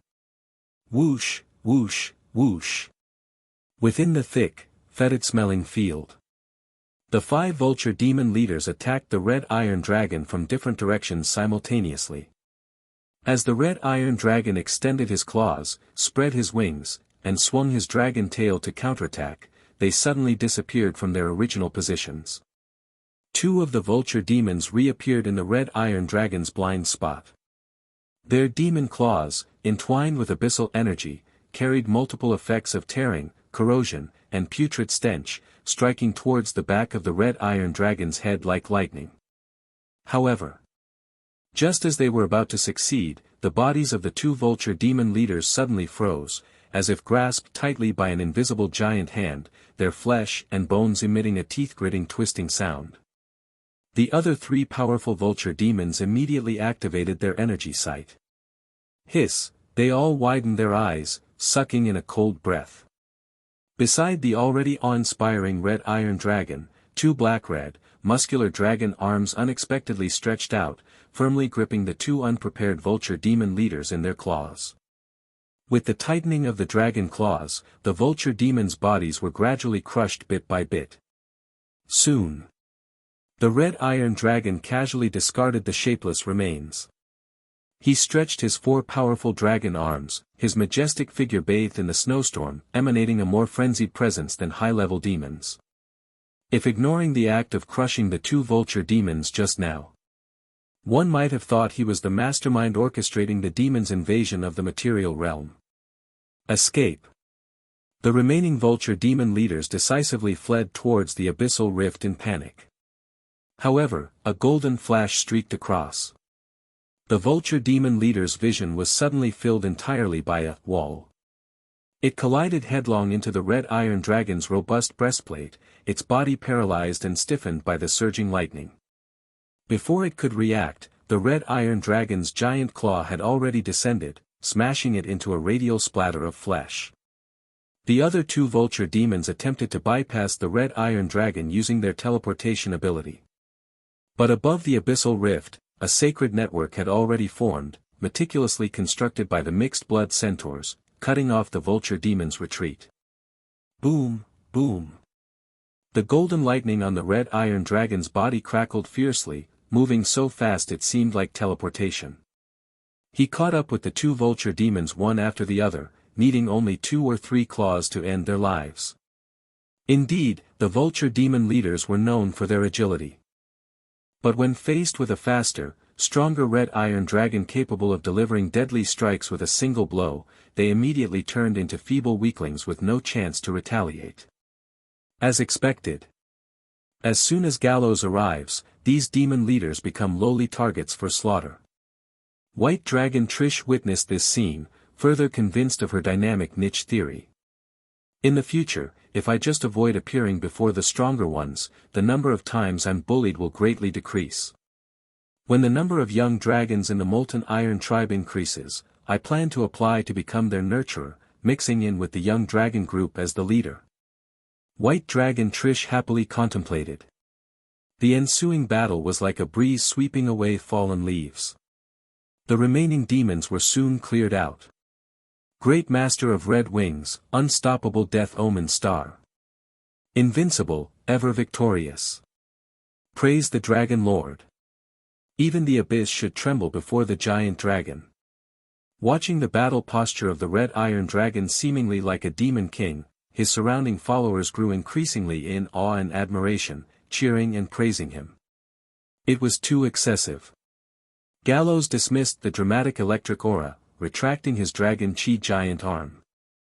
But he did not speak to stop them, comfortably enjoying the praise and admiring gazes from his followers, his eyes slightly narrowed, tail swaying left and right. At this moment, Elvira dragged her exhausted body, drank some recovery potion, and then used divine energy to dispel the lingering abyssal aura. The followers began to systematically collect valuable abyssal materials. Quace Demon's bat wings, Primordial Demon's tentacles, Vulture Demon's black feathers, Vulture Demon's sharp claws. These are quite rare abyssal specialties, obtainable only from demons. If brought to the Southern Federation, many casters and mages would surely be willing to pay high prices for them. Vulture Demons. These mid-level demons from the bottomless abyss, though not yet ranked among high-level demons, have certainly moved beyond the ranks of mere cannon fodder. Amidst the howling blizzard, the red iron dragon lowered its eyes to gaze. His gaze swept over the corpses, stained black by the white snow, being dealt with by his followers. Then he turned his head to look at the abyssal rift on the surface, resembling an unhealable tear. It had now calmed down. Elvira, imbued with divine energy, mixed her own blood to form arrows, attacking the rift, reducing its slightly expanded size back to its original 10-meter length. But at this level, no matter how Elvira attacked, even with her celestial horse's blood nearly exhausted, the rift remained unmoved like a stubborn affliction. Essentially, it's a space passage corroded by abyssal energy. The newly expanded parts were freshly eroded by abyssal aura and were not stable, so timely handling could eliminate them. However, the fixed space passage is very tenacious. The demons inside the rift before were all low-level demons. Quace demons, primordial demons, coward demons. Even the strongest elite among them didn't exceed level 10. Though resolved easily, one can't find peace of mind. The Red Iron Dragon pondered, this attack by the Vulture demons and the rift's expansion brought some casualties to the followers' guards, but it's essentially certain now what the limit of this abyssal rift is. From the rift's reaction when the Vulture demon group appeared, one can deduce the scale of demons this rift can accommodate is roughly of this order. As long as it doesn't continue to expand and radiate, any stronger demons that appear in the future would likely be of this level. Having ascertained its limit, its risk level compared to before has dramatically decreased.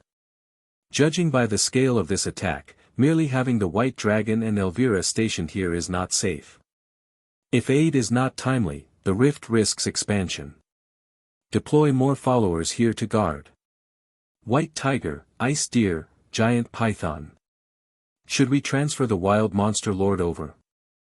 Galos noticed that as his followers dealt with the demon corpses, occasionally one or two of them would gradually lose their sanity, suddenly erupting and attacking their comrades, only to be promptly subdued and carried away by the prepared followers. The Wild Monster Lord won't do. Their intelligence is already low, and they're more susceptible to the influence of abyssal energy. At that point, they might turn on their own people instead of killing a few demons. After some thought, Galos decided to bring the six-armed snake woman sword saint over here.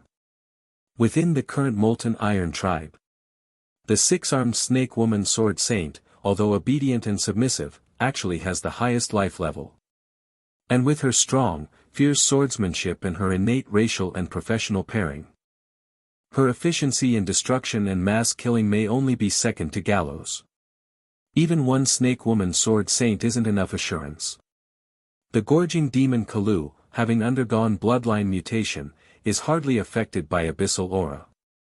He can indulge in slaughter battles at will, without worrying about hunger since there are demons everywhere to feast on. Demon flesh is poisonous, something other monster followers cannot consume. But for Kalu, it doesn't matter.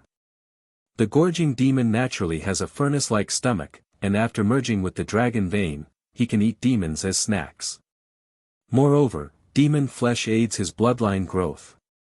Send some guards made purely of steel metal golems, as they naturally resist abyssal erosion. That's why they're said to resist, rather than being completely immune. Because even metal constructs can be eroded and mutated into demon kind, as frequently happened in the Holden Empire according to the dragon's legacy, leading to the loss of a top-level golem. Afterward, the Holden Empire would, in collaboration with the Dawn Church, engrave holy attribute runes on the advanced golems used to guard superlarge abyssal rifts. Regardless, alchemy golems have a much higher resistance to abyssal erosion compared to living flesh. After confirming the limit of this microabyssal rift, fortifications were made, ensuring that future large-scale demon attacks won't cause too many casualties. Demons would only be dissected by the Sword Saint, crushed by golems, or devoured by the gorging demon. In the end, turning into a resource point beneficial to the Molten Iron tribe, reliably producing abyssal materials. With the Molten Iron tribe's strength, it can be moderately expanded a little. The abyssal materials produced by high-level demons are truly invaluable. However, risk and opportunity coexist, and this aspect requires deliberation and thought. Decisions cannot be made lightly. At least, there should be more like Elvira, or others capable of restraining abyssal demons. Only then would Galos consider this point, and he might not even proceed with implementation. As his thoughts gradually calmed, the Red Iron Dragon looked towards the mixed-blood centaur, noticing that the energy she released was even more divinely pure. Elvira, your life level has increased again. Galos, without concealing his admiration, said, level 13, surpassing a young adult white dragon. When he first met Elvira, she was only level 9, and in over a decade, she jumped 4 life levels. This pace doesn't seem fast. After all, those truly gifted humans might achieve such leaps within a year. But don't forget, she also carries half-elf blood, considered a semi-immortal breed, benefiting from the longevity line but facing the slow growth dilemma. Elvira's ability to advance like this shows exceptional talent. If she avoids untimely death, Her inherent abilities make it inevitable to surpass the six-armed snake woman sword saint in the future.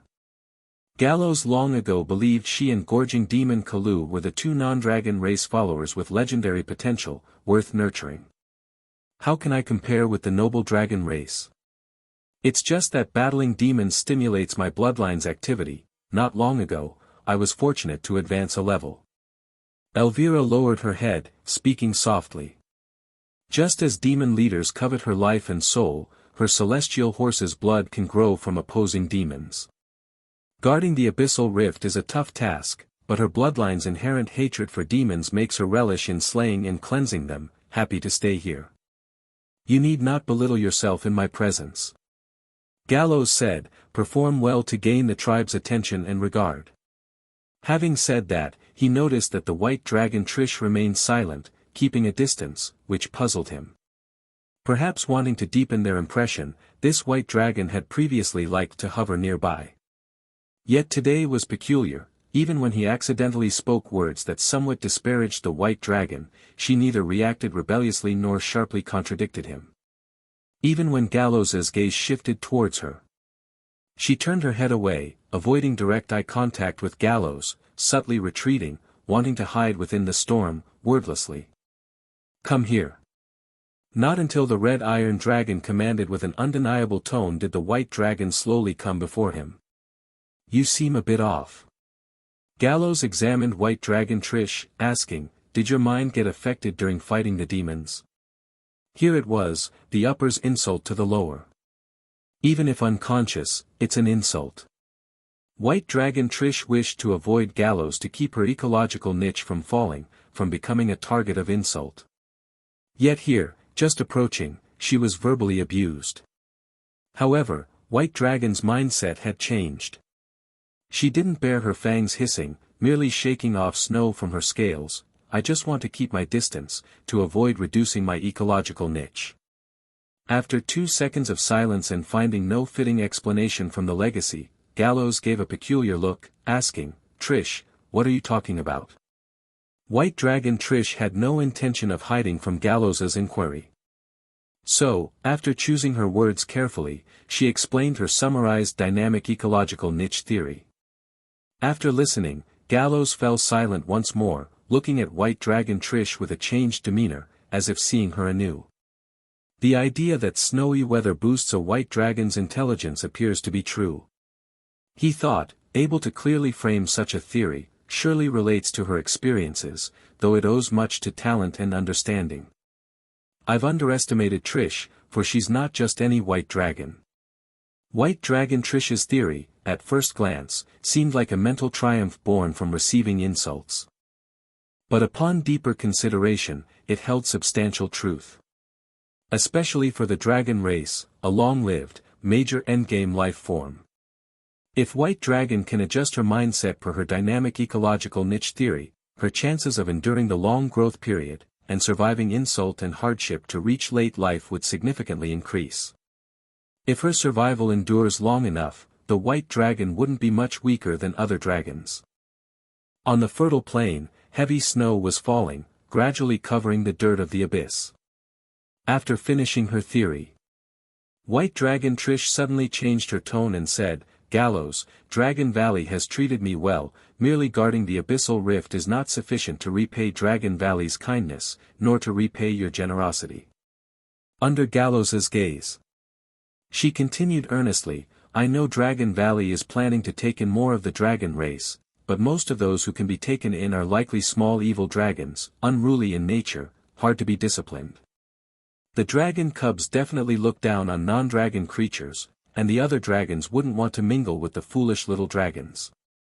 At this point, the white dragon raised her head, tightened her tail, and said in a resolute tone, when the time comes, I am willing to take on the duty of nurturing and caring for them. Galos was silent for a few seconds, then said softly. You intend to mix in with the young dragon group, to demonstrate your niche theory, and insult them for your own amusement. Exposed. The white dragon was shocked at first, but quickly calmed down, openly admitting, that's indeed the case. She said, "We all grew from the period of young dragons, knowing how unruly those little dragons' characters can be, each as weak as ants yet with ambitions sky-high, surviving purely by luck." She spoke solemnly, only by harshly insulting and urging them can they recognize the harshness of reality, realize their true situation, and grow better. This indeed has some truth to it. Galos scrutinized the white dragon and asked, "Aren't you afraid they'll seek revenge on you once they grow up?" The white dragon casually shook her head, saying, "With nearly 200 years of age difference, the weak dragon race cannot surpass me.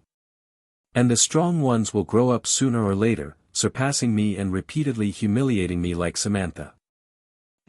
Since the fate of being humiliated cannot be avoided, why not viciously insult them before they grow up? As for the subsequent revenge, it's nothing but a top-down strike and insult. I'm already used to it and couldn't care less, can completely ignore them." Trish. You're invincible. After listening to her thoughts, Galos was momentarily speechless, unable to respond. This guy has already formed a self-consistent logic, living in her own world. If that's the case, so be it. When the time comes, the task of training young dragons will be entrusted to her. Besides White Dragon Trish, few others would care as much. But still, some rules must be established so she doesn't act recklessly. Promptly, Galos returned to Dragon Valley. Snow flew everywhere, and Dragon Valley transformed into a scene of white snow, covered in a layer of silver, with thick ice crystals forming on the lake surface, and crystalline frost hanging between tree branches. Red Silver Dragon Deborah was sitting in the middle of the ice lake. She opened a hole on the ice surface, extending her tail into it, patiently waiting for something. Before long, Red Silver Dragon suddenly brightened her gaze and quickly pulled out her tail. At the tip of her tail, a big fish tightly bit on and was pulled up without having a chance to let go, tossed into the air, and then devoured by Red Silver Dragon as she extended her neck to gulp it. Delicious. The dragon showed a delighted expression. Red Silver Dragon continued to fish with her tail. "Deborah, you could easily catch hundreds of fishes with magic. Why waste time like this?" Galos walked leisurely on the lake surface, his body heavy and strong but didn't crack the ice. The martial dragon has a high degree of body control, such actions were no challenge to him. Boring evil dragon. Fish caught by oneself and fish caught by magic offer different sensations. Red Silver Dragon said, "When I was young in the Boiling Sea Dragon domain, there was a tail fishing contest held among the metallic young dragons, and among hundreds of participating young dragons, I ranked top 10. Hearing these words, Galos could only sigh at the great discrepancy among dragons. While he trained day and night for survival, battering himself with injuries, the metallic young dragons had leisure to hold tail fishing competitions. Still, his training paid off. At least, when encountering a same-aged metal dragon with conflict, inevitably it ends with them being beaten till they're searching for their teeth on the ground, weeping and rushing home to complain. Join me in fishing. Red Silver Dragon invited Galos. Childish game. Red Iron Dragon dismissed, turning to walk towards the area where overweight item was, ready to refine his physique. I'll give you a bottle of fierce dragon potion, join me. After spending some time together, Red Silver Dragon was well aware of the evil dragon's nature, throwing out bait. Red Iron Dragon halted his pace. Thinking it over, occasionally playing games, combining work and rest, is beneficial for mental and physical relaxation. Deal. Galos stepped towards the center of the ice lake. As for the Fierce Dragon Potion, it's a potion created by Silver Dragon Adri with powder made from his shed dragon scales, using secret technique able to substantially enhance the strength attribute of the dragon race in a short time. From Galos's inquiries and Deborah's words, he understood Silver Dragon's career path. Ice Magic Dragon, Alchemist, Magic Potion Master. So-called ice magic refers to an ice element mage who specializes in manipulating and controlling ice elemental energy. A dragon mastering this path is called an ice magic dragon, a genuine caster, building magic through knowledge and wisdom, not bloodline. Adri primarily follows the ice magic path, with secondary focus as an alchemist and magic potion master. His specific career level is unknown, but given his age and Silver Dragon's magical talents, it definitely wouldn't be low. Let's have a tail fishing contest. If you win, I'll give you another fierce dragon potion. If you lose, you'll give me a gemstone. Whoever catches the most in 10 minutes wins. No magic or magic-like skills allowed, only tails. Red Silver Dragon made a suggestion. Alright. Galos thrust his dragon tail, directly breaking the ice surface, submerging it into the water. I'm joining. Bet a little gemstone. Elf Dragon Vera flew over, breaking the frozen lake surface, nearly submerging half her body. At the same time, seeing Red Iron Dragon not using tail-piercing bait, Deborah didn't remind him, and seeing the elf dragon smaller than a fish, she felt confident she'd win. Soon after, due to increased oxygen concentration at the ice break, lake fish began to gather. Feeling the subtle ripples in the lake water, Galos' gaze flashed, but he didn't act rashly, merely closing his eyes and waiting quietly. Meanwhile, Red Silver Dragon, with skilled fishing techniques, occasionally caught fish with her tail, while Galos caught nothing. Slowly, time approached 9 minutes. Ah! Elf Dragon Vera screamed, swallowed by a leaping big fish, then flew out from the mouth of the illusion fish, reeking of fish smell. Elf Dragon failed and was nearly eaten by a fish. At this moment, Galos still hadn't caught a fish, while Red Silver Dragon patted her wings, her expression already showing the joy of a winner. Clumsy evil dragon, admit defeat. Just then, feeling the ripple count around him increase to a certain level, Galos suddenly opened his eyes. Mastery of Tail Strike. Dragon Tail Piercing. Dragon scales on tail tip converged into a spear-like form, tearing through the lake water, directly piercing the body of nearby big fish. Stab, stab, stab. His tail speed was as fast as lightning. The gathering fish hadn't reacted yet, being pierced through one after another, flung out of the lake. Galos, this guy even used martial techniques for fishing. Such unscrupulous style made Red Silver Dragon widen her eyes, angrily saying, "Cheating, Galos, you cheat." Red Iron Dragon blinked, saying, "A bet is a bet, my approach is entirely according to our earlier agreement, no other tricky methods, only using the tail." Red Silver Dragon snorted a few times, finally unwillingly taking out the potion. Cunning Evil Dragon. Let's continue, adding a rule, no using martial techniques. She said, unwilling to accept defeat.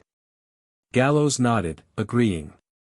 Back in the Celestial Pit territory days, the meals Iron Dragon Lady provided made the young dragons never go hungry, though they weren't very filling either, so Galos often used his tail to fish, not for a game but for a full stomach. His skills in this regard weren't weak. Meanwhile, while Galos and Red Silver Dragon continued their tail fishing competition. West of Cell Wilderness, Boiling Sea, Cliff Strait.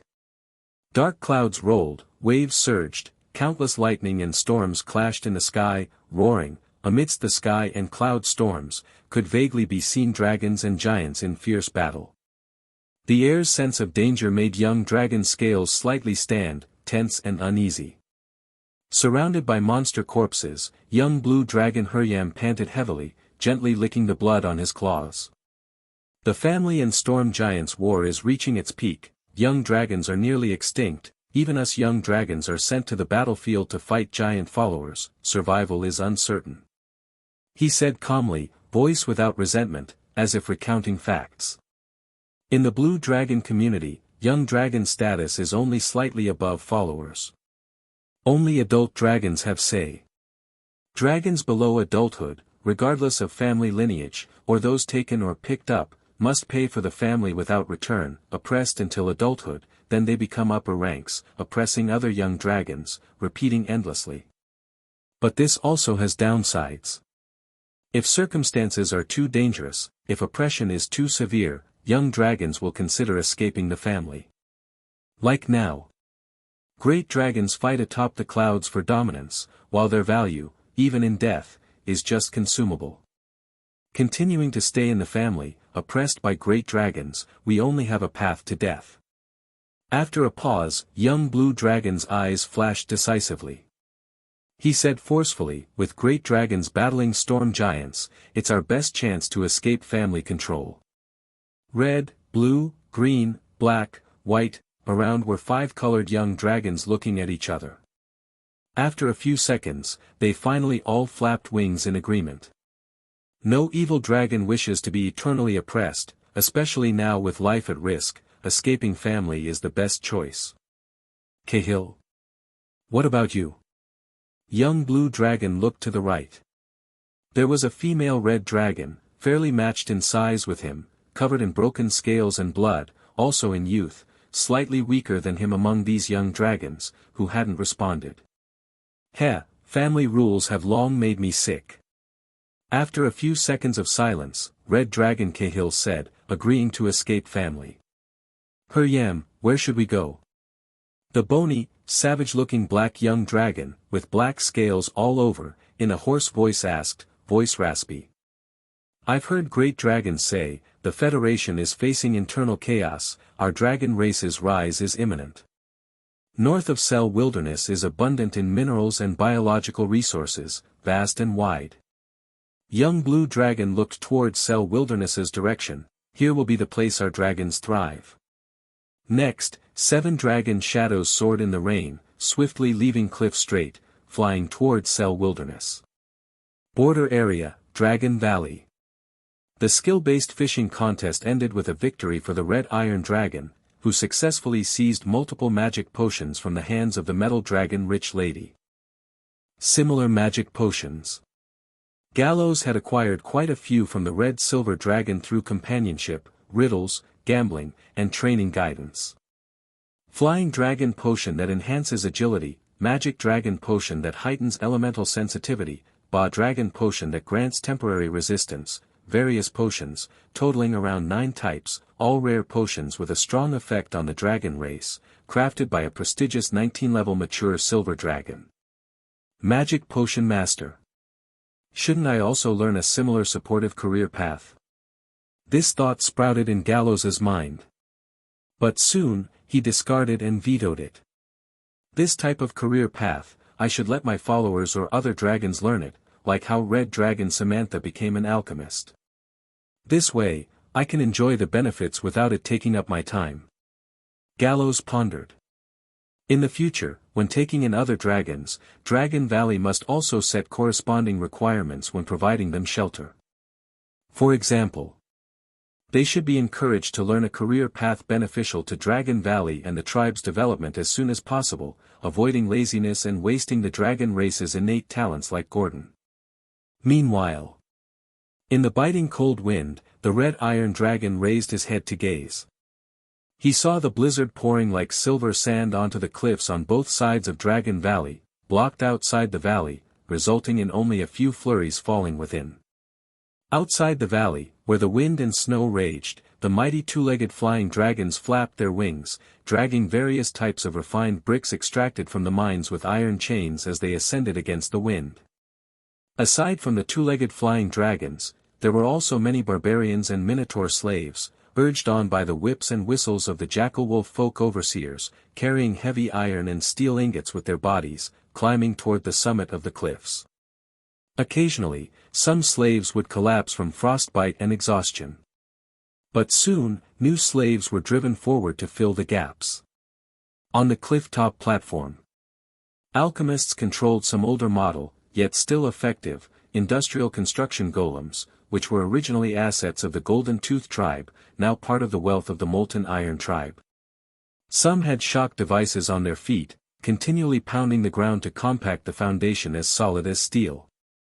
Some had fire gemstones embedded in their chests, burning black oil as fuel, using their palms to emit high-temperature flames to soften metal ingots for easier connection. Some were crane-type constructs, responsible for stacking the stone materials brought by the flying dragons into walls as towering as a castle. The war lizard folk, craftsmen, with the greatest architectural talent gathered together, holding blueprint-like objects, directing various followers in their tasks. As the wind and snow fell quietly, the fortress, standing on the cliff edge, began to take shape. Seeing his busy followers and slaves, and the fortress gradually taking form, a satisfied smile appeared on the red iron dragon's face. Finally, a place to shelter from the wind and rain. He thought. All along, Galos either casually resided in dark caves or lived out in the open. But this was not what he desired. The dragon race is not a beast, they have specific requirements for their dwellings. Grand and majestic, a strong fortress is a preferred architectural style for dragons, and it is also what Galos liked. However, a fortress that accommodates giant creatures is not the same concept as a human nobleman's fortress. To suit the dragon race's size, even the lowest walls of a fortress would look as towering as castle walls to other species. The walls, pillars, domes, everything requires a massive amount of material, and the quality must be high-grade, ordinary bricks and stones cannot be used. Instead, strong metals should be the primary material, with alchemists inscribing runes on each brick for reinforcement when necessary, or they would be nothing more than fragile rubble to dragons. Galos had long entertained the idea of building a fortress, but for various reasons, he had never implemented it. Until now, with the Molten Iron tribe dominating the border area, external threats were gone, and development was prioritized, ensuring no rash warfare would occur in the short term, creating a stable situation, allowing for the possibility of building a fortress. The existence of such a fortress also marks a watershed. Only a Lord Dragon with a vast following, strong foundations, and stable rule can build a giant dragon fortress. Even in the Cell Wilderness, the Iron Dragon Lady has no fortress in her territory, as the wilderness is fraught with dangers and many strong beings.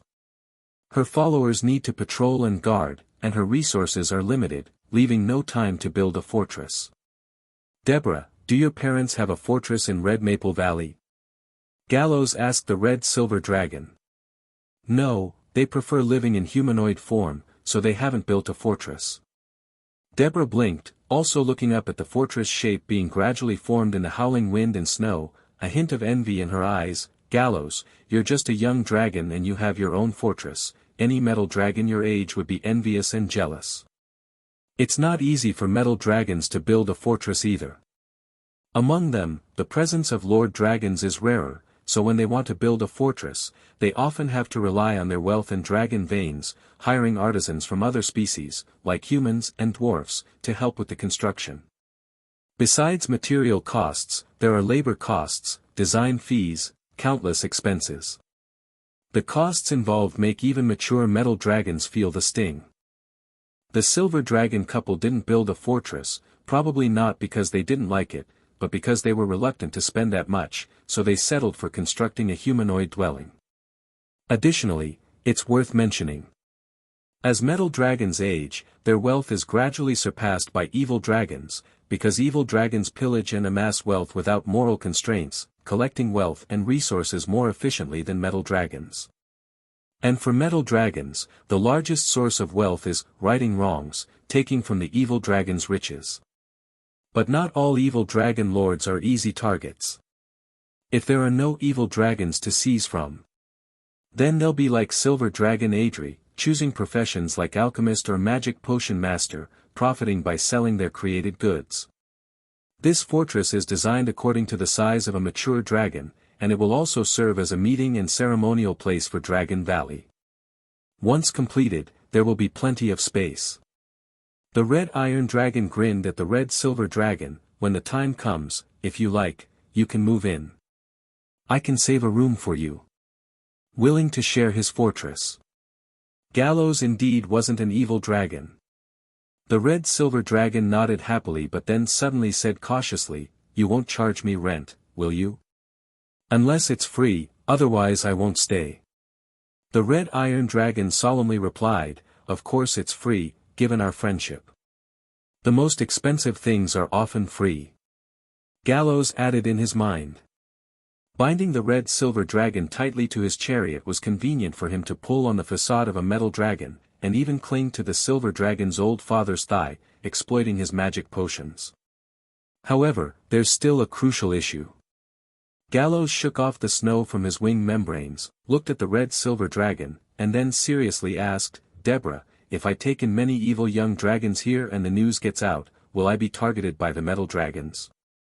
This was his most concerning point. If evil dragons gather in large numbers in one place, during internal chaos within the Federation, it might be overlooked, but a metal dragon could descend from the sky at any moment, treating Dragon Valley as an evil dragon gathering ground and launch attacks here. Despite establishing his ground in the border area, Galos maintained clear awareness. The Molten Iron Tribe's current prosperity was more a result of seizing opportunities rather than reflecting absolute strength. This fledgling force remains fragile, unable to withstand the blows of the highest-level powers. Upon hearing Galos's words, "Galos." The red-silver dragon shook her head gently, her gaze sweeping over the formidable, fearsome form of the red iron dragon, then said earnestly, "Metal dragons will naturally have biases against you, but haven't you equally biased views against them?" "I have deep prejudices against the metal dragon." "Speak carefully about it." Galos didn't argue with the evaluation of the red-silver dragon, instead, he leaned forward actively, indicating for the other party to continue explaining. As a red iron dragon who grew up in a harsh environment, he knew better than anyone the deadly consequences that misunderstandings could bring. If he could avoid this cognitive trap in advance, it would be all the better. The red-silver dragon folded her wings, adjusting to a more comfortable position. "First, you need to understand that among the metal dragon race, those extremists who blindly shout for the killing of evil dragons are actually a tiny minority." She lifted her claw while speaking. The vast majority of metal dragons, when encountering evil dragons, try first to guide them to change their alignment. After all. Deborah lowered her voice, saying, "It's the chaotic evil dragons that are the truly dangerous scourge.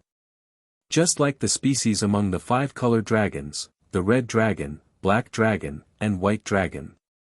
Her tone became serious as she continued, "They produce mindless lunatics who disregard consequences. Even the relatively lawful green dragons and blue dragons can have individuals who completely lose control. These chaotic evil dragons not only harm other races, but our dragon race as well." The wind and snow swirled between the two dragons. The red-silver dragon paused for a moment, then said, "But alignment is never an unchangeable label. Especially for those young dragons who have been traumatized, if they remain long-term in abusive or exiled conditions, they're even more likely to fall into the abyss of chaos. So if you can take in these abandoned young and juvenile dragons." Deborah's eyes lit up, as if she thought of something interesting. "There's no need to turn them into the good alignment, if you can just shift them from chaos to order. In the eyes of the rational metal dragons, that's an admirable achievement. Creatures of the good alignment, when tainted with chaos, can sometimes be even harder to deal with than lawful evil. An evil alignment combined with a chaotic alignment is a mobile threat." Galos lightly tapped the ground with his claw, seemingly deep in thought. If it truly is as the red-silver dragon said, then his perspective was a bit narrow. In the eyes of metal dragons, the chaotic evil dragons are the most dangerous, whereas, among similar evil beings, lawful evil is actually more acceptable compared to chaotic evil. Lawful evil dragons are equally unwelcome. But compared to those chaotic maniacs with no logic, at least they are predictable and negotiable beings. For example, my unknown red dragon father. Just from a few simple descriptions by Silver Dragon Adri, Galos could sense how dangerous the red dragon father was as a dragon. The red-silver dragon squinted her eyes slyly. "Imagine, if the number of lawful evil dragons you raised was sufficient." Her voice slightly rising in anticipation, she continued, "Perhaps even the platinum dragon god would cast a favorable glance. This is something he would rather avoid." Galos cautiously flicked his tail. There are no free gifts under the sun. He didn't want to be involved with any divine spirits. The disparity in levels between the two sides was too great. If beings capable of deciding their destiny noticed him, Galos, who harbored a bit of paranoia, would feel extremely uneasy. Who knows what consequences might arise from those supreme beings' whims. Calming himself, Galos took a deep breath of the frigid air, Dragon Valley will not take in evil dragons without restraint, keeping the numbers within a reasonable range will suffice. He calculated silently in his heart. Even if he took in and raised tens or hundreds of lawful evil dragons, it would be just a drop in the vast ocean of many planes, not enough to attract the special attention of a divine spirit. Even if believers prayed to a god every day, unless they themselves reached a certain level, it would be difficult to attract attention or response from the divine, let alone non-believers. Not to mention young dragons. Adults, mature dragons, if they think they can attract divine favor, they certainly overestimate themselves.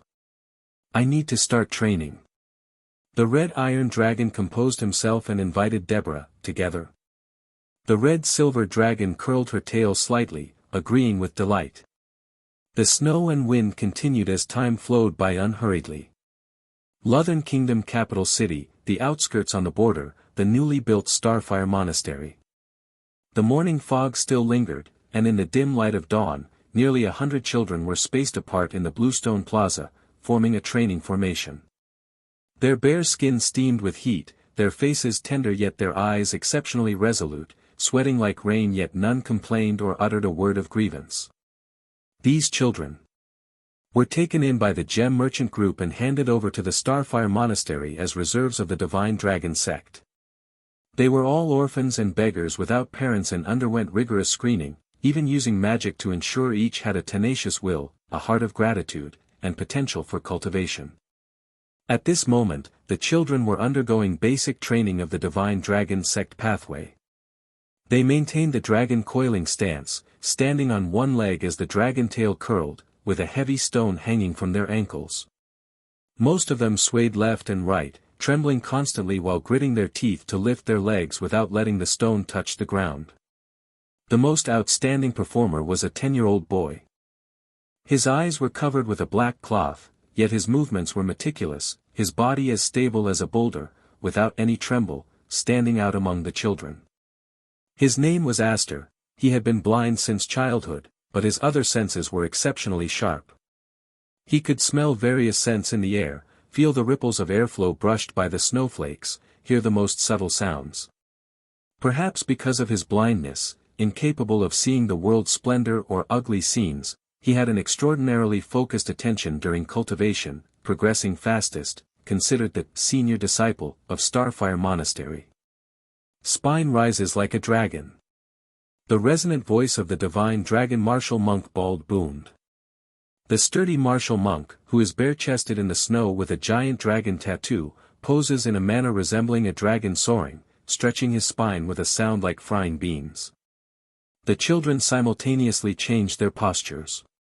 They are both boys and girls, most of their movements are quite awkward, yet they try their best to imitate the instructor's actions.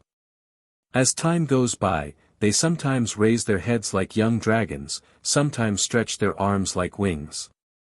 Adopting one dragon stance after another. Remember, the stance is just an appearance, just a carrier, the true core is chi. Feel the circulation of your breath, capture that trace of chi. Bald traverses among the apprentice martial monks, speaking while correcting the posture of a boy with a stern face and fierce gaze. This boy is named Siros, 8 years old this year, and has many scars on his body. He is also a beggar, but not as timid and self-abased as the others. When discovered by the Gem Merchant Group, he was beating a stray dog to death for a piece of bread, fighting over food. Just at this moment, the ground suddenly shakes, as if some enormous creature landed outside. But, sensing the tremor of the ground, the children present can't help but break into smiling faces. The great King of Steel is here, little crawlers, are you not going to welcome him fast? Iron Dragon Gordon strides in with uneven steps, squeezing into the monastery, followed by attendants who bring with them delicious foods that ordinary people have never even heard of. Even if those foods are sealed in boxes. Just a little scent leaking out is enough to make the children present drool. Bald sends his greetings to you. The divine dragon martial monk in charge of Starfire Monastery bows in salute, somewhat timid in his movements, yet his gaze towards Iron Dragon is full of reverence and admiration. He belongs to the Dragon Heart Society, a dragon seeker, who takes pride in being close to the dragon race and working for them. No need for courtesy, thank you for your hard work.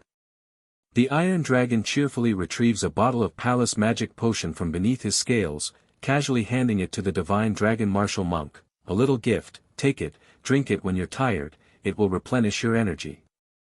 Gift giving upon meeting. For those of high status, it gains their favor, for those of lower status, it wins them over. This is a social skill Iron Dragon learned from interacting with the aristocrats. Besides Princess Alina, he collects his shed scales or teeth, turning them into small gifts for other princes, princesses, and even kings. Leaving aside the value. To receive a small gift from a dragon, the feeling is surely different.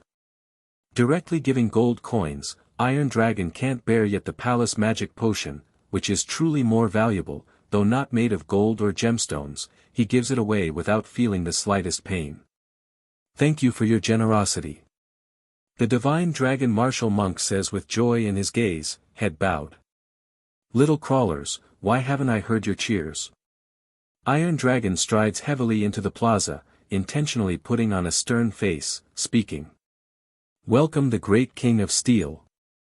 The children cheer, very happy at Iron Dragon Gordon's arrival, their unified voices echoing across the plaza. This is Gordon's third visit. He went out with Princess Alina. During her charity activities, he guided her to Starfire Monastery and showed his favoritism and curiosity towards divine dragon martial monks, and naturally followed up by coming here, bringing high-grade food and his guidance to Starfire Monastery. Honestly, it's not really guidance. Just like now. Little crawlers, come to experience a real dragon. After the children receive permission, they end their training, one by one surrounding Iron Dragon Gordon, touching his scales closely, observing his appearance and posture, feeling his breath. Though Iron Dragon's body is huge, his plump appearance doesn't seem particularly fierce. Really not terrifying. You, little thing named Aisha, are you not afraid of me anymore? Iron Dragon reaches out a claw, gently taps the frail girl whose frame resembles a bean sprout. Upon hearing the Iron Dragon's inquiry, the girl who used to starve at the brink of death, hiding fearfully in a corner, now dares to say boldly, not afraid, you bring us tasty food, I like you. Rest assured, with the great king of steel around, you won't starve again. Iron Dragon flaps his wings, speaking boldly. Not just for the task, he himself also enjoys the feeling of being fawned upon. When mingled among the children like this, Iron Dragon Gordon feels omnipotent, treated as a divine spirit, greatly satisfying his vanity. Scattered snowflakes continue to fall.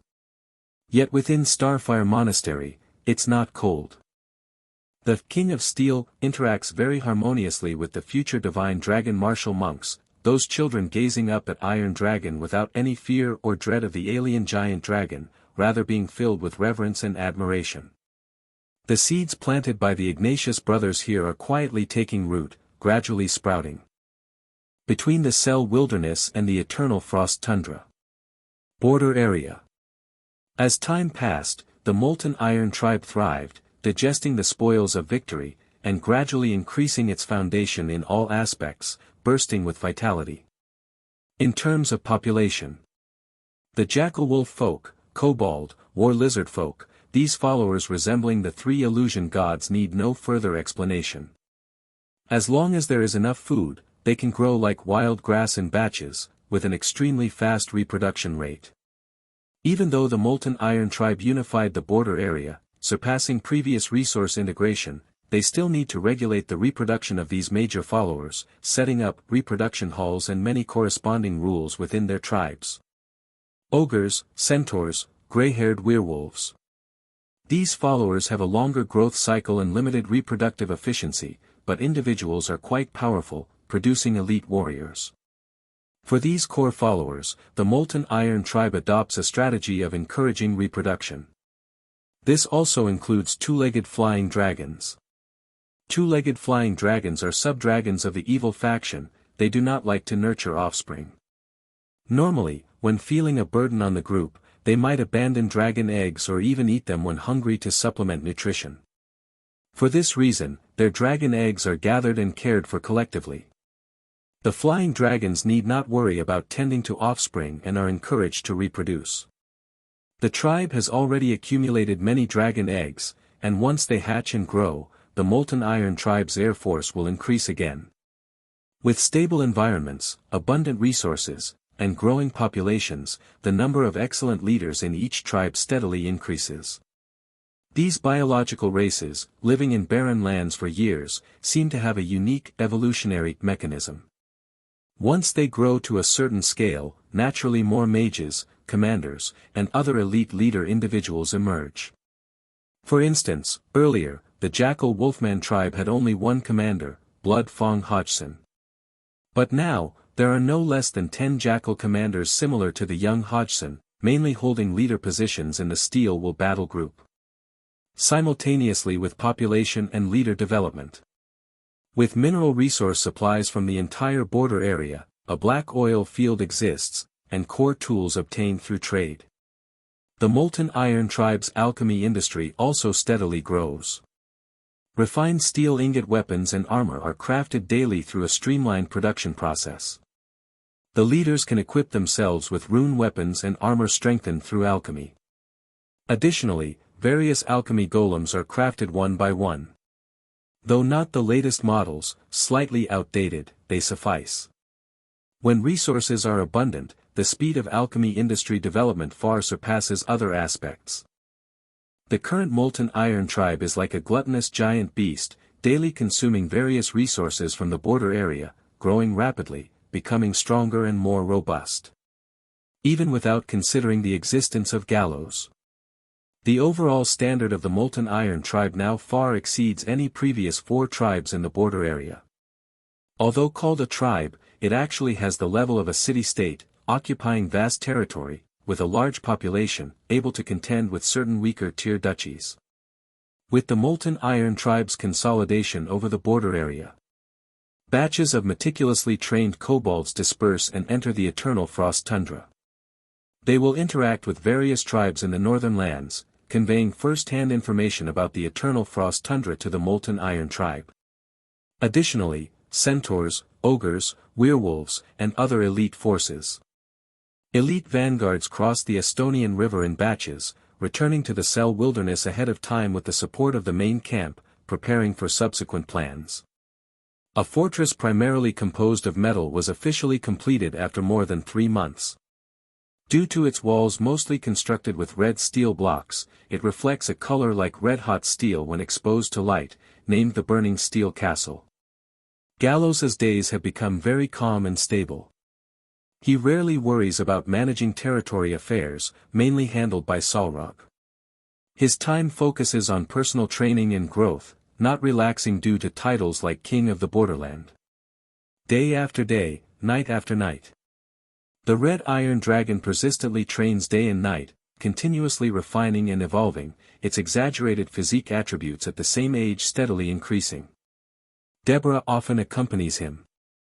Although unable to keep pace with the Red Iron Dragon's rhythm, the Red Silver Dragon also grows, its back rising evenly, limbs agile and strong. Whoosh! Whoosh! Whoosh! The biting cold wind roars and sweeps through the air. The climate in the border area is unpredictable.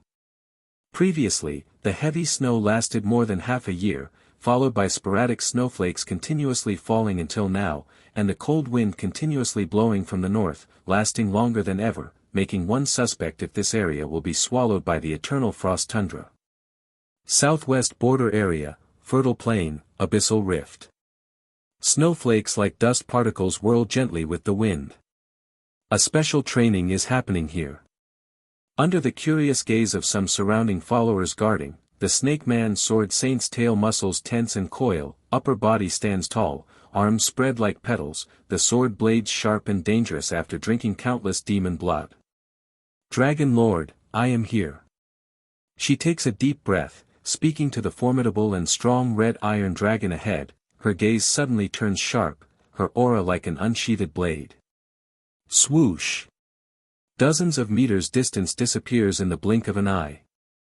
The Snake Man's sword saint moves like lightning, appearing instantly before the red iron dragon, 6 long swords drawing dangerous arcs, with the red iron dragon's figure reflected on their blades.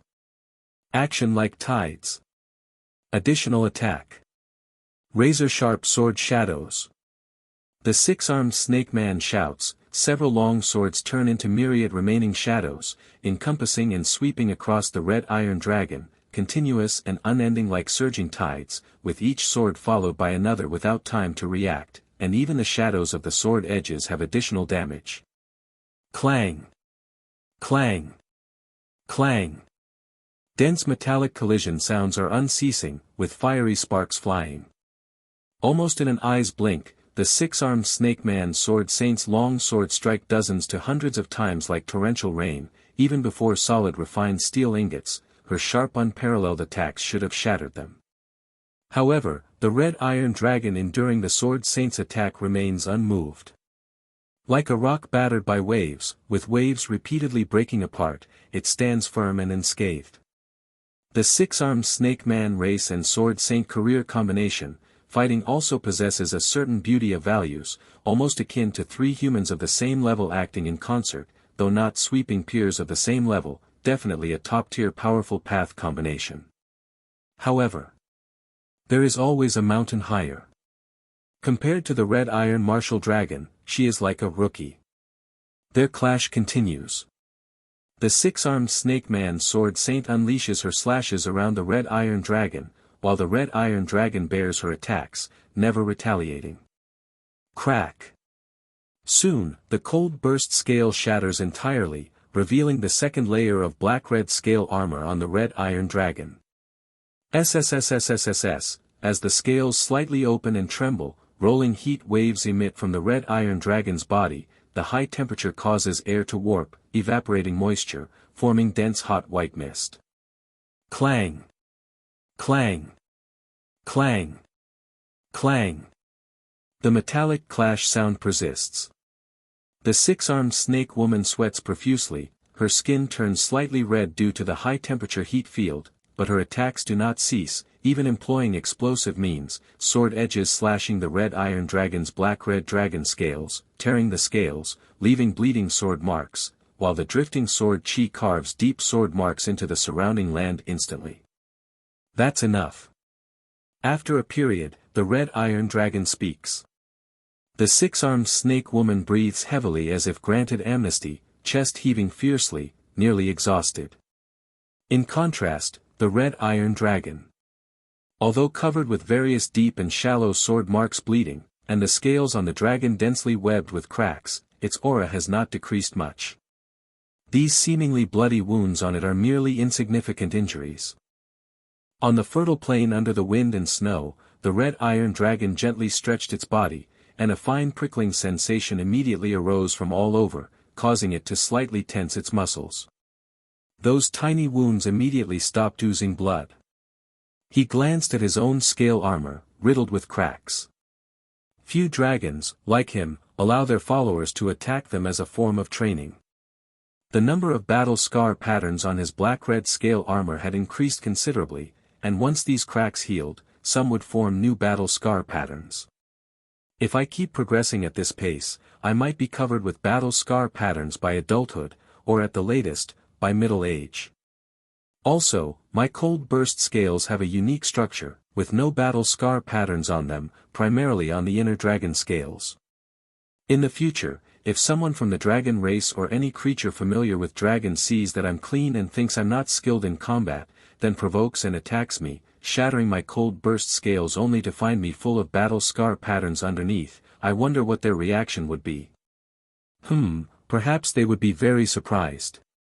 Thinking of this, a playful smile spread across the red iron dragon's face. Praise the dragon lord, your scale armor has become harder. The snake woman exhaled slowly, bowed her head, and spoke respectfully. The first time this lord of the borderland asked her to spar, her sword could still leave deep marks on his body. However, as time went on, the resistance of the red iron dragon's scale armor to sharp weapons increased rapidly. Until now. Even with her unmatched cutting power, although she could still pierce its dragon scales, she could only barely cut the outer layer of flesh, not causing any real effective damage. Such visible growth speed was terrifying. Galos nodded slightly and said, "Neris, take your weapon to the black iron plane and let the alchemists refine and strengthen it. The materials are good, but the forging technique is too crude. The Snake Woman Sword Saint is an excellent sparring partner." Because of her presence, Galos' resistance to sharp damage had increased significantly, and he valued her considerably. "Next time, I hope your sword can be sharper and leave deeper wounds on me." Hearing this, the Snake Woman responded, "Neris will not disappoint your expectations." As she spoke, she became even more grateful for the choice she made back then. The Red Iron Dragon, merely allowing her to attack, could exhaust her physical strength while remaining unmoved. Though this was partly because she hadn't deliberately aimed at weaknesses, the Red Iron Dragon never fought back. In a real life-or-death battle, given her physique, if the Red Iron Dragon hit her a few times, it would basically mean the end of the fight. The pride of the Snake Man's Sword Saint. Already shattered after several sparring sessions with the Red Iron Dragon. On the other side, the White Dragon Trish squatted on the ground, stretching her neck to watch. This Neris, even in front of a prestigious mature dragon like me, acts aloof and cold. But when Galos arrives, her ecological status suddenly plummets, immediately becoming as docile as a little lamb. She wagged her tail, feeling pleased because the outcome was just as she expected. Ever since she understood the dynamic ecological status theory, every time she got angry, she only needed to think of this theory, and the explosive anger typical of the dragon race bloodline would gradually dissipate. Over time, Trisha's mindset has become increasingly calm, excelling in magic learning, with efficiency elevated. Galos noticed the white dragon's expression of perceiving truth, and it was as expected. He was speechless, but he could roughly guess what she was thinking. "Galos, when will the Molten Iron Tribe have new young dragons?" Under Galos' gaze, the white dragon Trish propped up her body, taking the opportunity to inquire, her tone full of anticipation. She was somewhat impatient, eager to experience the feeling of belittling younger dragons from above. "When it's time, it will happen," Galos replied. The followers of the border area, while active, also kept an eye out for signs of dragons, yet have found none, just like the scouts along the Eternal Frost Tundra and the Cell Wilderness. Whether it's the border area or Cell Wilderness, the lands are vast. Moreover, while dragons are not exceedingly rare, they are not common either, and the fame of Dragon Valley and the Molten Iron Tribe hadn't been widely spread, so encountering other young dragons would take a bit of luck. Galos simply instructed the followers to guard the abyssal rift well, then with a flap of his wings, vanished in a gust of wind.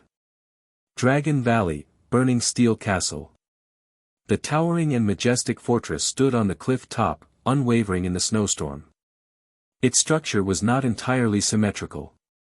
The sharp towers resembled dragon horns, and the walls bore many casting marks and cracks, densely arranged to form dragon patterns.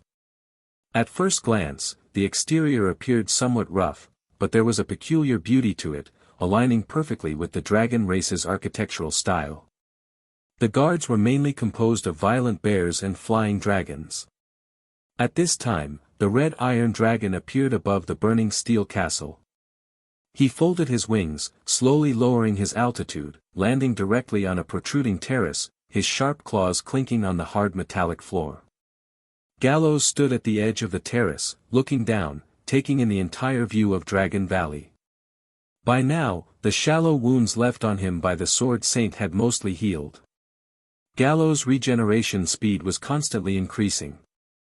Although he was still far from the ultra-fast regeneration seen in combat, akin to Thorn's, it was steadily improving, allowing him to quickly recover from injuries after a battle. Of course, this rapid recovery was not without cost, it consumed his energy. Taking out a barrel of 95 black oil from his spatial ring, Galos gulped it down, feeling rejuvenated instantly as the consumed energy was greatly replenished. With the development of the alchemy industry, the production of high-grade black oil like 95 black oil, which Galos previously hesitated to drink regularly, had increased, so he could now indulge occasionally. Guess a color. I am the nascent flame, and also the withered maple leaf. I symbolize forbidden danger and represent extreme passion. Mixed blood dragon, what color am I? With a joyful voice, the red-silver dragon emerged from the arch at the top of the terrace. Red. Galos pondered for a few seconds before arriving at the answer. Correct. Your turn to pose a riddle. The red-silver dragon exclaimed happily. Hold on, I need to train and vent some energy now. As the 95 black oil converted into fiery energy inside him, Galos spoke while flames spewed from his mouth and nose. Immediately, with a flap of his dragon wings, he flew into Dragon Valley to the place where overweight items were kept and began training. The red-silver dragon didn't stay idle either. She couldn't drink black oil, but mimicking Galos, she drank a bottle of magic potion to stimulate bodily activity and then began training alongside the robust red iron dragon. The sun rose and set, snowflakes falling softly. In the blink of an eye, several months passed, arriving at the beginning of new calendar year 251. Boom, boom, boom. With each deep breath, a drumming sound echoed within the red iron dragon's chest as he exercised his heart through the blood burst technique. Suddenly, there came a faint knock on his bloodline. Galos, on the border of the Estonian river, a young dragon has been spotted flying across the river towards the border area. The voice of Iron Dragon Salrog resonated in Galos' heart through their blood connection. Tell me more. Galos slowly exhaled and responded. The information came from a hidden post by mad frogfolk residing in the river water. Mad frogfolk, primarily aquatic creatures. The Molten Iron tribe discovered a mad frogfolk clan along the Estonian river after unifying the border area and quickly subdued them. They now mainly reside on the southern riverbank, responsible for trade and vigilance. They smelled the scent of dragon blood in the water and then observed a young female red dragon flying across the Estonian river. After a brief pause, Iron Dragon Salrog continued, however, the condition of the red dragon was not good, dropping blood along the way and bearing injuries, as if being pursued. Wait, new information just arrived. A squad of dwarf cavalry with golems has crossed the river, pursuing along the path the red dragon escaped. They came from the direction of Cell Wilderness. Being pursued. Dwarves. The red iron dragon halted his heart training, a gleam flashed in his eyes, and he said, tell the followers not to act rashly and to remain as hidden as possible. After pondering for a moment, he added, summon Samantha and the great workshop master, we'll go personally. If it's the regular army of the Federation, there are bound to be communication devices. To be safe, it's better to bring along an alchemist capable of blocking transmissions. After more than a year of peaceful life, a new variable emerged for the Molten Iron tribe. Following his conversation with Salrog, the red iron dragon stretched his mighty body and soared into the air. The bone-chilling wind swept over the gray sky of the border area time and again, scattering occasional snowflakes from the leaden clouds. The scarred body of Red Dragon Cahill trembled slightly in the cold wind, and among those intersecting wounds, the most shocking was a penetrating wound. The alchemy heavy arrow with barbs and blood grooves pierced her lower abdomen, exited from the right rear side of her spine, and dark red blood grooves on the arrow shaft continued to seep warm dragon blood. This weapon, enhanced through alchemy, was lodged in the muscle tissue like a living thing, with each flap of her dragon wings causing new tears. Despicable dwarf mongrels. Cahill squeezed out a hoarse curse from between her teeth, her vertical pupils swirling with almost tangible fury. In her heart, she swore a blood oath. If she could survive this time, she would ensure that every furnace in the Black Rock Duchy extinguished in dragon flame, allowing those dwarves who love forging weapons to forever rest on the anvils they crafted. This vow was so resolute that it even took the curse of reincarnation as a white dragon, something the red dragon deeply loathed, as the price of breaking the oath. After making the oath, the red dragon silently flapped her gradually stiffening wings, struggling to fly alone in the vast sky, surrounded by a bone-piercing chill and boundless loneliness, dragging her mood into an abyss of despair. The ambition and aspiration of the past now seemed so laughable in retrospect. Months ago, when the dragon group escaped from the cliff strait and first arrived at the Cell Wilderness, 7 young dragon race members were full of ambition and aspiration.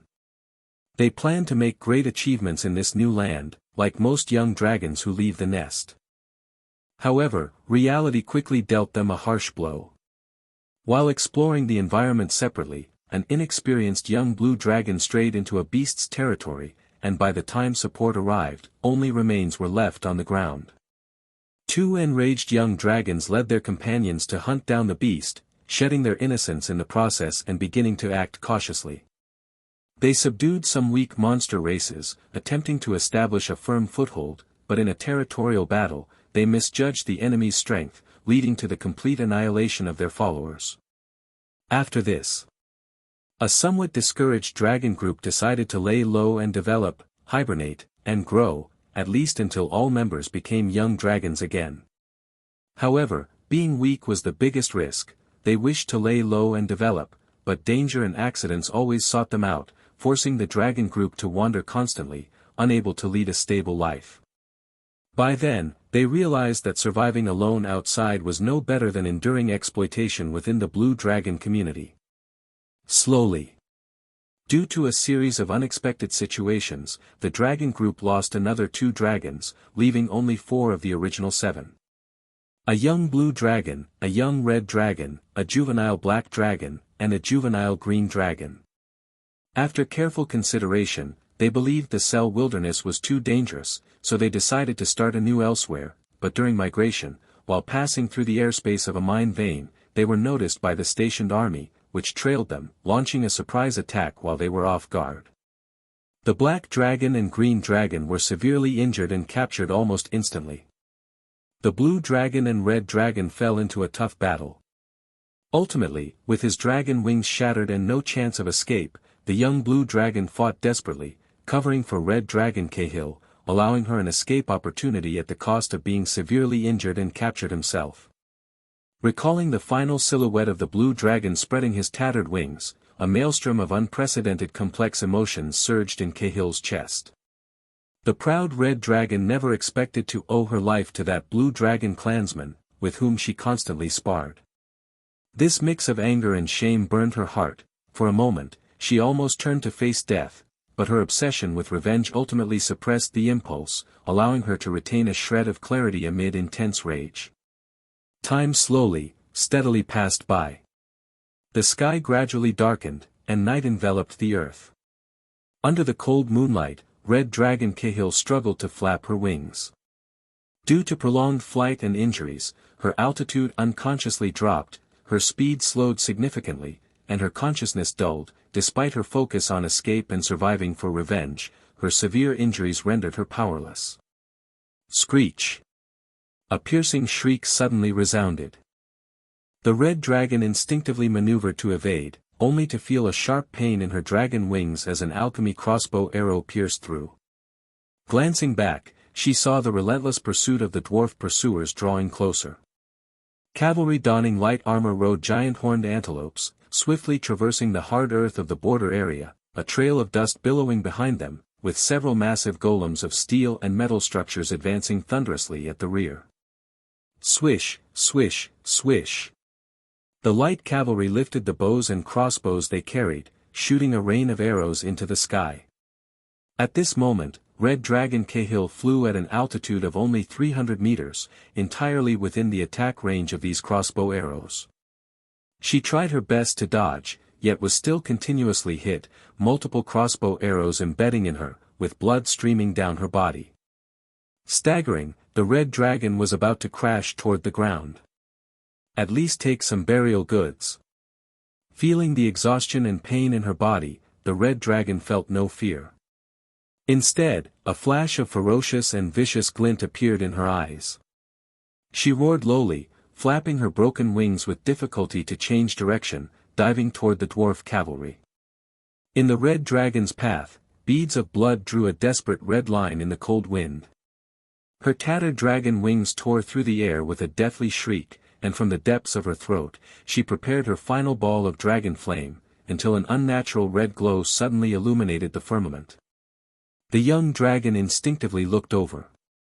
The next moment, her pupils contracted sharply. A horrifying evil dragon, with black heavy armor like dragon scales and a physique so mighty it was unbelievable, reflected in her vision. With just a gentle flap of its wings, the mighty dragon body ripped through the night sky like a comet, streaking across the heavens. Whoosh!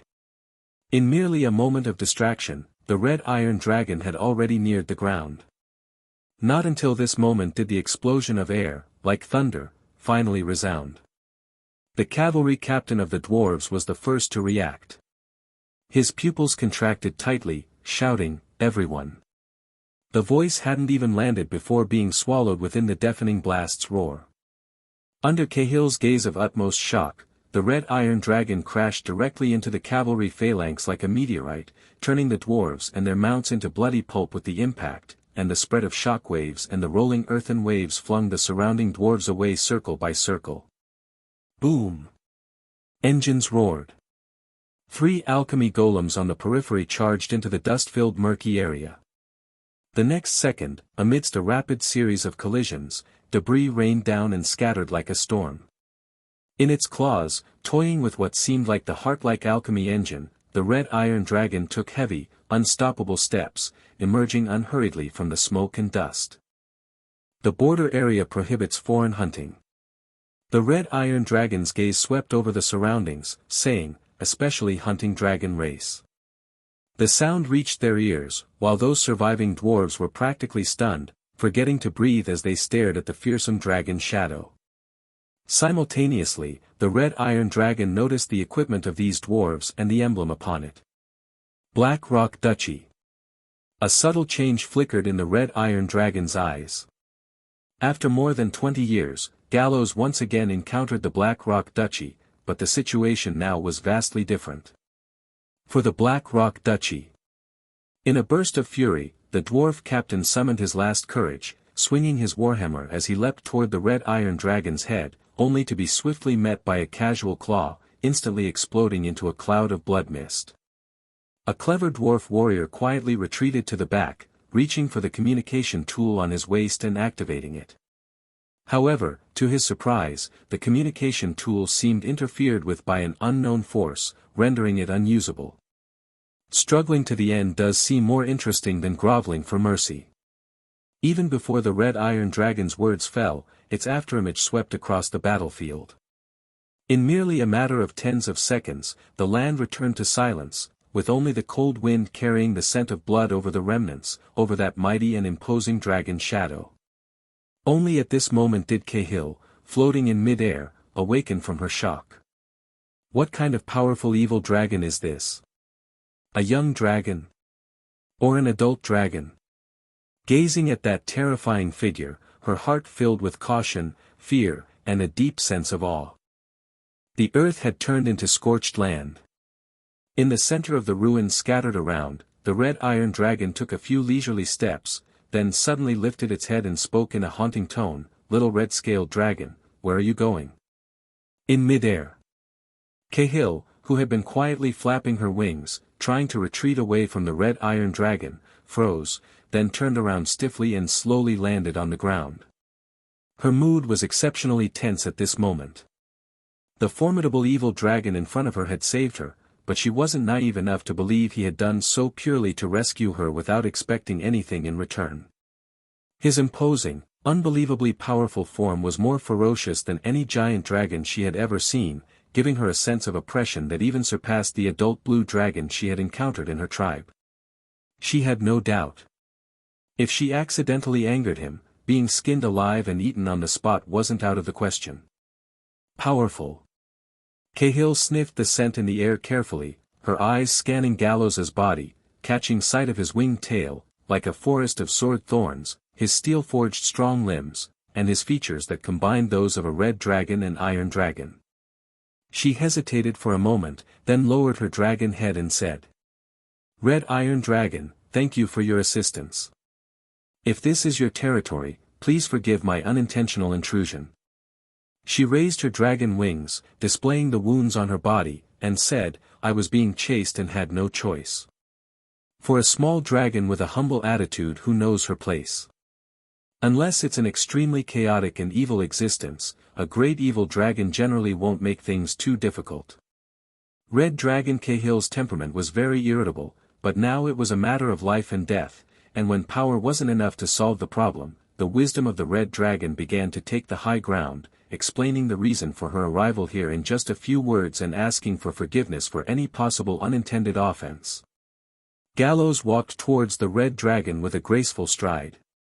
He came with his head held high, controlling his steps, landing his claws calmly, but due to the overwhelming sense of oppression, he still gave Cahill an illusion as if the ground was shaking. Over 16 meters of a sturdy dragon body seemed to rise higher with each step. In Cahill's eyes, the approaching red iron dragon gradually became infinitely majestic, while she seemed to grow increasingly insignificant, causing her to lose any thought of resistance. Finally, the body of the red iron dragon completely obscured the vast moonlight, casting a shadow that enveloped Cahill from head to tail. Huff! Huff! The dragon wings flapped in the sky, stirring the air with a continuous sound, but Cahill no longer cared, her mind wholly overshadowed by the red iron dragon before her. So when she snapped back to reality, she was startled to find 2 more dragons had arrived, landing on the ground and surrounding her. Covered in dragon scales like red gemstones, exhaling a thick scent of sulfur, was a red dragon. Draped in metallic scale armor of iron hue, with a cold expression and eyes that seemed to penetrate the soul, was an iron dragon. With the eyes of the 3 great dragons focused on her, the immense sense of danger to her life instinctively made Red Dragon Cahill bare her teeth, her limbs crouched and tense, her dragon spine slightly arched, ready to fight for her life at any moment. Hey, not very old, but quite a temper. Red Dragon Samantha grinned and said, "Little one, put away your meaningless defense, if we wanted to kill you, you'd already be dead." Seeing Cahill reminded her of herself once. Also covered in wounds. Also hunted down with no way out. However, Red Dragon Samantha didn't feel any empathy, instead, having endured hardships herself, seeing another dragon with a similar experience made her inexplicably pleased. "Oh, it seems I'm not the only one who had unspeakable experiences when weak." Instantly, she felt much better inside. Calm. The Iron Dragon simply uttered 2 words, and spiritual energy swept over Cahill's heart like a gentle breeze, dispersing her tension and fear, making her feel much calmer. Immediately, Cahill's gaze wandered between the 3 dragons. A second later, she looked at the red iron dragon again.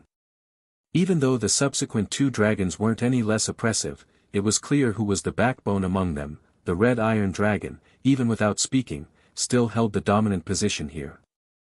"Brace yourself, it might hurt." The red iron dragon suddenly spoke. Cahill blinked, slightly puzzled. But in the next second, she understood why the red iron dragon had said that. Red Dragon Samantha suddenly raised her sharp claws, reaching towards Cahill across the air. Crack, crack, crack. The arrows embedded in her body suddenly began to tremble, covered in cracks under some inexplicable power, and snapped with a crunch. This sudden pain made Cahill want to howl. But she gritted her teeth fiercely, her claws digging into the ground, forcing herself not to make a sound. "Who are you trying to impress by being so tough?" Samantha cracked a wicked smile, clenching her hand in the air. Her magical energy transformed into something akin to lightning, enveloping the metallic arrows inside and outside Cahill's body. Then, the crisp sound of shattering echoed within Cahill, including the heavy arrow that had pierced her entirely, breaking apart, and the fragments, guided by Samantha's magical energy, zipped out of her wounds, carrying a stream of scalding dragon blood. Hiss. Howl. With pain from inside out, Cahill finally couldn't help but tilt her head back and howl in agony. Hearing this melodious cry of pain, Samantha nodded in satisfaction. A few seconds later, Cahill felt much lighter, and without the obstruction of those foreign objects, the strong physique of the dragon race began to stabilize her steadily declining state. In such a severely injured state. For most other species, without special healing, their state would continue to decline until death, and even if they were rescued, they would inevitably have some hidden injuries affecting them for life. But for the dragon race, as long as they don't die on the spot, after a period of deep sleep, they wake up as fierce as ever, with no lingering hidden injuries. Drink this. Galos handed Cahill a bottle containing a red potion-like magic potion. This wasn't a high-level magic potion taken from the red-silver dragon, but a potion made by the shaman mages in their tribe, not very advanced, but it could more or less supplement her life status. Cahill silently took the red potion, then tossed it into her mouth along with the bottle, chewing and swallowing it. The magic potion transformed into a slight warm flow in her stomach, making her feel much better, with a slight improvement in her lethargic state. Through her ordeal in the wilderness, Cahill knew that there's no free gift under the sun. Her mind now worked with unprecedented clarity. She was very certain that the dragons before her, having saved her and given her a magic potion, definitely wanted something from her. However, given the gap between them, whatever they wanted, she couldn't resist, thus, she didn't bother to show any more resistance or vigilance, simply accepting what was given. "What price do I need to pay?" she asked. You're a smart red dragon, though not as smart as I am." Samantha nodded earnestly, then her expression turned serious, saying, "Little one, what you need to understand now is, we saved your life. Do you have any objections to this?" As she asked, the red dragon's pupils narrowed slightly, her tone turned deep and oppressive, and she placed a paw on Cahill's shoulder, heavy enough to make her body sway, nearly collapsing to the ground. "No," Cahill said softly. "Louder, I didn't hear it clearly." "No objections. I know very well you saved me." "Good." Samantha nodded in satisfaction, patting the shoulder of the young red dragon. Then, the mature, cold voice of the Iron Dragon rang out, speaking in an orderly manner, "Since there are no objections, from now on, your life belongs to the Dragon Valley, to the Molten Iron Tribe, to our Ignis Dragon Group. Do they want to squeeze me as a servant? Then didn't I escape from the Blue Dragon Group for nothing? After paying so many costs and going through so much, yet ultimately incapable of changing the original fate." Red Dragon Cahill showed a look of defiance. At this moment, the silent red Iron Dragon spoke, asking, "What is your name?" "Cahill." The young red dragon replied. The red Iron Dragon looked down at the young dragon before him, speaking slowly in a calm, low voice, "Cahill, you will pledge your loyalty to us for 50 years to repay this life-saving grace. After that, whether you stay or leave is up to you." Red Dragon Cahill ultimately lowered her head.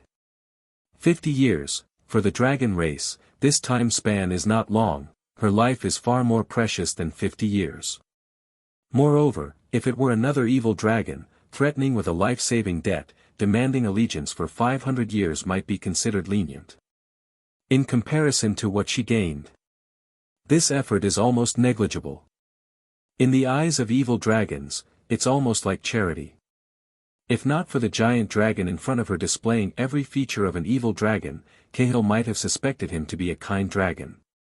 She felt she had made a profit. Little did she know, Galos thought the same. It's well known that free things are often the most expensive. The moment Red Dragon Cahill agreed, it destined her to serve Dragon Valley and work for Galos for life. "Now, let's talk about how you fell into this situation. It's a long story, it's not just one thing that led to it." Cahill scratched the scales around her neck, her expression becoming complex. Merely a young dragon not yet 20. How rich could her experiences be?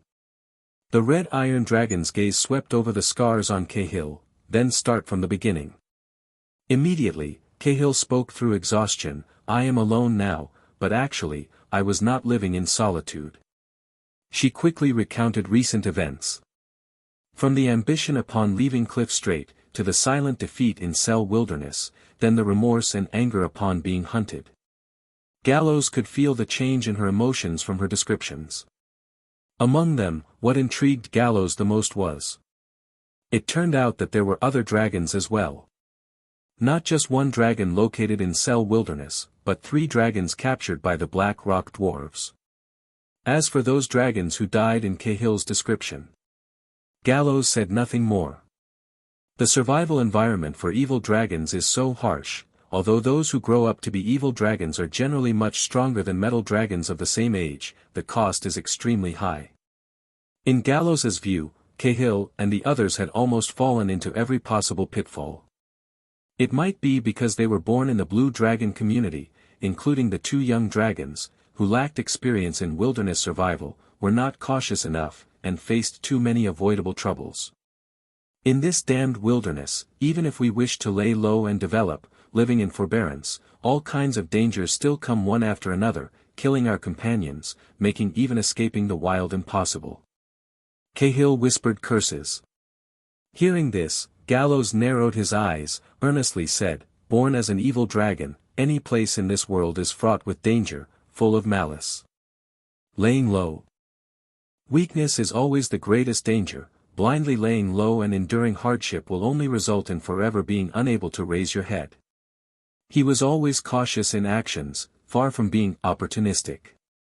He knew very well that being marked as Red Iron Hybrid meant that even if hiding in the darkest corners to survive, even without doing anything, adventurers or similar characters would sooner or later come knocking for a battle.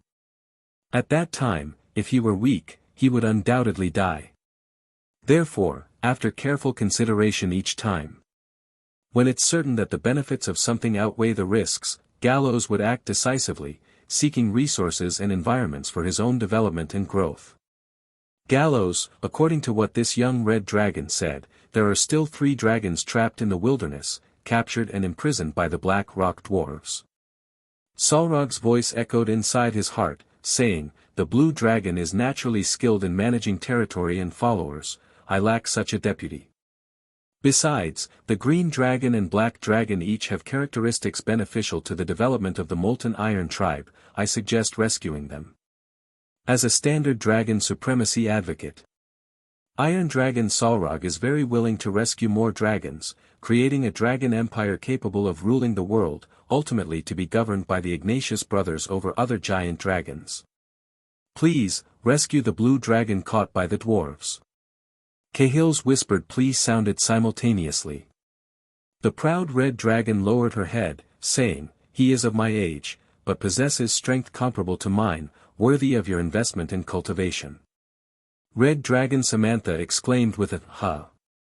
"Blue dragon, and there's also a green dragon and a black dragon, why not mention them?" she asked. Upon hearing, Cahill sneered and said, "Green skin and black skin count as dragons. They're just slightly better than white scales yet still useless. They were captured with almost no resistance. It's simply shameful. If they had been of any use, we could have broken through the dwarves' blockade back then." Well said. As a red dragon supremacy advocate, Samantha gave Cahill an appreciative look. At the same time, Galos quietly contemplated, not directly answering. The young dragon's capture happened recently. They were captured while heavily wounded, their lives should be unharmed. Living dragons are more valuable than dead ones. Additionally, although Cell Wilderness has the Thousand Snake Mark Road network, attempting to transport dragons is not something that can be done quickly. They are most likely still at the Black Rock Duchy outpost. He pondered inwardly, claw lightly tapping the ground. Black Rock Duchy, a member of the Southern Federation, a duchy formed by dwarves, not a vassal of any kingdom. Its military strength within the Federation is mid-level, considered moderate. Now the issue lies with the risk of raiding the Black Rock Duchy outpost compared to the benefits of rescuing dragons, which is heavier or lighter.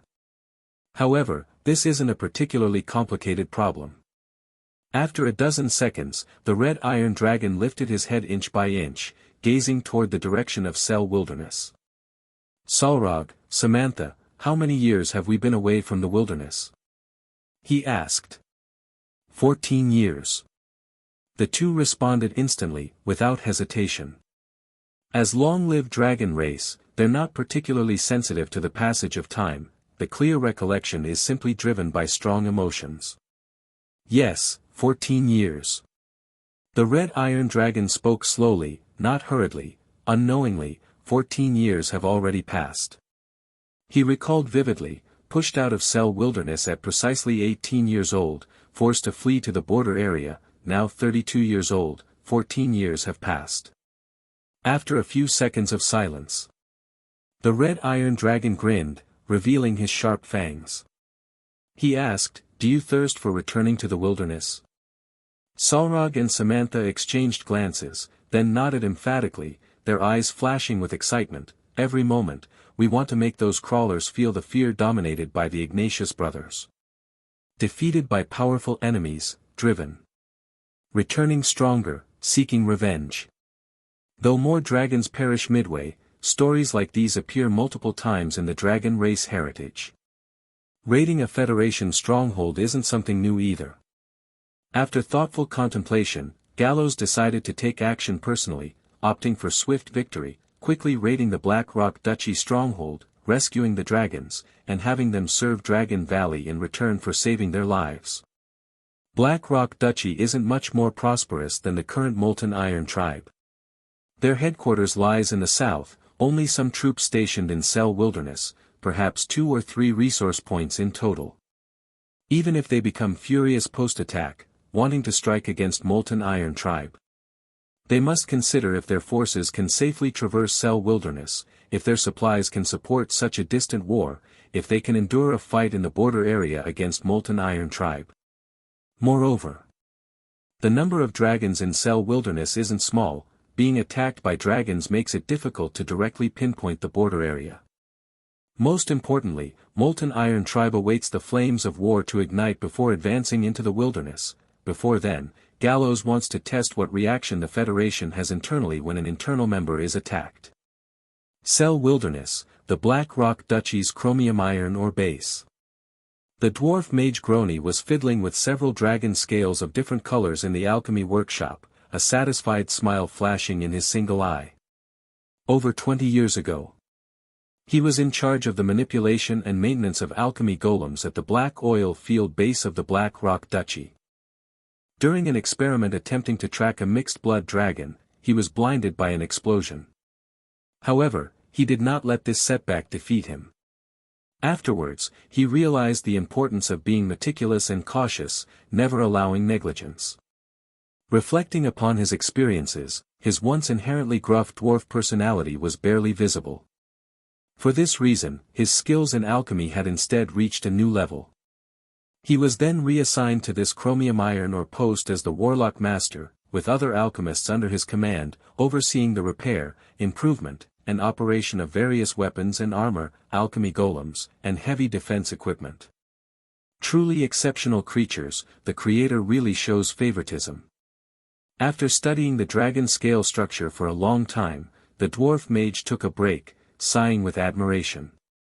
The armor that mimics dragon scale patterns shows significantly better defensive effects than other armor.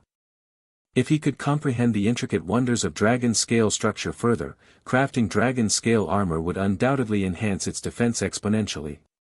However, the microscopic structure of the mixed blood dragon scales back then was completely different from these, more complex and unique. Thinking of this, the dwarf mage's smile suddenly faded, and he raised his hand to touch the black eye patch over his blind eye, as the excruciating pain seemed vividly unforgettable. It was because of this vengeance for his blind eye. He held a grudge against the red iron dragon. Unfortunately, he later never tracked down the red iron dragon's whereabouts.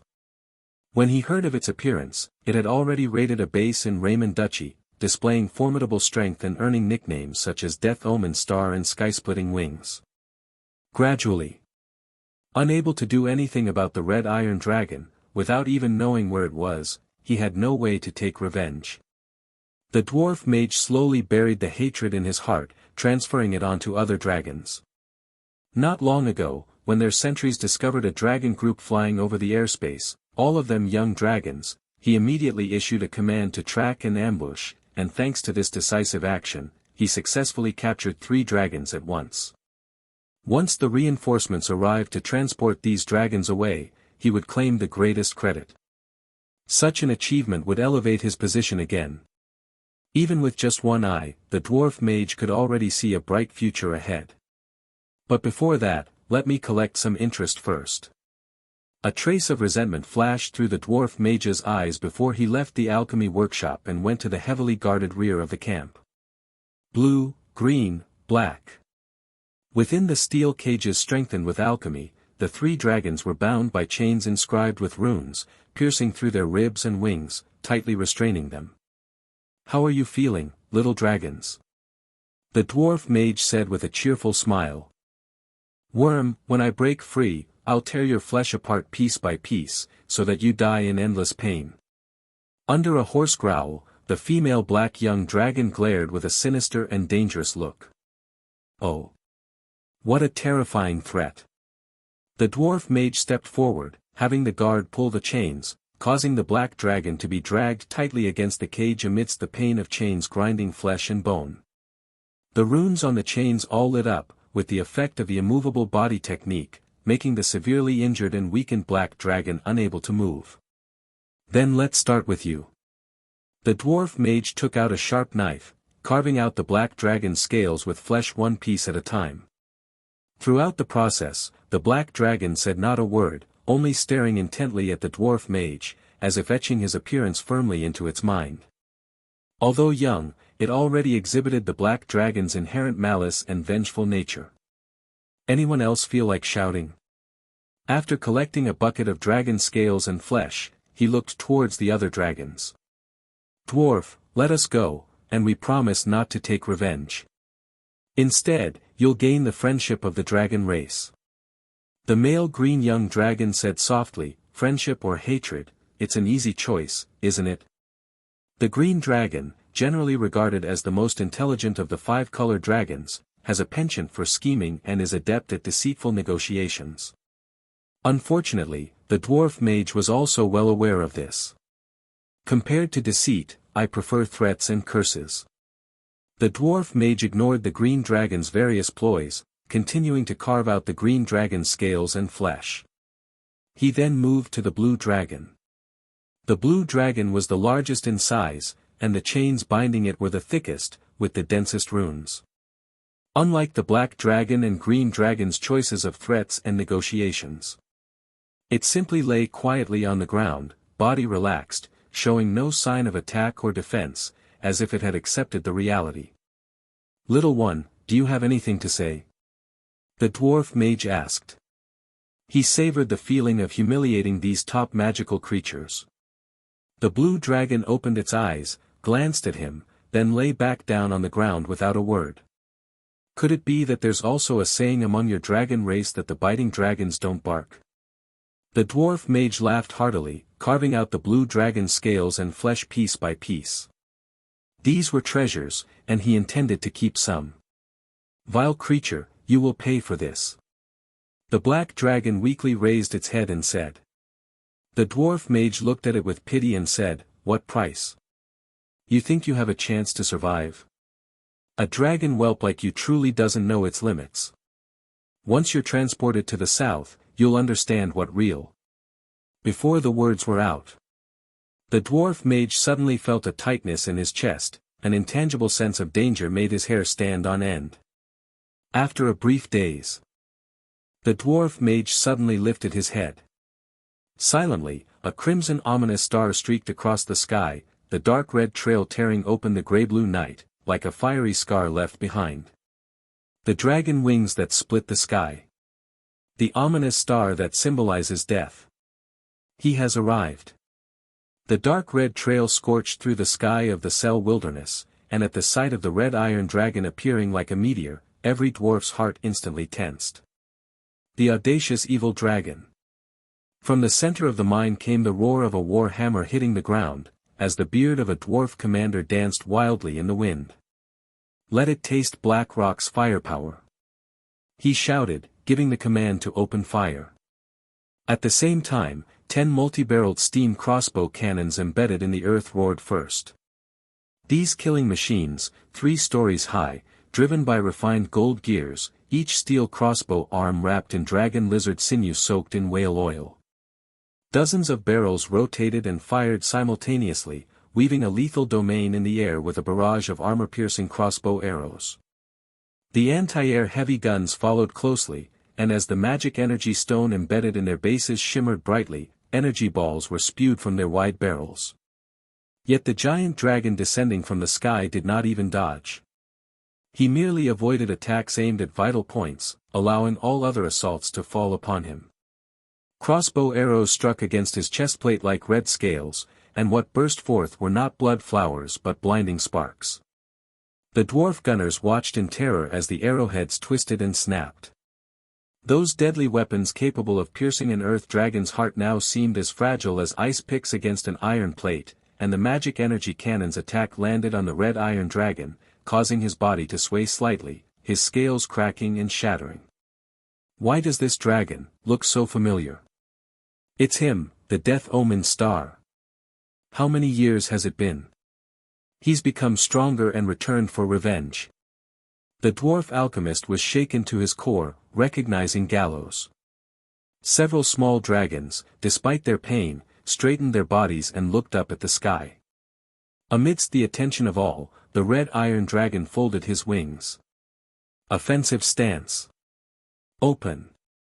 With a sizzling sound, dense and dazzling golden lightning emerged from the red iron dragon, his already incredibly strong body expanding once again. Then, before more cannon fire could come, he descended like a terrifying force piercing through the earth.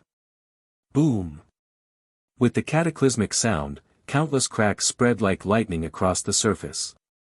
The raging wind, shock waves, and earth and stone, combined to surge and spread, delivering a devastating blow to the steam crossbow array. Boom boom boom.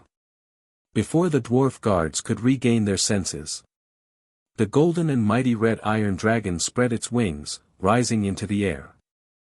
That vicious, sky-crashing impact left him without even a second of dizziness or sluggishness. He took a deep breath, opened the dragon's kiss, with fiery flames and lightning in his mouth, and then, ball-shaped dragon breath resembling flames and thunder tore through the murky dust, shooting in all directions, precisely hitting each crossbow and magic energy cannon. Rumble. The ground quaked, engines roared, as the Black Rock Duchy's war golem, the Son of the Mountains, was activated. 3 massive beings made entirely of metal and steel leapt high, propelled by flames from their backs, swinging fists like siege hammers, charging directly at the red iron dragon, with vibrating runes on their fists glowing like little suns. Bang! The moment Galos's right claw collided with the golem's iron fist, a shock wave shattered all the glass in the mine. The hooked dragon claw of the red iron dragon clawed into the golem's armor, muscle fibers tensed like red steel cables. Screech! The entire golem's arm was ripped off. Galos swung the heavy metal limb like a windmill, smashing it into the head of the second golem. The collision of 2 giants resembling a landslide, and the flying gears and parts sliced through the dwarf heavy infantry caught off guard. The arm of another Son of the Mountains transformed into a war hammer, aiming to smash the red iron dragon's spine from behind. The scales on the dragon tail fit together like a giant blade, sweeping across the golem's chest with lightning speed, splitting it in half. The Son of the Mountains was just the beginning. One golem after another charged toward the red iron dragon. The valiant heavy dwarf warriors also launched their attack in coordination. These steel fortresses, clad in full plate armor with only their eyes exposed, charged at the red iron dragon, tower shield edges ejecting rotary saw blades, and battle axes swirling with rune lightning. As the first row of saw blades and shields clashed against the dragon scales, the expanding chest of the inhaling red iron dragon crushed the front row dwarves into metal meat patties, and the dragon tail's sweep kicked up a bloody metallic storm, slamming the flying dwarves into the refining tower, molten iron pouring like waterfalls into the crowd. The invisible dragon chi giant arm crushed the heads of the golems attacking from both sides. Warriors took the opportunity to leap onto the dragon's back, fiercely cleaving at the neck, and the battle axe smashed through the cold burst scale, their bodies sluggish from the pervasive chill, and then pierced through by regurgitating spines. With the red iron dragon's continuous rapid claw sweeps, tail strikes, and wing slashes, He held his ground against attacks from all sides, counterattacking with unstoppable force, dismembering the golems, and crushing the dwarf warriors. The entire chromium iron mine's defenses could do nothing against the rampaging red iron dragon. After another golem was cleaved in half by a dragon wing slash, the morale of the dwarf guards completely collapsed, with the majority of dwarves ceasing their attack on the red iron dragon, scattering and fleeing like rock mice in all directions. However, two massive dragon shadows descended from the sky, blocking the escape routes, sealing the mine. The shattered remnants, the low-grade alchemy golems, could not breach their blockade, shredded by claws and consumed by dragon breath. "How do you feel now, reptile?" Elsewhere, the black dragon asked sinisterly. The dwarf mage's expression turned ashen, trying to manipulate chains to kill all the small dragons, or at least drag some down with him. But just as the runes on the chains began to glow. Boom! With a violent tremor in the ground, the sound of something heavy hitting the ground came from behind. He turned in shock to see the towering and vicious red iron dragon coldly gazing down at him, with burning flames, scorched earth, wreckage, and ruins in the background. Whether it was defensive machinery or those alchemy golems and heavy warriors, none could stop his advance, they were all dismantled and broken. Over 20 years. Red Iron Dragon, finally. The dwarf mage's expression changed, ultimately revealing a determined look, his body surging with magic energy. But before he could finish speaking, before he could launch an attack, surrounded by the gleeful yet reverent gaze of the small dragons, he was crushed to pieces by the red iron dragon's lifted and descending claw, turned into a splatter of meat. It seemed he wanted to say something. "It doesn't matter, just a trivial vermin." Having never faced him directly, Galos had no impression of the dwarf mage, and like squashing a bug, his mood remained unruffled. A loud tearing sound. Galos suddenly wielded his dragon wings, resembling giant guillotine blades. Accompanied by the ear-piercing sound of metal twisting and breaking, several iron cages imprisoning young dragons and juvenile dragons shattered, but those special chains piercing through dragon bodies, inscribed with alchemy runes, clearly could not be handled in such a rough manner. Samantha. Solrog. The deep roar of the red iron dragon echoed across the battlefield. His entire body of cold burst scales was extensively cracked, the surging heat within him distorted the surrounding air, and two juvenile dragons, pursuing the remaining dwarf soldiers, immediately changed direction upon hearing the call, rapidly flying over with a flap of their dragon wings. "Unlock the chains, take them to the sky," Galos said. Samantha immediately understood, deftly manipulating the chains enhanced by alchemy, extracting them from the bodies of the young dragons. With each segment pulled out, a muffled grunt of pain could be heard from the young dragons. After unlocking them, she grabbed the black young dragon and green young dragon with her robust dragon claws, her powerful dragon wings flapping suddenly, unleashing a gust of wind that rushed skyward. Iron Dragon Solrog, on the other hand, gently lifted the juvenile blue dragon, following them into the sky. The dragons quickly converged high in the sky, and the burning mining stronghold on the ground became insignificant. Soon, the dragons were already high in the sky. "These despicable dwarf bastards, one day I will come back personally and let them taste the vengeance of the dragon race," the black dragon said through gritted teeth in a hoarse voice.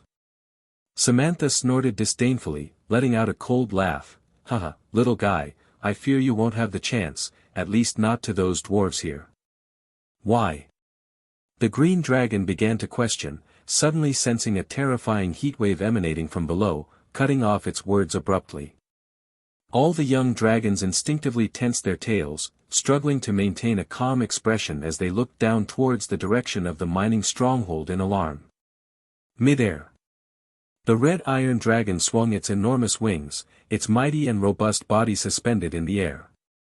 After the previous assault and stimulation from the golden lightning, its cold burst scales were almost completely shattered, revealing the black-red scale armor underneath, which bore battle scar patterns.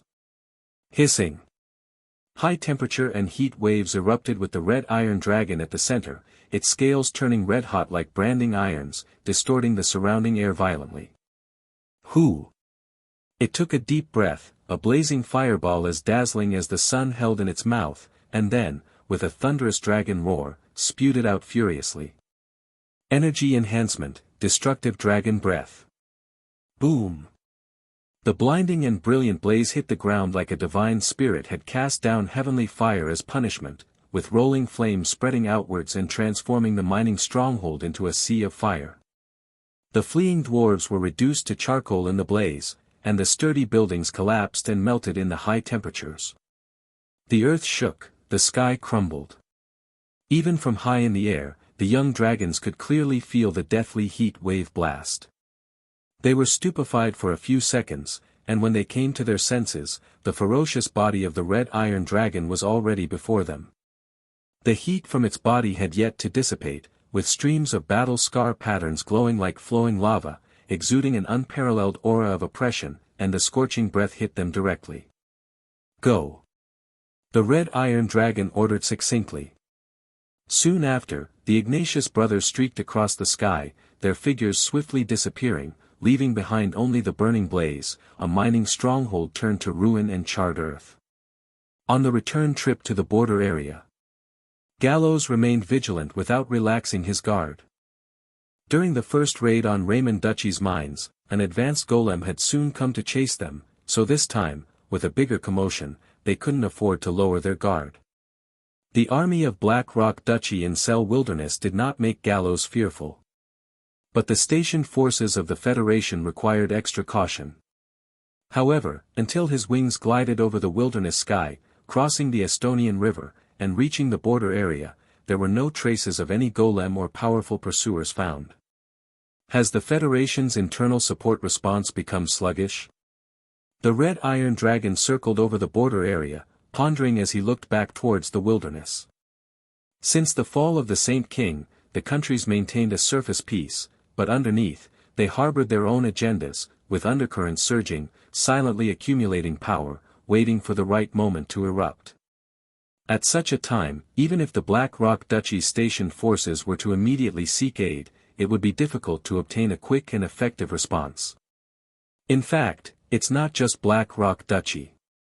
The stationed forces of various countries in Cell Wilderness, those of powerful kingdoms are better off, but the stationed forces of the weaker duchies have recently been set aflame everywhere, with the frequency of attacks by powerful beasts and demon lords gradually increasing.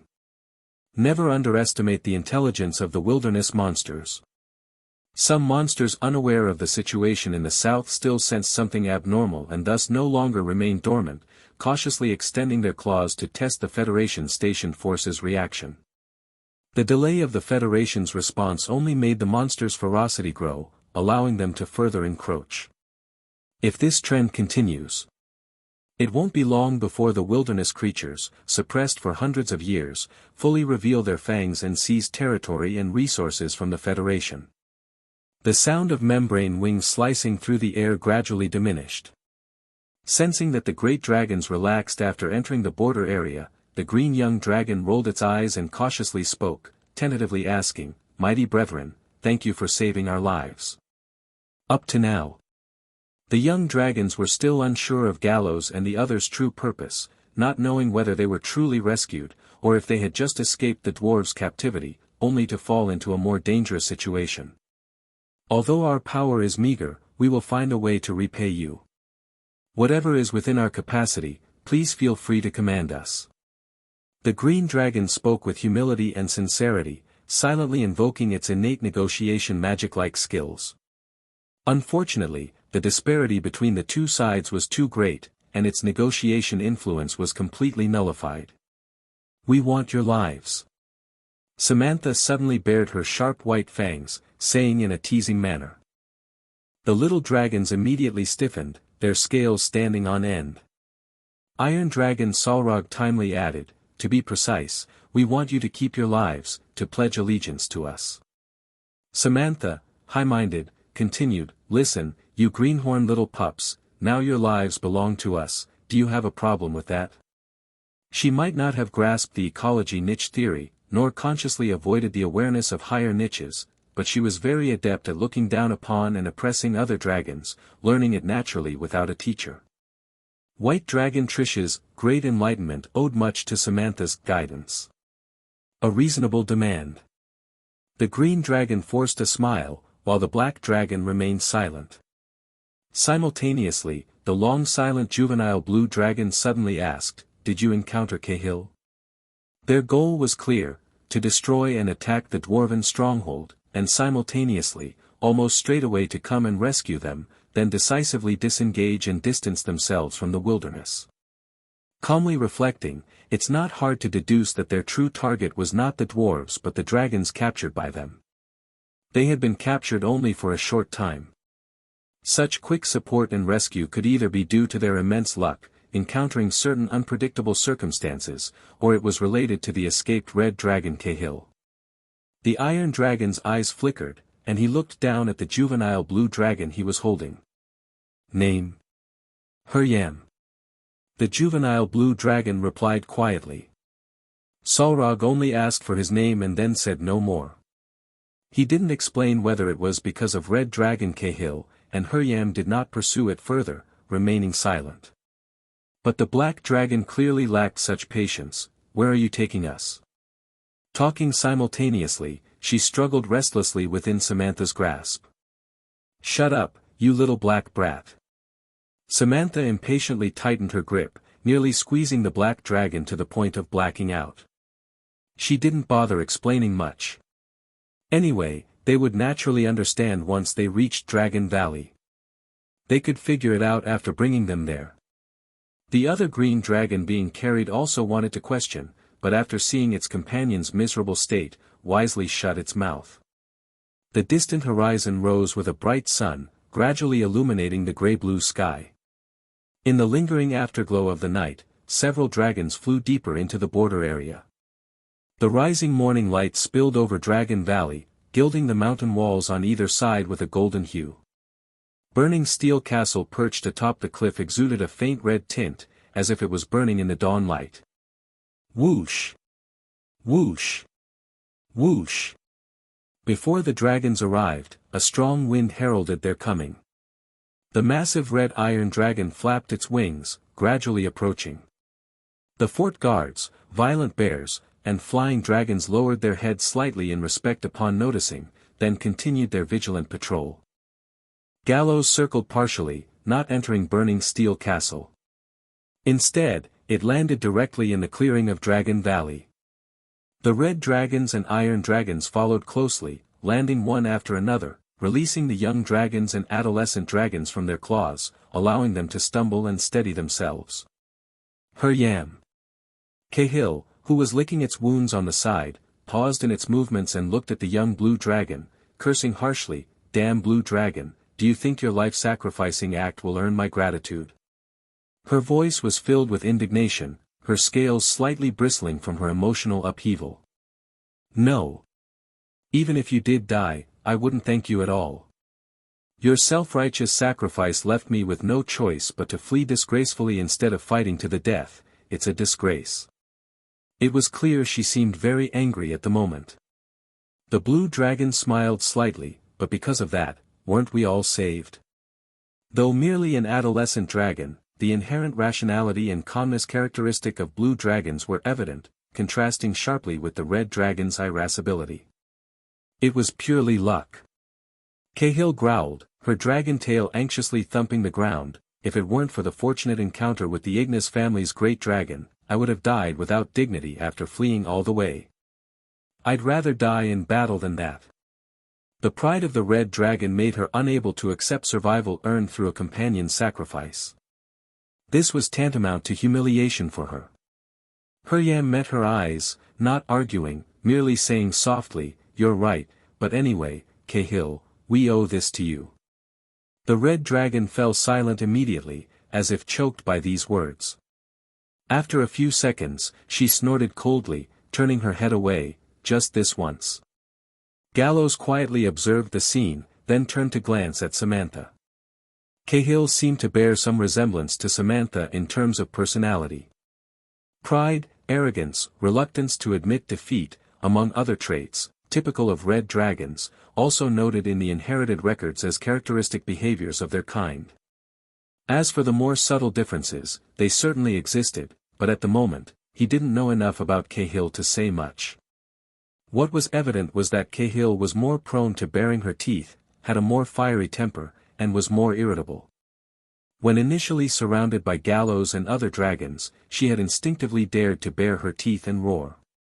Is it because Samantha grew up under my watch and was immediately confronted by the harsh realities after leaving the wilderness, which wore down her bad temper? Galos pondered. In comparison, Red Dragon Cahill still needed considerable tempering. To Galos, pride was fine, as the bloodline of the dragon race was indeed exceptional, qualifying them for pride. But being too arrogant, failing to discern the disparity with reality and provoking far superior beings, was sheer folly. If this persisted unchanged, such dragons were destined to perish prematurely. However, with a qualified nurturer, there might be change. Why are you staring at me? Under Galos's gaze, Samantha tilted her head, asking in confusion. No reason. The red iron dragon shook its head, signaling the young dragons to gather together. Regarding the loyalty discussed earlier, how exactly is it to be expressed? If it's like being used as a servant, you might as well kill me now, the black dragon, its bones almost piercing through the skin, said. She was a young female dragon, yet her appearance was quite feral. Her visage was terrifying, adorned with a pair of crooked horns and a gaunt face, looking akin to the skull of an evil demon. Galos gazed at the black dragon. Information regarding black dragons from the inheritance naturally surfaced in his mind. Black dragons preferred residing in gloomy swamps or mud holes, the filthier and more rancid, the better. They delighted in watching suffering and destruction, preferring to torment incrementally rather than directly killing their prey, with a sinister demeanor, adept at dealing with the undead. Most dragons opting for the necromancer path were black dragons. Why so hasty?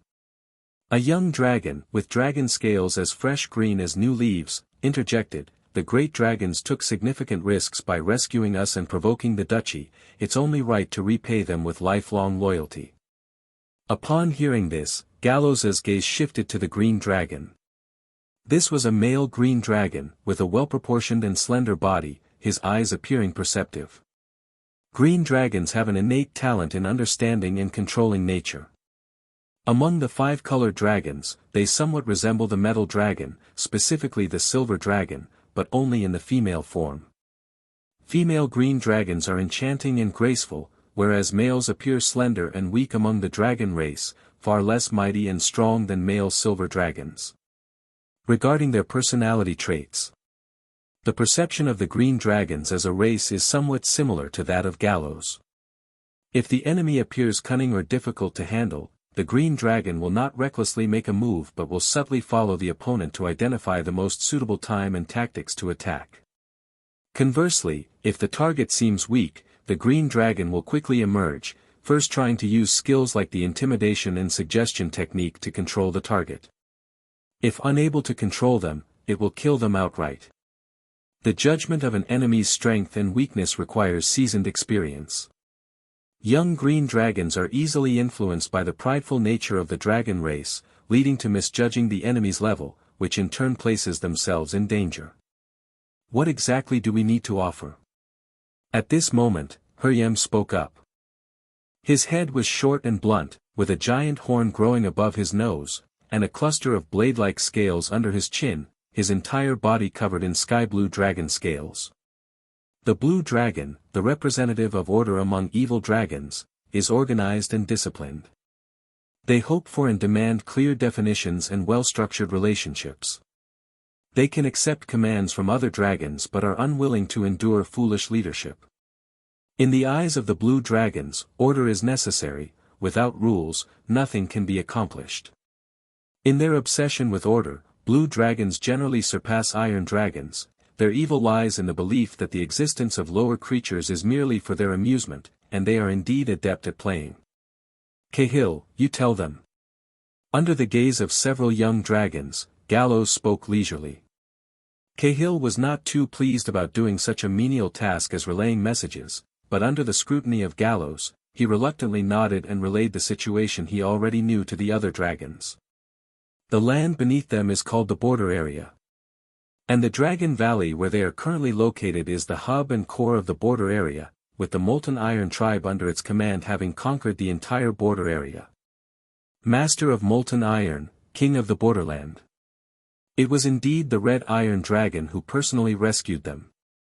In return, they need to swear allegiance to the tribe and the Master of Molten Iron for 50 years, during which any spoils and wealth gained will belong to the Master of Molten Iron, but good performance can also earn them rewards of wealth.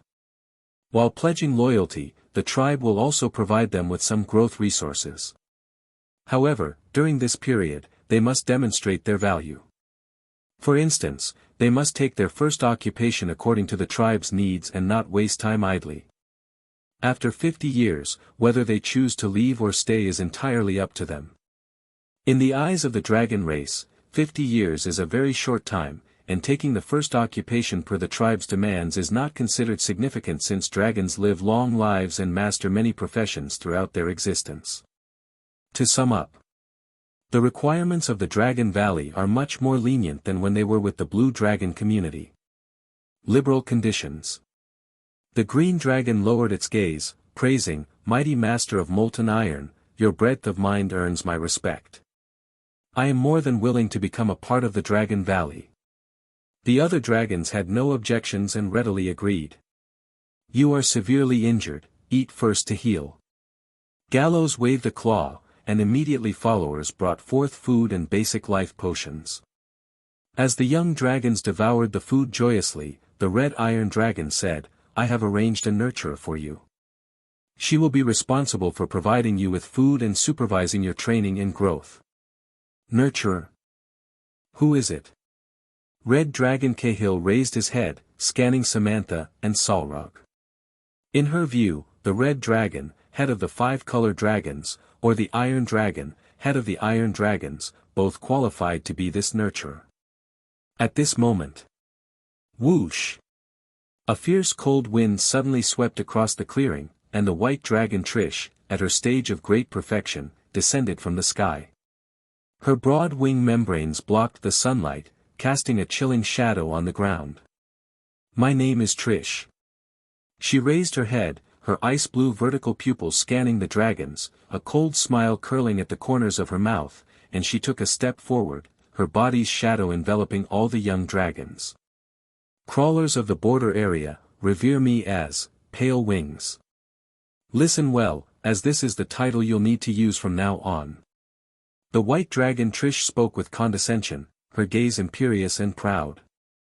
In front of the young dragons, her ecological position seemed infinitely elevated, with every inch of her scales exuding the pressure of an upper-rank being, reaching an unprecedented level of greatness, giving her an immensely satisfying feeling as if she was bearing great responsibility and enduring hardship, which had finally paid off.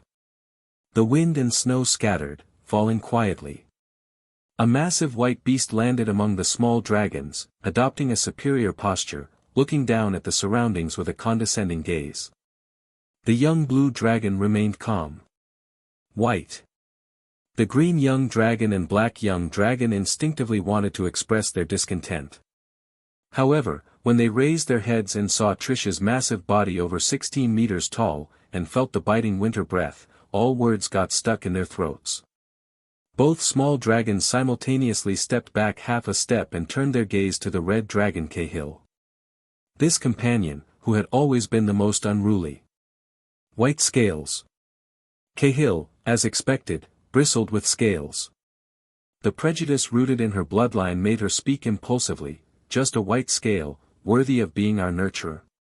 She deliberately emphasized the two words, white scale. The dragon's kiss parted, revealing sharp white fangs, and sparks sputtered from her nostrils, instantly vaporizing the snowflakes that fell on her scales. Discontent, disdain. Such emotions were apparent, undisguised. Hiss. Cahill is still as brave as ever. The eyes of the green dragon slightly narrowed, its dragon claw quietly scraping the ground as it moved backward, shielding the red dragon Cahill, while subtly nudging the black dragon with its tail. As the most adept at assessing situations among the 5-color dragons, he had already foreseen the impending tragedy. The nudging of the black dragon was due to the green dragon's natural inclination to influence and control other creatures. The black dragon reacted slightly slower, but under the green dragon's reminder, it also realized what was happening, retreating quietly and joining the green dragon to protect the red dragon in front. At this moment, the white dragon Trish did not immediately rage. She first turned to the quietly standing red iron dragon Galos, completing a series of subtle posture adjustments in the process, tucked wings fitting neatly against her sides, raised head lowered at a 15-degree angle, and even the tip of her tail curling obediently. Like snow melting under the scorching sun, naturally and smoothly lowering her ecological niche. Smooth, seamless, thought the white dragon. When facing a high-niche strong being, it's better to lower your ecological niche proactively than to be humiliated and forced to do so later. Dynamic niche theory. Point 2. Proactively lowering your niche in the face of an absolute superior gives a survival advantage over being forced to submit. This was a line of thought Trish derived based on dynamic niche theory.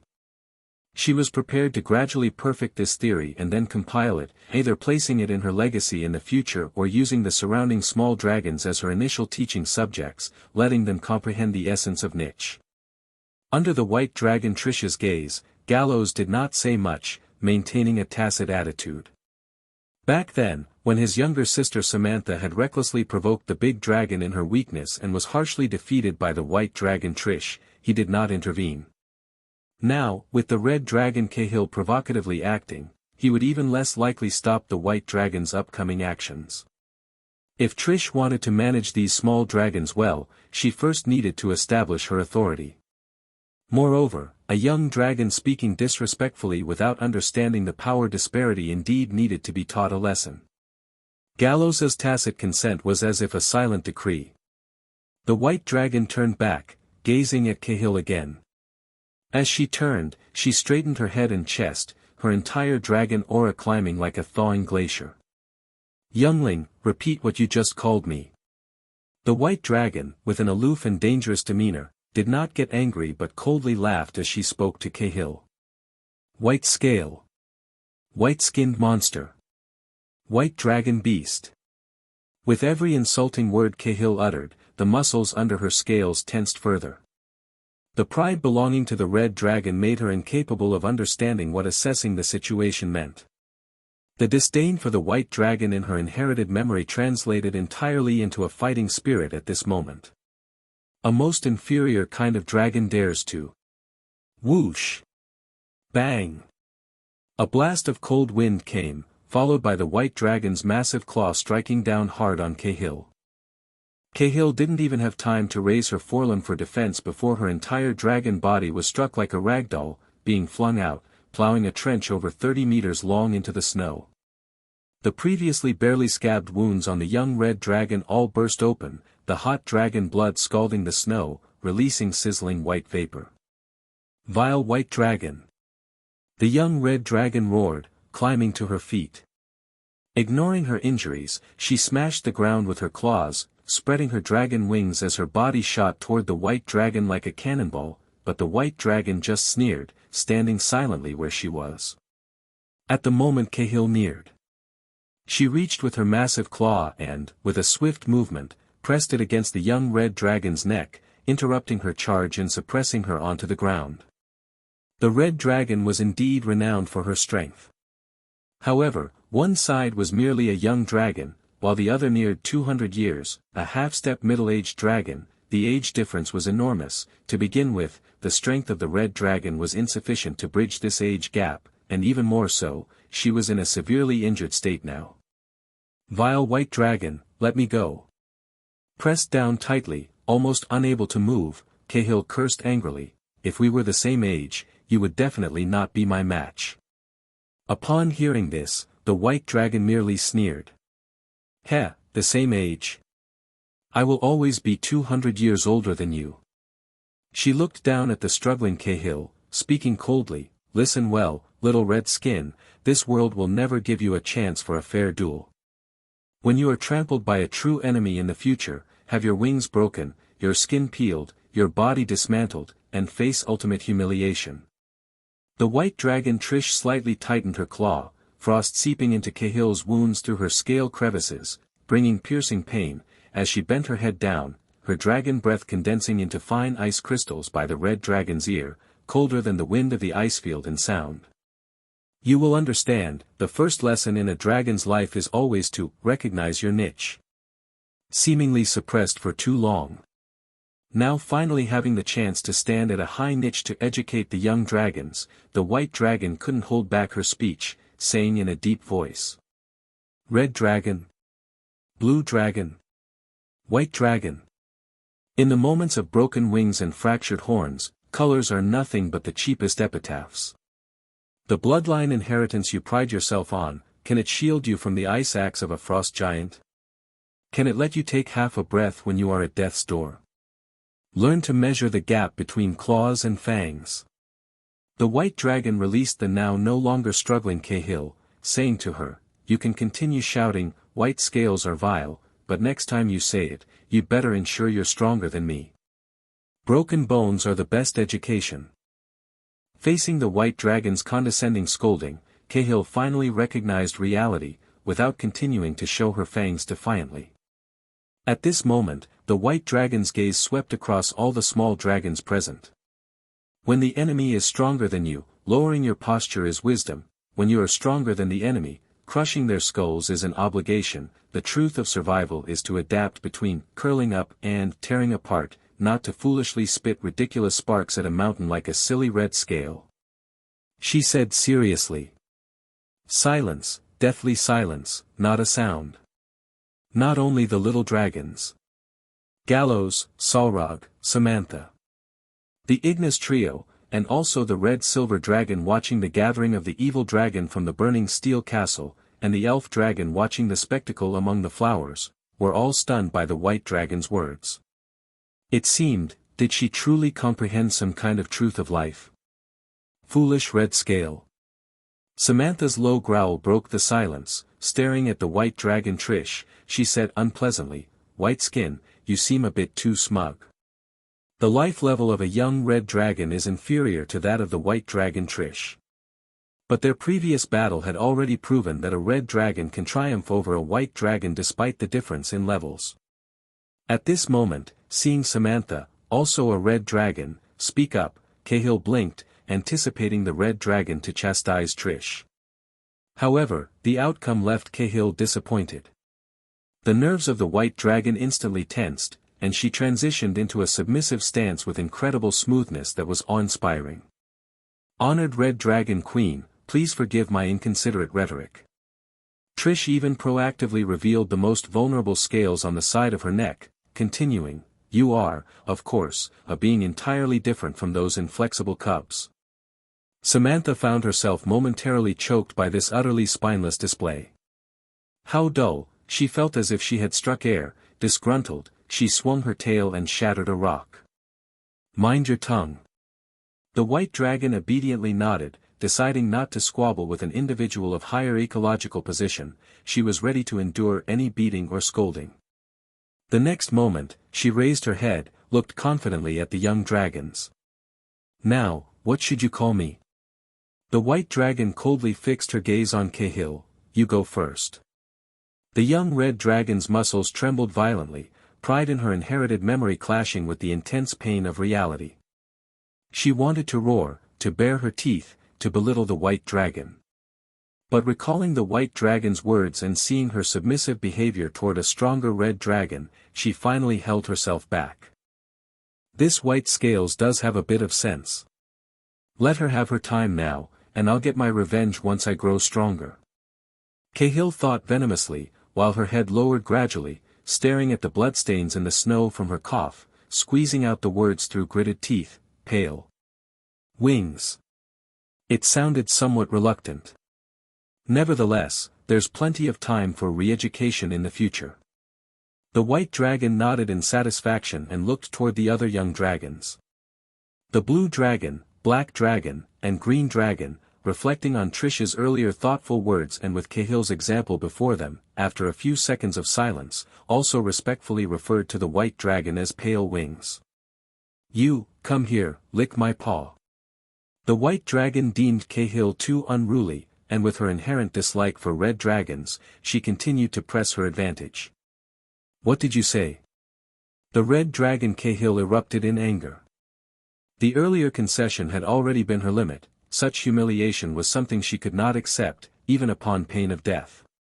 "Enough, Trish, that's too far." The red iron dragon intervened at an opportune moment. Too much is as bad as too little. Education should be gradual and progressive. The white dragon promptly nodded respectfully and said to the young dragons, "Thank the great master of molten iron, for his mercy has spared you from disgrace." The first lesson for the new young dragons in the border area had concluded satisfactorily. At the same time, a bitter cold wind swept across the cliffs on both sides of Dragon Valley, making the natural caves on the west cliff wall emit a mournful echo. Galos' dragon wings cast narrow shadows in the daylight as he raised a forepaw to point towards the rock wall full of cavities. "The caves on the west side are for you to inhabit, pick whichever you'd like." The western cliff of Dragon Valley is the habitat of the Flying Dragon group. After years of excavation, it had already formed a staggered and well-organized cluster of three-dimensional nests.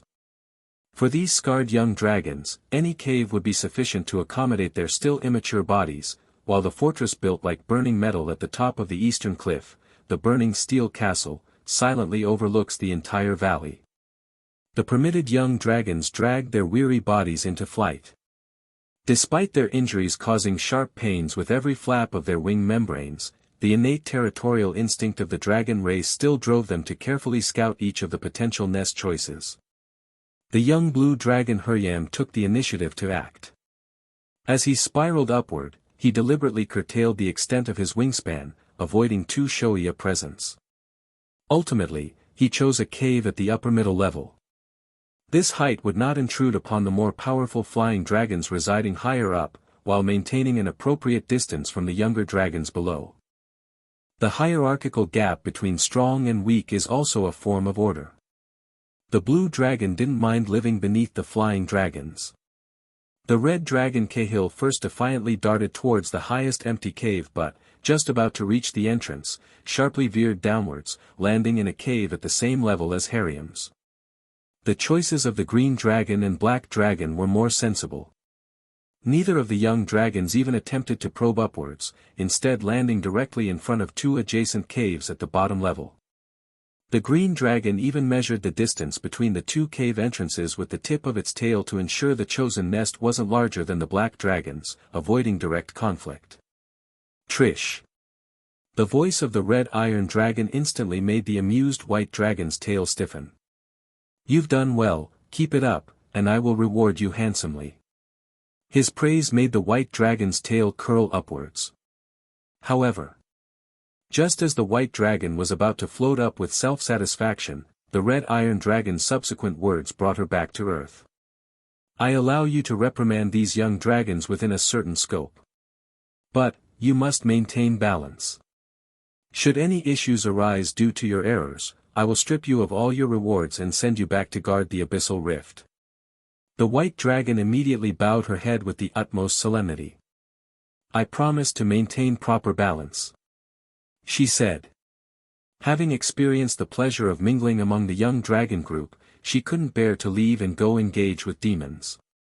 In future lessons with the young dragons, she must try to restrain herself, not going too far would suffice. "Oh, right."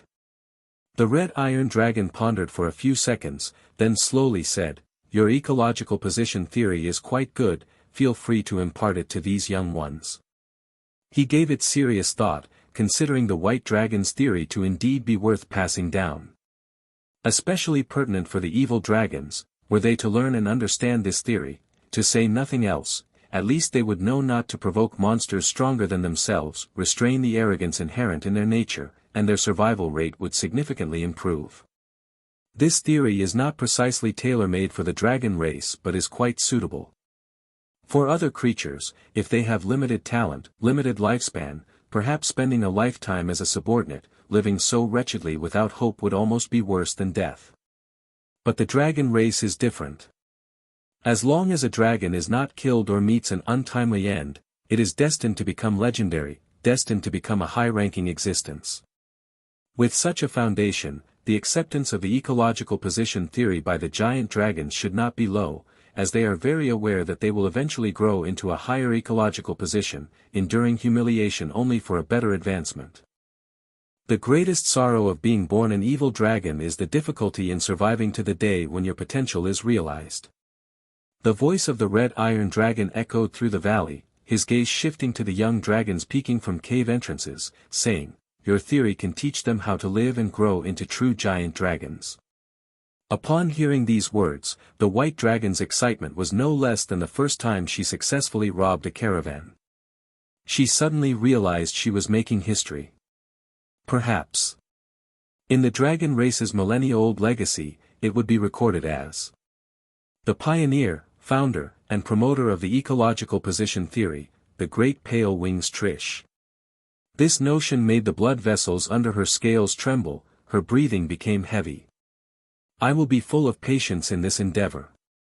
Trish's wings quivered slightly with excitement as she spoke. "We'll begin by distinguishing between strong and weak fundamentals, then gradually discuss techniques for disguising lower rank, and finally."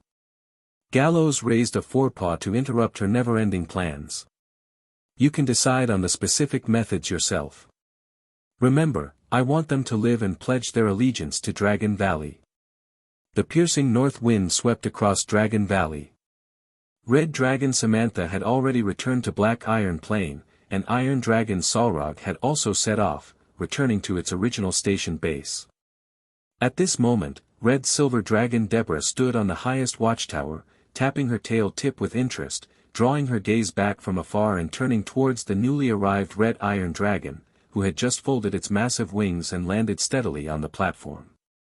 "Galos, I just realized that the dragon talents under your command are truly extraordinary, completely different from those ordinary evil dragons I've known before," she said with a hint of amazement. The calm and rational iron dragons, capable of immensely restraining their primitive desires, the hot-tempered red dragons who can calm down to conduct alchemy research, and the white dragons showing astonishing wisdom in such harsh and stormy weather. Deborah blinked her bright dragon eyes, the admiration in her tone becoming increasingly apparent. "In short, it's simply incredible. From the moment the young dragons were brought back, to their talks with the elder dragons, and then the appearance of the white dragon, whose haughty attitude towards the young ones." She had been silently observing everything from the high platform, particularly shaken by the ecological niche theory articulated by the white dragon. She never expected it. Commonly regarded as the most dull-witted among the dragon race, the white dragon could propose such profound and philosophical ideas. This was knowledge never before seen in the inheritance.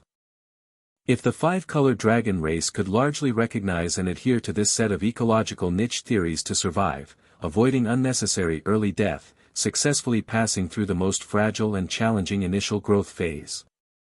Deborah pondered, given time, the number of five-color dragons would surely experience an explosive growth. Unbidden, a scene appeared in her mind. One by one, the supposed flamboyant evil dragons secretly lurking, enduring humiliation, suppressing their nature until they grew strong enough to openly bully, venting their long-suppressed anger in a retaliatory manner. Just imagining such a scene sent a shiver through Red Silver Dragon's heart. By then, if the metal dragon race fails to find an effective coping strategy, perhaps they might truly be completely overwhelmed by the evil dragon side. However, she thought again, such a scenario is actually unlikely to occur. The deeply ingrained nature of the dragons is just there. Only White Dragon Trish, as the founder of this theory, genuinely understands, appreciates, and realizes its essence from the heart, allowing her to endure the world's insults without psychological burden, willingly lowering her ecological niche. If it were any other dragon, it would probably be impossible to achieve her kind of transcendent mindset and resilience. However, regardless, as long as the young evil dragons can cultivate a bit more patience for hibernation and less blind impulsive arrogance, their overall survival rate can thereby be improved. Once this theory spreads, it inevitably can produce some positive effects, more or less. Not only applicable to evil dragons but also to metal dragons just the same. There are quite a few cases of metal dragons, sheltered by elders and relying on noble blood, provoking far stronger enemies when young, ultimately being killed in the unchecked anger of their enemies without regard for consequences. She thought carefully, breaking through some cognitive limitations, suddenly realizing that the dragons gathered around Galos seemed not simply as before, but rather some kind of evolution on the original basis. And who are they serving under? Red Iron Dragon Galos said indifferently, with an air of self-evidence. What kind of leader, what kind of followers? Upon hearing this almost boastful remark, Red Silver Dragon uncommonly did not retort, instead nodding thoughtfully, like attracts like, and dragons indeed associate in groups, that's the logic. Her gaze wandered over the imposing and majestic massive body of Red Iron Dragon, examining and observing. Every word and deed of the master of the dragon clans will profoundly impact the dragons under his command. She sincerely admired, apart from occasionally revealing a little harmless vanity, Galos, your will is as steadfast as iron, self-discipline and tenacity are admirable, your prudence is flawless, and you possess exceptional foresight. On you, I can hardly find any obvious flaws. Using your presence as an example and core, the dragons gathering around you are thus made extraordinary, exhibiting traits surpassing their kind, which is extremely possible. These words I love to hear, keep them coming. Red Iron Dragon subtly gave Deborah an encouraging look, as if silently suggesting she might say a few more words of compliment. What about me, what about me? At this moment, a crisp, lively voice rang out. From a small door in the side tower, the petite and nimble body of elf dragon Vera emerged from a hidden attic. She joyfully circled around the massive head of the red silver dragon a few times, finally hovering steadily in front of Deborah, her delicate face full of eager anticipation as she asked impatiently. What makes me different from other elf dragons? You're smart. The red silver dragon responded almost without thinking, a smile in her voice. Vera, you are definitely the smartest elf dragon I've ever seen. Hearing this familiar compliment, Galos glanced at the red silver dragon with a hint of surprise, while the latter gave him a knowing wink, revealing a mutual understanding. The excited elf dragon was evidently oblivious to the small exchange between the two. She happily twirled and danced in the air, her colorful wings swiftly flapping, shedding a sprinkling of shimmering magic dust that gently fell, illuminating the surroundings brightly. Yes. I'm the smartest elf dragon. She proudly declared. Vera stopped and affectionately nuzzled her cheek against the cold, hard face armor of the red silver dragon, then cheerfully proposed, Deborah, do you want to play a riddle game now? The smartest elf dragon is always ready to join in. Sure. The red silver dragon agreed with delight and turned to invite the red iron dragon, Galos, would you like to join us?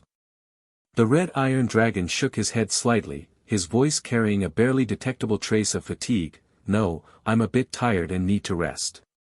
The earlier intense training and battle had left him with a bit of fatigue from deep within his body. It was time to take some rest and relaxation, as he had always understood the importance of balancing work and rest. Soon, the red silver dragon and the elf dragon remained on the spacious lookout, starting their riddle game. Meanwhile, the red iron dragon turned and walked into the depths of the burning steel castle. This magnificent fortress was clearly structured, divided from top to bottom into 4 levels. In the dragon race's strict hierarchy, status was often closely linked to height.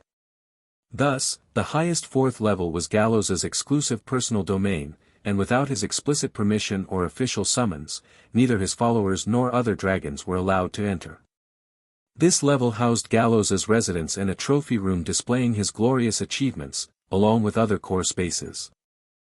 The vast treasure trove accumulated in the Dragon Valley had also been fully relocated and placed here, right next to Galos's living quarters. The 3rd level served as the magnificent Grand Hall where the giant dragons discussed important matters.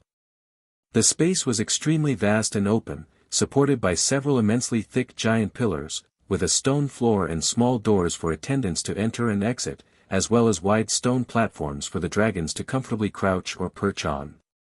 Most striking was the golden throne, placed in a position of honor, symbolizing supreme authority and reserved exclusively for the master of the dragon clans.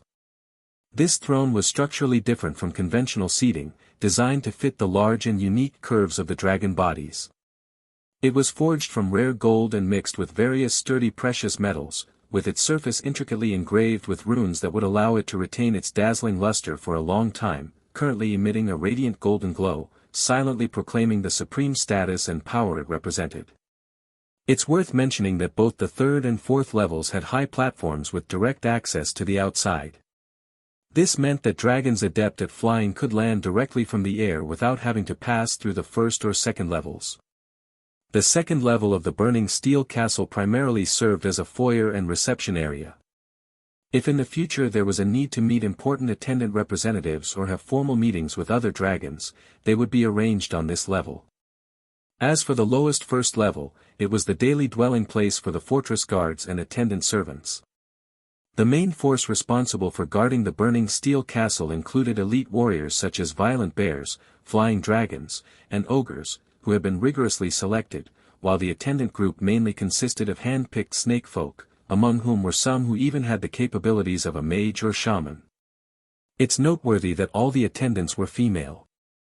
Even though Galos did not personally request it. Considering the vigorous possessiveness of male dragon lords, and the potential enhancement of their own clans if they could bear dragon-descendant offspring, his followers, when providing attendance, had all intuitively chosen beautiful and pure females. The fourth floor of the burning steel castle, the Master of Molten Iron's quarters. At the center of the room, conspicuously placed, is Galos' bed. It is by no means a traditional bed but rather a dazzling mound primarily made up of mountains of gold coins, colorful gemstones, and various precious metals shimmering with metallic luster. The glow it emits is so dazzling that it could almost blind ordinary people in an instant. Indeed, the land of the border area is barren as a whole, yet no matter how barren, it is ultimately a vast and boundless territory. When all the precious resources of the entire land converge towards the burning steel castle and are finally concentrated here, the accumulated wealth becomes quite considerable, enough to astonish. Galos steps forward with steady paws, treading on the sparkling trinkets with a crisp collision sound, eventually finding a comfortable spot on the bed of treasures and slowly lying down. His strong and powerful dragon tail naturally curls to his side, his whole posture relaxing with a hint of the laziness and ease of a large feline. Comfortable. Galos feels the unique sensation of the hard scales and cold metal, the smooth gemstones rubbing against each other, and can't help but slightly narrow his dragon eyes, letting out a satisfied low sigh. Such a pile of treasures is obviously not suitable for ordinary creatures to rest. The hard, painful metals and gemstones would make soft skin and fragile bones difficult to bear. But for the dragon race, born with thick, hard scales, this contact is just right, with the slight stimulation of scales rubbing against treasures bringing an indescribable comfort. In Galos' view, there's no better bed than this. The only slight regret is the scarcity of magic gemstones that contain magic power. The underground of the border area truly has not revealed any sizable gemstone veins. The present magic gemstones are almost all looted from the accumulated collections of the 4 tribes that previously ruled here, their number ultimately limited. Galos wraps a few magic gemstones with magic power around the tip of his nimble and powerful dragon tail, lifting them to his eyes. The red iron dragon opens the eyes he had just closed, his gaze lingering for a few seconds on those few enticingly glowing gemstones, then, as if making a certain resolution, he closes his eyes and resolutely swallows 4 magic gemstones in succession. As soon as these magic gemstones enter his powerful stomach, they immediately begin to emit gentle and continuous energy waves. This energy, unlike the heated frenzy of black oil, is more like a gentle stream that quietly nourishes the depths of him, calmly nourishing his enormous dragon body from within. This nourishment can last a considerable period, subtly enhancing his life energy and the reservoir and purity of internal magic power, making the dragon chi around him more intense and refined. At this moment, Galos takes a deep breath, gathers his strength, and slowly places a fifth magic gemstone into his mouth, swallowing it with difficulty. However, when he tries to continue to swallow the sixth gemstone in one go, he finds himself unable to open his mouth. An instinctive, extremely intense sense of rejection sweeps through his entire body instantly, as if every thought and every muscle is shouting in unison, stopping him from continuing this excessive consumption. Phew, take it slow then. Galos helplessly exhales a breath of heat and gently sets the remaining gemstones down. Being able to consume 5 at once is already quite a significant improvement, very apparent. After properly placing the gemstones, Galos then lowers his head, burying his large dragon head among the pile of precious metals, opening his massive mouth, gulping down a large amount of metallic shining minerals, and after chewing forcefully, swallowing them down into his stomach. These valuable metals do not immediately transform into surging energy, but they can slowly precipitate and integrate into the depths of his bones, gradually over time, making his claws sharper, unmatched, and his scale armor increasingly unbreakable. Dragons consistently adhering to a diet of precious metals. The strength of their physique undoubtedly far surpasses that of those who can only gnaw on dirt or mundane meat. In Galos' understanding, the effect of black oil is somewhat similar to a potent nitrogen pump, he knows. It can greatly stimulate physical activity in a short period, significantly increasing mental excitement, muscle pump, and overall endurance, effectively enhancing training and combat efficiency. Yet, precious metals, especially magic gemstones containing pure energy. They are equivalent to growth hormones, without any adverse side effects, directly acting on the fundamental level of life energy and physical growth, capable of directly and significantly increasing the growth rate of dragons. Comparing the two, the latter is undoubtedly more effective and safer to use. But they are also more precious and difficult to obtain in large and stable quantities. Even though he currently can enjoy the convenience brought by integrating the resources of the entire border area, as his own strength continuously grows, the demand for various rare resources skyrockets. If the territory cannot continue to expand, then the wealth and resources accumulated around the burning steel castle are destined to gradually become insufficient, ultimately falling into a dilemma of supply shortage. Ring-a-ling. Galos deftly curled his tail around a finely crafted alchemy tool shaped like a bell, giving it a gentle shake. The crisp, pleasant bell sound instantly reverberated throughout the spacious room. Soon, a few short doors designed specifically for servants silently slid open. 12 gracefully built snakefolk maidservants, all with the mage profession, swayed their slender, supple waists as they approached the red iron dragon. They humbly knelt down, surrounding the massive, mountain-like red iron dragon, carefully placing their soft and tender palms against his iron-hard scales, and began a gentle, skillful massage. At the same time, they worked hard to channel their magic, letting it seep slowly like a gentle spring rain through the thick, heavy scales of the red iron dragon, penetrating every muscle fiber that was tensed and fatigued from excessive training, providing deep conditioning and relaxation to help the red iron dragon recover quickly from exhaustion. From a once homeless wanderer living day to day, to the illustrious king of the borderland ruling over a region.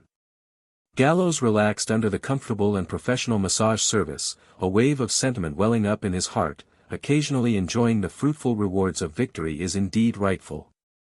He gently closed his heavy eyelids, allowing the accumulated sense of fatigue to dissolve bit by bit with each deep and long breath, eventually vanishing into the warm, wealth-laden air. 2 weeks later. Dragon Valley, on a plot of compacted open ground. White Dragon Trish was meticulously fulfilling her duties as the nurturer, bringing back the bounty she hunted in the wilderness for the starving little dragons. The corpse of a mighty beast with a life level above 10. You weaklings, open your bellies and eat to your heart's content. She threw the enormous beast that resembled a giant elephant heavily before the little dragons, declaring with an imposing demeanor. No sooner had she spoken, young red dragon Cahill could no longer hold back, eagerly flapping her wings, impatiently rushing towards the tempting food. However, a swift white shadow lashed out like a whip, striking Cahill soundly and sending her flying more than 10 meters away. Cahill instinctively bared her fangs, a furious roar rising from the depths of her throat. But recalling the painful beatings from before, pain seemed to stir in her body once again, and she forced down the nearly erupting fury, fixing an angry gaze on White Dragon Trish. "So you just dig in when I let you eat?" White Dragon bared her gigantic mouth, revealing a teasing smile as she spoke slowly. "What about basic manners? Did you say thank you?" The little dragons exchanged glances. After a brief silence, unable to resist the intense hunger in their bellies, they lowered their heads, muttering in uneven voices, Thank you." Only then did the White Dragon show a slightly satisfied expression. Immediately after, she withdrew her smile, her expression turning extraordinarily serious. Pain is the best teacher. She suddenly unfolded her massive dragon wings, casting a shadow that almost completely engulfed the little dragons before her. "Now, all of you come at me together. The rules are simple, whoever leaves the most scars on me gets to dine first and enjoy the tastiest part." Without a doubt, Red Dragon Cahill was the first to attack. The young red dragon's wings whipped up a scorching wave of heat, her dragon's kiss opening wide as a blazing conical flame shot out, aiming straight at the White Dragon. Trish, however, did not dodge, her dragon wings beating fiercely to summon a powerful gust of wind that forcefully redirected the oncoming flames towards the black dragon Seraphina, who was attempting a stealthy attack from the shadows. Black Dragon, caught by surprise, rolled sideways in a panic. The scorching flames barely grazed her back scales, instantly scorching several still tender scales. Too slow.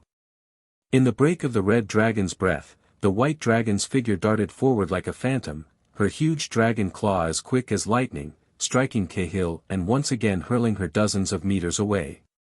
Black Dragon Seraphina seized this fleeting opportunity. She leaped out of the shadows once more, her sharp claws aimed precisely at the relatively soft membrane connection of the White Dragon's wings. Yet it seemed Trish had eyes in the back of her head, suddenly pulling her wings in, and with a swift roll of her massive body, her hard and thick back armor crashed into the black dragon close at hand. Simultaneously, her hind claws kicked backward with uncanny precision, hitting the green dragon Ludwig who was trying to secretly bite her tail tip. In the distance, blue dragon Huryam was gathering a powerful lightning breath but was deceived by a feigned attack from the White Dragon, releasing it prematurely in a rush. Trish's dragon wings vibrated sharply, her massive body soaring upwards instantly. The dazzling lightning struck only the blurred afterimage she left in place. The battle raged on intensely. The four young dragons' cooperation was fraught with gaps. Cahill attacked recklessly, relying solely on brute force, Seraphina continuously sought opportunistic ambushes, and Ludwig appeared overly cautious and timid. Blue Dragon Huryam managed the battle situation relatively well. But constrained by the vast power gap and the lack of effective teamwork among his companions, he too struggled to play a decisive role. A flaw. The White Dragon suddenly let out a low roar, diving down fiercely. Her left claw pressed down on Cahill's head like a mountain, slamming her entire dragon head hard into the ground, concurrently swinging her right claw to smack Green Dragon Ludwig away who was trying to offer support. At the same time, her dragon tail bristling with hard bone spikes whipped like a steel whip across the rear of Black Dragon Seraphina's vulnerable knee joint, causing her to cry out and fall to the ground. And the freshly gathered second wave of lightning by Blue Dragon Huryam was instantly frozen in place, unable to move, by her suddenly cast ice magic. Battling multiple foes and sweeping through the dragon group, I am truly formidable. White Dragon Trish thought with immense pride, her heroic and unparalleled body moving with ease among the disheveled young dragons. As the biting cold wind gradually subsided, all four young dragons lay exhausted, gasping on the ground. Trish groomed a few dragon scales singed by flames with elegance, then tilted her head slightly to examine her back. There remained a few charred black scorch marks from lightning burns and some claw marks, the results of Cahill and Huryam's full exertion. By comparison, the attacks from Black Dragon Seraphina and Green Dragon Ludwig left only a few insignificant scratches on her tough scales. However, considering the opponents were merely young dragons, this performance was barely acceptable. A little spark of interest. She gently prodded the scars on her back with her claw, her tone tinged with a bit of approval, then declared, "Hurriam and Cahill, you two may start the meal first. Serafina and Ludwig, you wait your turn." Soon after, the young dragons panted heavily, seemingly transforming the humiliation they just endured into appetite. Cahill was particularly ferocious, apparently treating the gigantic beast's carcass as the hateful embodiment of the white dragon, fiercely tearing and devouring the most tender and succulent loin meat. Not long after, for young dragons had completely divided the giant elephant among themselves, their bloated bellies finally bringing them a long-lost sense of satisfaction. Feeling the fullness and comfort in their bellies, the young dragons lazily sprawled on the ground, enjoying this rare and pleasant time after a meal. However, the tranquility lasted for less than a minute before the white dragon's icy voice exploded like a thunderclap again. "Who gave you permission to rest?" Trish suddenly swung her dragon wings, whipping up a piercingly cold wind that swept over the young dragons, making them shiver and instantly sober. "Get up, all of you." She let out a low dragon roar. The ogres waiting on the side immediately heaved and brought over large and extremely heavy chunks of metal. Under the confused and bewildered gazes of the young dragons, the white dragon coldly ordered, "Consider these lumps of iron your enemies. Use your bodies as weapons. Hit them." She had once witnessed firsthand Galos's self-torturous training methods. She had also tried it herself a few times but quickly gave up due to the unbearable monotony and pain. However, using a similar method to train these energetic little ones seemed more than appropriate. Using their bodies to hit these hard iron stones. It was almost equivalent to self-harm. The young dragons looked at each other, their faces full of hesitation and reluctance, and not one dragon moved immediately. "What, haven't you seen the unparalleled and ferocious power when Master of Red Wings Galos descends from the sky, like a meteor hitting?" Trish's voice suddenly rose, saying, "That terrifyingly strong physique is forged from continuously hitting mountains and ground day and night, wounding themselves countless times, shattering their dragon scales again and again, making their muscles and bones repeatedly crack, cycling countless times through the agony of tearing and the torment of healing. Don't you want to step on me someday? Don't you long to become an unrivaled, powerful dragon race?" She raised her tail, the sharp tip precisely pointing at the cold metal blocks, then stopped talking and start by hitting them. Hearing Trish's highly provocative words, especially the promise of "stepping on me," Red Dragon Cahill was the first to let out a resentful low roar. She gathered all her strength, and like a burning cannonball, fiercely slammed into the largest piece of iron stone. Clang! A deafening loud sound erupted, and Cahill was shaken dizzy by the massive counterforce. Several pieces of her dragon scales instantly shattered, while some cobweb-like cracks appeared on the hard surface of the iron stone. Immediately, the heavy and continuous banging sounds echoed ceaselessly across the open ground. The young dragon race gritted their sharp teeth, enduring excruciating pain, as they fiercely slammed their not yet fully grown bodies against those cold and hard iron stones time and again. When they felt exhausted, nearly collapsing on the ground, barely catching a breath, they were cruelly pulled up by the white dragon again, forcing them to fly with weights, continuing to train their crucial flying skills and endurance. Although the training intensity was far from matching Galos's non-dragon standards. But White Dragon Trish basically copied Galos's method entirely, setting a stringent training plan for these young dragons. Whoosh! With a sudden gust of strong wind, the ground was covered in a gigantic shadow. Red Dragon Samantha and Iron Dragon Salrog hovered briefly in low air before landing steadily on the vast platform of the third layer of burning steel castle. Iron Dragon Salrog scanned below, momentarily pausing on those young dragons undergoing arduous training, then withdrew his gaze, walking steadily into the fortress. To the council chamber. His deep and penetrating voice simultaneously echoed directly in the minds of several dragons. The young dragons looked up, their gaze casting towards the towering, massive, almost burning steel fortress, burning steel castle. They steadied their somewhat chaotic spirits, and under the lead of White Dragon Trish, flew with flapping wings towards the high platform on the third layer. Inside burning steel castle, the majestic council chamber. As the young dragons entered the vast space one by one, several elder dragons were already waiting there. Red Dragon Samantha and Iron Dragon Solrog were perched on stone platforms at either side of the council chamber, one on the left, the other on the right, and in front of them, sitting on the golden throne at the deepest part of the hall, symbolizing supreme power, was the fierce and majestic master of molten iron. What shook the young dragons' hearts even more, making them feel a twinge of unease. In this core meeting place belonging to the five-colored evil dragon, a mixed-blood metal dragon exuding dragon aura was surprisingly seated. The huge body of the other dragon even surpassed Red Dragon Samantha and Iron Dragon Solrog.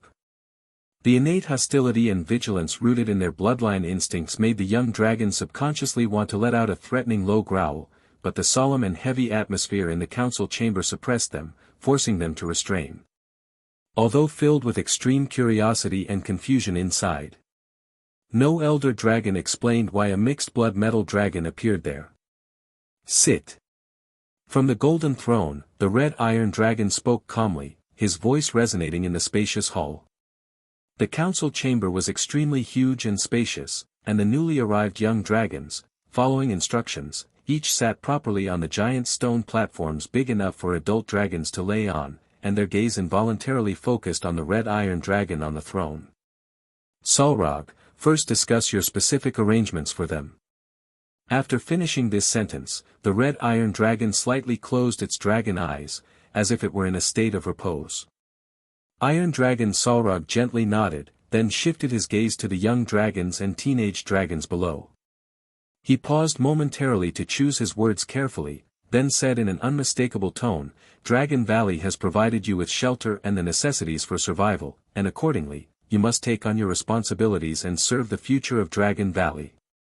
He deliberately emphasized his tone, his gaze sweeping over each young dragon. "Do you all clearly understand this?" Blue Dragon Huryam, Red Dragon Cahill, Green Dragon Ludwig, Black Dragon Seraphina. Under the oppressive gaze of the Iron Dragon, the four young dragons successively nodded to indicate they understood. "Very well, then I will get straight to the point." Iron Dragon Solrog did not beat around the bush, he straightforwardly announced, "You must fight against your inherent laziness and complacency. According to the current development needs of Dragon Valley, you need to make a choice immediately, determining the first career path you will formally pursue." His gaze first fell upon Black Dragon Seraphina and Green Dragon Ludwig. Black Dragon, naturally fond of playing with corpses and the power of death, is inherently skilled at dealing with the undead and the domain of death. In the border area, there is no lack of corpse resources, thus, the necromancer path is the most fitting choice for you. Once you take on the role of necromancer and achieve some degree of accomplishment in this path, an important task concerning the future of the tribe will be entrusted to you. Green Dragon, with an innate instinct to control and harness the power of nature, the druid path allows you to draw strength from the vast natural world. In the future, you can play a crucial role in Dragon Valley's agriculture and livestock breeding, adding an indispensable foundation, which is also the most suitable path for you. After successfully taking on the role, like Seraphina, you too will bear a critically important task. The Dragon-Forged Warrior transformation plan, Galos had already discussed with Solrog. This could significantly enhance the foundation of the Molten Iron tribe, which Solrog was very keen on, and optimizing dragon vein transformation necessitated research in life and soul. The natural dragon and the undead dragon stepped onto the paths of druid and necromancer respectively. They were both skilled in this aspect. Regarding Iron Dragon Solrog's arrangements, both the Black Young Dragon and the Green Young Dragon had no objections. For short-lived species, choosing a career path is a monumental decision requiring repeated consideration and deep reflection, but for the dragon race, it is not as important, as with their long lifespans, they will eventually pursue multiple career paths. Besides, the paths of necromancy and druid are inherently suitable for black dragons and green dragons. As for the two of you, Iron Dragon Solrog turned his gaze toward Blue Dragon Huryam and Red Dragon Cahill. Huryam, you need to fully utilize your innate storm talent, becoming a storm mage, master of thunder and hurricanes, wielding the ever-changing weather, which will be the best expression of your power. In the future, weather control and utilization in the complex and variable border area will be your sole responsibility. Cahill, your fierce fury can also be transformed into a source of power. Choose the Wild Dragon path full of primal wildness. The Molten Iron tribe currently lacks a role that fully reflects the fierce and majestic nature of the dragon race, an executioner that makes everyone dread. This position undoubtedly suits you to showcase your true nature. Blue Dragon Huryam calmly nodded in acceptance. While Red Dragon Cahill let out a suppressed low roar in excitement, his dragon eyes glimmering with enthusiasm. Natural Dragon, Undead Dragon, Storm Dragon, Wild Dragon. This is both an urgent need based on Dragon Valley's current development and an optimal choice based on different dragons' innate talents. Druid, Necromancer, Storm. For these three paths, you only need normal meditation to pursue. Salrog said, however, to pursue the Wild Dragon path, you also need Rage, Fury, and Frenzy. He turned to White Dragon Trish. Besides guiding them in meditation, there's also the task of helping Cahill quickly pursue his path, which is now your responsibility. Hearing this, White Dragon Trish solemnly nodded her massive dragon head. Immediately, she opened her massive mouth, giving the Red Dragon Cahill below a highly malicious and challenging smile. This task is tailored to her sense of fun. After completing the initial arrangements for the career paths, Nurturer Trish led the four young dragons away from the solemn council hall of the burning steel castle, back to the hardened training grounds outside, to continue her strict teaching and training. Before the flames of war truly ignite, they should all be able to progress smoothly into the adolescent dragon stage.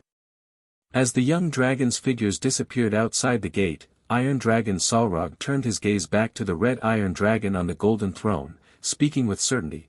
By that time, they will become indispensable pillars of the Molten Iron tribe.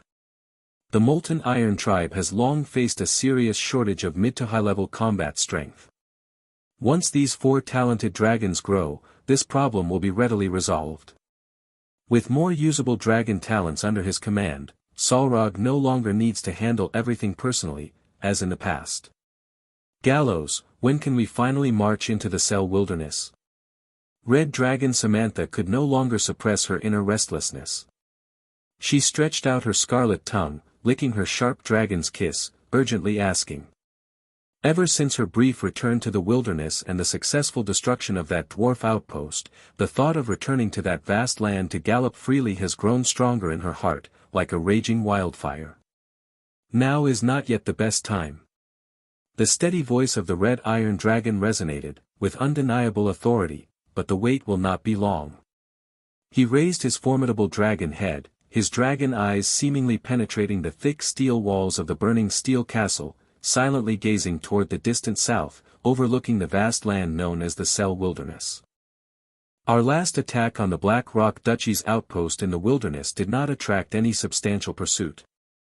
Galos said, this is already a signal. Interest in the wilderness borderlands from the Federation countries is significantly decreasing. He paused slightly, presenting even more weighty information. Moreover, just a few days ago, I received a critically important piece of intelligence from Gordon.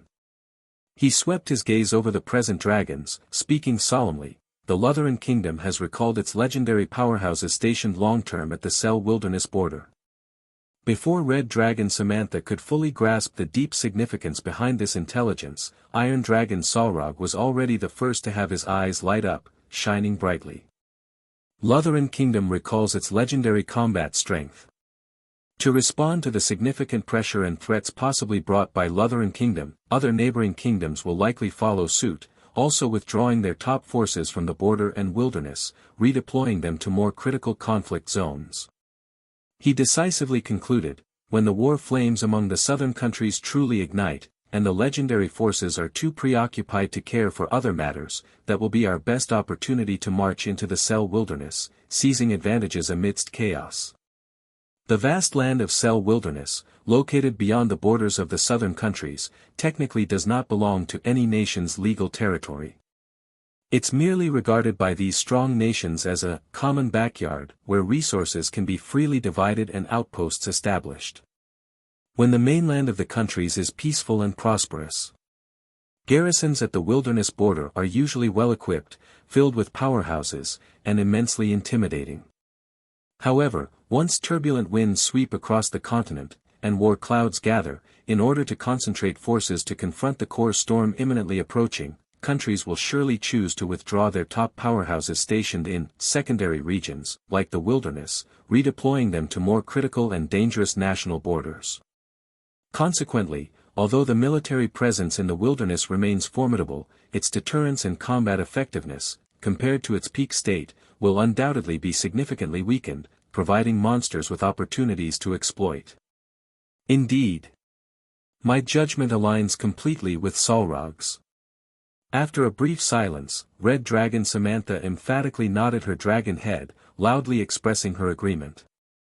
Dragon Valley, that training ground pounded as hard as iron. The great pale wings. These training methods are truly too harsh. Black Dragon Seraphina felt every muscle in her body groaning in unbearable agony, finally couldn't help but voice a painful protest to the overseer, White Dragon Trish. Harsh. White Dragon Trish snorted with disdain in her dragon eyes. Compared to the daily grind that the master of molten iron endures, this pitiful amount of training is not even worth mentioning. The surrounding young dragons, Red Dragon Cahill, Blue Dragon Huryam, Green Dragon Ludwig, including the Black Dragon, couldn't help but show skeptical expressions, clearly doubtful of Trish's words. But at that moment, whoosh! A sudden fierce gale swept through, accompanied by a clear tremor from the ground. A figure like a burning meteor suddenly flew out from the burning steel fortress, exuding a suffocating pressure, precisely landing at the center of the extreme training ground not far away. Look at the expressions on you lazy creatures, I sense doubt. Trish raised her head, eyes blazing as she looked at the muscular, towering, scorching metal-like body of the red iron dragon and said, then watch carefully. Open your eyes wide and see how our master of molten iron tempers himself. Soon, you'll understand that what you should envy most isn't the powerful strength he holds now, but that willpower, more unyielding than the hardest steel, more dazzling than the sun in the sky. Upon hearing this, the young dragons couldn't help but cast their skeptical glances uniformly at that extreme training ground. At the same time, Red Iron Dragon Galos suddenly flapped his massive wings, his huge body instantly suspended in the air, then with a clean and swift inversion, he adjusted his body into a vertically inverted posture, decisively folding up his broad wings. When the inverted, fierce dragon head was less than a meter from touching the ground. Whoosh! The two vast wings suddenly unfurled completely like battle flags. Furious gales wrapped in flying sand and rocks radiated violently in all directions. The intense wind pressure almost made it impossible for the distant young dragons to keep their eyes open. When their vision painstakingly pierced through the swirling sand, finally seeing Red Iron Dragon's current movements, all their breaths involuntarily halted. Astounding! The body of the Red Iron Dragon, heavy as a mountain, was now in an inconceivable inverted stance, supporting the terrifying weight of its entire body solely with the wing bones, standing steadily on solid ground. Every fold on the tough wing membrane seemed to bear incomparably immense pressure, trembling slightly. The rugged muscles at the connection of the dragon wings and the mighty body emitted a teeth-clenching tautness, as if countless steel wires stretched to their limits were groaning. Under the increasingly shocked and nearly stagnant gazes of the young dragons, Red Iron Dragon steadily landed, the four strong dragon feet digging deep into the ground, followed by tightly gathering the wings on the broad back, with that thick, powerful tail like a living giant python, flexibly slithering along the back curve, finally hooking the base of his own rugged dragon horn with the tail tip. The entire body from neck to tail seemed to form a closed loop. The next second, that seemingly clumsy, sluggish, heavy as mountainous body, unexpectedly erupted with unimaginable resilience and agility, curling up like a spring. The dragon scales fiercely rubbed and collided against each other, bursting into countless fragmented sparks. As the dragon's kiss almost touched the robust tailbone, the massive dragon form was nearly compressed into a ball. Boom! The coiled dragon body released explosive force, as if a giant bow released by the celestial god, sending the body soaring straight into the sky, burning into an orange-red meteor amid air friction, crashing into deep clouds, then steadily descending back to the ground. The dragon's scales on his body slightly opened and closed, emitting an amazing high temperature, clashing intensely with the cold air, generating thick, cloud-like white steam. He slowly stood upright, fully extending the enormous wings and strong dragon arm, freely displaying that towering, fierce, robust to the extreme, yet shockingly beautiful and powerful dragon body. Without any pause or breath, he began a new round of training at the extreme training ground. Every move seemed nearly impossible to the young dragons, but on his body, it manifested perfectly and full of power, shocking the observers' hearts. I really want to experience being completely overwhelmed and ravaged by such a body. White Dragon Trish extended her crimson tongue, licking her lower jaw with desire, her gaze fixed on Galos, unapologetically revealing the rolling hot greed and possessiveness therein. She had long coveted Galos but knew deeply that he didn't take interest in her relatively slim and slender, white dragon body. Suddenly, Trish sharply turned her head, converting the uncontainable heat and slight sense of defeat in her heart into another form of motivation, her gaze sweeping like a blade towards the young dragons beside her. Did you all see? Now, is there anyone who feels they've reached their limit? Is there anyone who dares complain that their training intensity is too high? White Dragon Trish wagged her tail, producing a sound cutting through the air, bearing a grin both cruel and excited. Now, it's time for your resilience training. Line up one by one, come over and obediently await my thrashing. Before her voice even fell, her tail, covered in hard scales, already whipped out like a steel whip with a swoosh. Snap! Snap! Snap! The dull and loud cracking sounds echoed in succession, landing precisely on each young dragon, instantly shattering their dragon scales, tearing flesh and leaving bloody marks. However, perhaps stimulated by the inhuman determination and powerful body of the red iron dragon, an unprecedented yearning and expectation to become stronger began to grow in the hearts of the young dragons. Even as they endured the relentless whipping from the white dragon, they merely gritted their sharp teeth, swallowing their painful howls, silently enduring, with flames of unwillingness and longing burning in their eyes. Elsewhere, Galos, who was in extreme training, naturally noticed the commotion from White Dragon Trish training the young dragons. But he merely glanced over, his dragon eyes showing no emotion, then immediately withdrew his gaze, continuing to focus on his own practice without any intention of stopping her. The reason the dragon race can tenaciously exist and thrive across many planes and worlds is because they possess a strong adaptability to various extreme environments. Even though other dragons do not have Galos' extraordinary evolution talent, their efficiency cannot compare, but day-to-day targeted training is still immensely beneficial for them.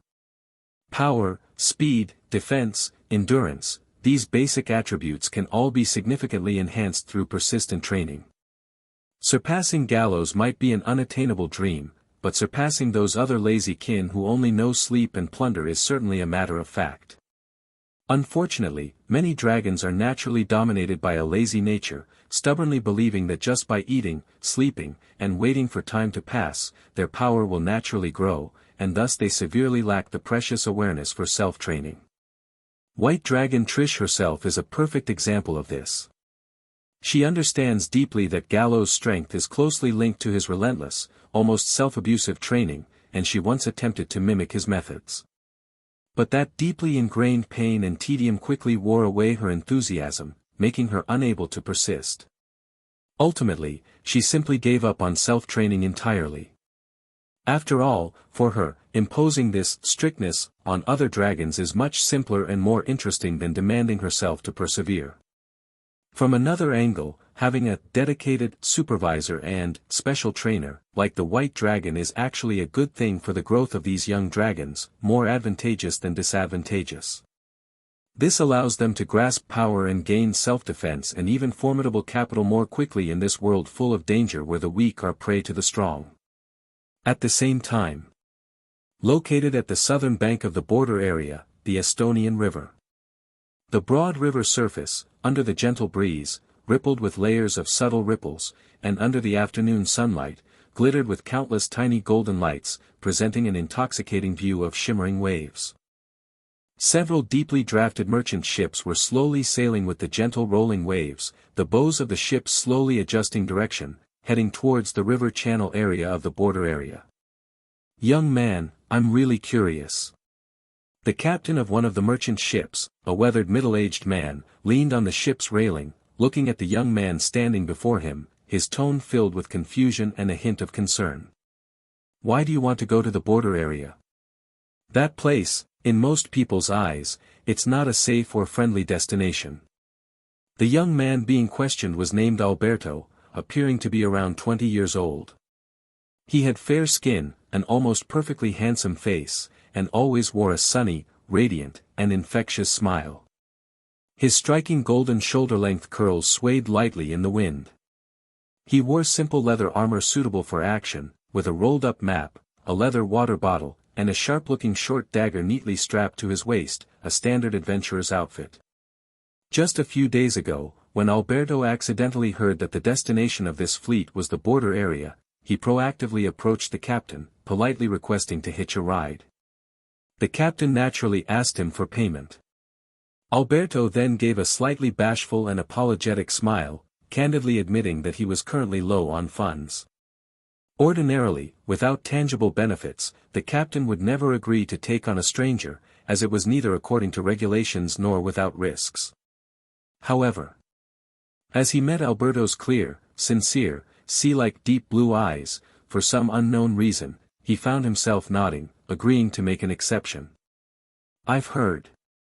Alberto gestured at his adventurer's attire, still smiling brightly, yet with a hint of inquiry in his eyes, that the border area now seemed somewhat different from the chaotic danger in the past rumors. He paused, his gaze falling forward onto the piece of riverbank bathed in sunlight and growing closer before the bow. "As you can see, I'm an adventurer filled with enthusiasm for the unknown, always brimming with an irrepressible curiosity towards those lands shrouded in mystery and rarely visited. Besides, it seems that the border area is undergoing some peculiar changes, making it all the more worth going to witness firsthand." He shifted the topic, bringing a perfectly measured desire for knowledge as he addressed the captain. "You seem to be a frequent visitor here, not entering the border area waters for the first time. Do you know why this land is experiencing such changes? What forces are reshaping the order here?" Under the gaze of the youth's seemingly magical eyes, the usually taciturn captain, who didn't like meddling, suddenly felt a strong urge to express himself surging from within. On the gently swaying deck, the captain cleared his throat and said, "The changes are indeed significant, as if it happened overnight. The notorious creatures and foreign races in the border area have become, well, how to put it, quite polite. Unprecedented collaboration has begun among different races. They actively engage in trade with our merchant groups traversing the Estonian River, exchanging local minerals and fur for food and daily necessities. Many people are confused, just assuming those creatures have suddenly become enlightened, or that the sun has risen from the west." The captain cautiously looked around to ensure no other crew members were too close, then lowered his voice with a hint of mystery, "But I happen to hear some inside information from some old friends who have traveled all around." He leaned in closer, lowering his voice further. "It said that on the edge of Cell Wilderness and bordering the eternal frost tundra lies a land of chaos, which has birthed a soul, true, king of the borderland, after countless years of bloody conflict. It is this mysterious king who has brought unprecedented order to this lawless land. It is he who has set rules and restrained those lawless creature minions with an iron fist. Few have seen his true visage, yet his reputation and influence are everywhere. You can even see that the most cunning, greedy goblins, who are accustomed to extortion, no longer dare demand an extra copper plate from merchants. You could say that now all intelligent creatures in the border area, regardless of strength, live under this king's vast shadow, following the rules he set. Oh. That impressive? Alberto raised his eyebrows, a playful expression on his face, marveling, so the king of the borderland, you mentioned, what kind of figure is he? A goblin genius that appears once in 1,000 years? A human powerhouse? Or, did the iron hoof of those centaur tribes flatten the border area? The captain shook his head vigorously, his expression becoming unusually serious and earnest. None of those, regarding that king's specific identity, opinions differ, shrouded in mystery, but the most widespread and accepted theory is. He took a deep breath, speaking slowly and deliberately, ruling this perilous land is not a common race, but a noble, kind, unimaginably powerful. Metal Dragon, specifically the leader of metal dragons, the most noble, most powerful. Golden Dragon. After a silent second. Pfft, ha ha ha. Golden. Golden Dragon. Upon hearing this answer, Alberto, as if hearing the funniest joke in the world, couldn't hold back, erupting into a hearty laugh. As he laughed loudly, the captain standing beside him suddenly stiffened, a soul-deep, indescribable chilling shiver swept through him unexpectedly. Yet this feeling passed quickly, gone faster still, in just a moment of disorientation, the stifling fear receded like a tide.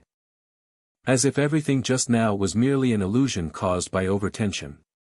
Few, almost lost composure, the maintenance of the transformation technique even fluctuated. Alberto gathered his smile, his handsome face returning to its sunny calm, only deep in his eyes fleetingly passed an imperceptible blend of absurd and cold mockery. The king of the borderland is a golden dragon. This amusing theory, where specifically did you hear it from? Alberto squinted slightly without a hint, maintaining a courteous smile while asking the captain in a gentle tone. Oh, just something I heard while chatting with other captains and mates in leisure. The captain responded with an innocent tone, seeming to find the idea perfectly natural. Many people talk like this privately, think about it, being able to restrain those lawless, ferocious creature minions in the border area and have different species collaborate neatly for trade, just these two things are enough to explain it. He stretched out his rough fingers, gesturing in the air. Firstly, this king of the borderland, he definitely isn't an evil dragon of the evil faction, right? Evil dragons wouldn't have the patience and kindness to maintain order.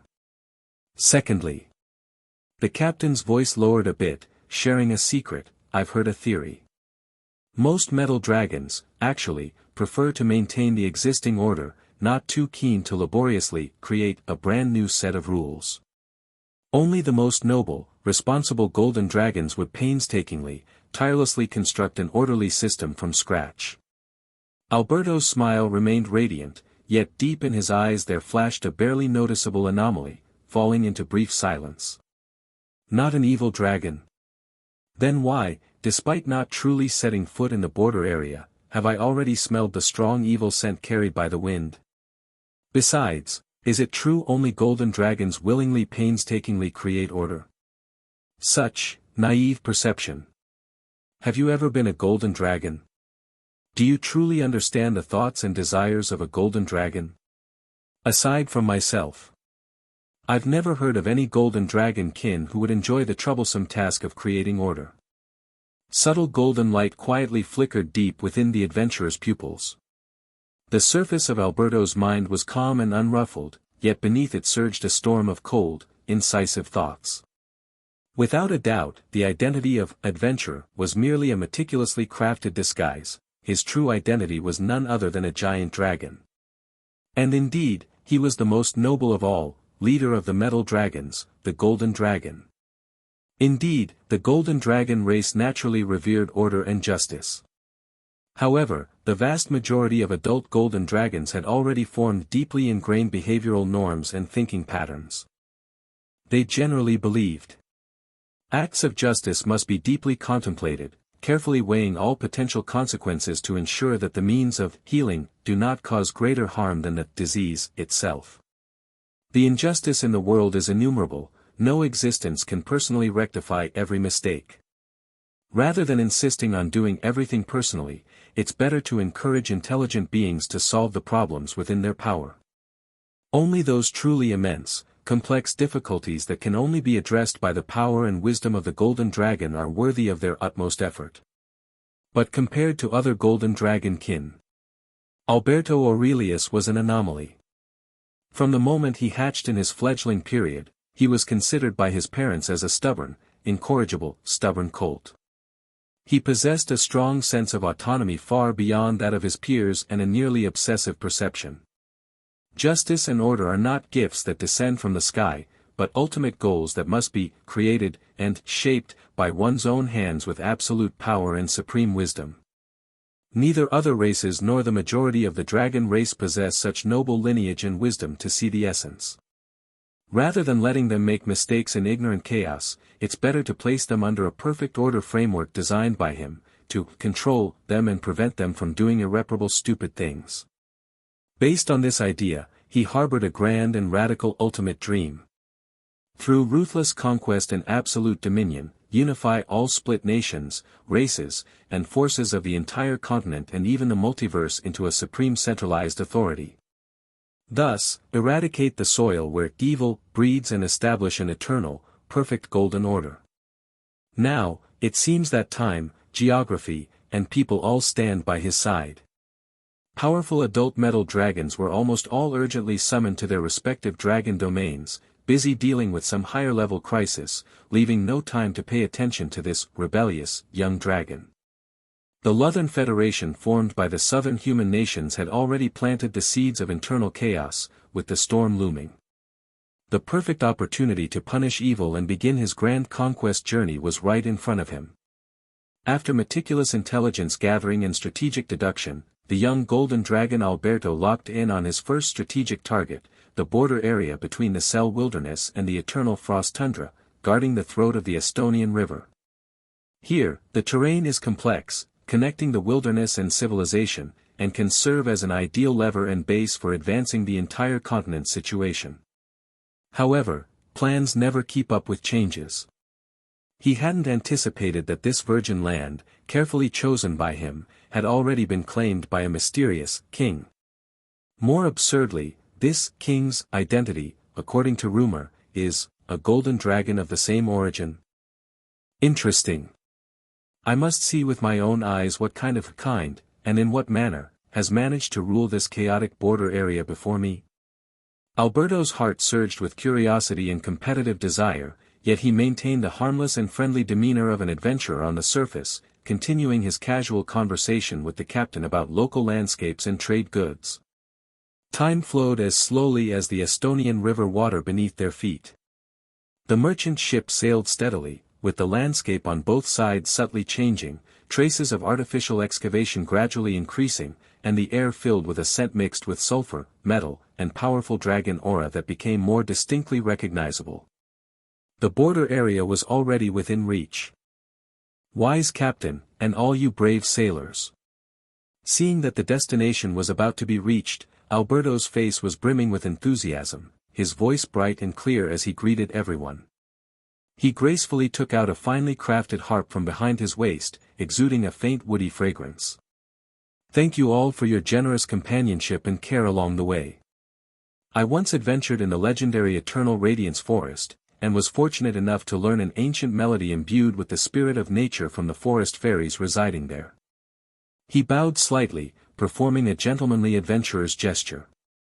Please allow me to offer this tune as a humble token of gratitude for this journey. Before he finished speaking, his figure swayed and he leapt lightly to the widest part of the deck. Under the captain and sailor's curious and expectant gaze, Alberto's expression instantly turned exceedingly focused. His long and elegant fingers, as if infused with magic, gently and precisely brushed across the harp strings. Plink, the first ethereal, pure note leapt forth, breaking the quiet air above the river, followed by a series of distant, pristine melodies, as if originating from the depths of the forest or the earth's pulse, began to flow like a babbling stream, lightly encircling between the ship's sides and masts, causing the audience's tense spirits to involuntarily relax, as if instantly transported from a monotonous river journey into a vast, ancient forest full of life, with gentle breezes and swaying shadows of trees. More astonishing Was that while his fingers skillfully plucked the harp strings, Alberto's slender, agile, vibrant body also began to dance with the rhythm, the dance combining the elegance of elves, the passion of humans, and a touch of indescribable exotic charm, at times like a deer bounding through the forest, and at others like vines swaying in the wind, full of vigorous vitality and pure artistic influence. Bravo! Wonderful! This young man has some talent. The audience was deeply captivated by this outstanding performance, erupting into enthusiastic applause and genuine cheers of praise. And in the center of the performance, Alberto's face was glowing with a pure and radiant smile, his eyes intoxicated, seemingly completely immersed in the ultimate joy brought by music and dance, enjoying this brief and simple pleasure. No one could imagine, let alone perceive, that this fiery, talented, sun-like young adventurer before them, was actually, in truth, the pinnacle of the legendary metal dragon race, the incarnation of wisdom and power, the Golden Dragon. The Golden Dragon race, exceptionally skilled at perfectly disguising as various humanoid beings.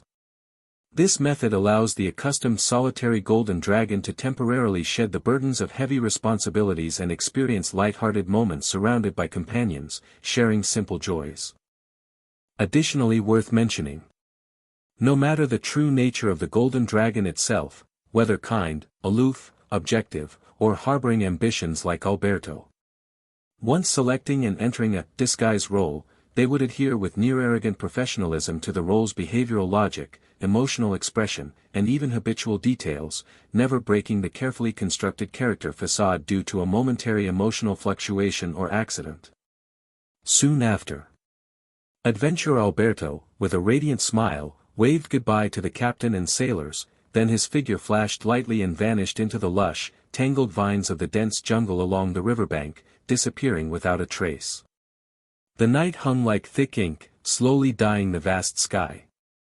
Stars scattered like fragmented diamonds inlaid on the deep blue velvet curtain, the clear starlight falling upon the surging Estonian river surface. At a riverside checkpoint, atop a reinforced watchtower platform, Silvermane Zackley led a team of nimble centaur divine archers, standing vigilantly prepared. Their strong arms were tense and their bows drawn like full moons, sharp and eagle-like eyes penetrating the cool night breeze, locking firmly onto the increasingly turbulent and rolling river surface below in the darkness. Minutes passed. Swish. The originally rhythmic sound of the waves suddenly turned fierce and unnatural. The river's central area abruptly burst with large splashes, several massive shadows darting swiftly under the water, stirring chaotic whirlpools. Raise the net. Silvermane Zackley's eyes turned sharp, his deep command exploded like thunder. Buzz. Accompanied by the heavy sound of crank and winch, combined with the ogre's rough roar, the strong ogres ambushed on both riverbanks exerted force suddenly, hoisting up a giant net woven from special metals and entwined with thick iron chains, emerging from the water, like an iron barrier spanning the river channel, firmly intercepting those vicious water beasts attempting to rush upstream. Crash! Crash! Water splashed like torrential rain. Many large, tusked river beasts were caught off guard by the obstruction, some crashing into the sturdy iron chain net with muffled thuds, others relying on brute strength to leap high out of the water, trying to cross this blockade line, carving wild arcs in the air. Swish! Swish! Swish! Almost in the same moment, the centaur divine archer's arrows released, bowstrings trembling hums tearing the air, each sharp arrow with special design flashing faint alchemy enchantment glows, piercing with precision those beasts that jumped from the water or tried to strike the iron net. Hello everyone! As we wrap up this video, I want to share a quick note. I have a Patreon account. If you'd like to support me and enjoy on-demand audiobooks, you can become a Patreon member. Alternatively, you can check out my Google Drive link, which has 500+ novel audiobooks available through my Ko-fi or Patreon shop. I appreciate your support.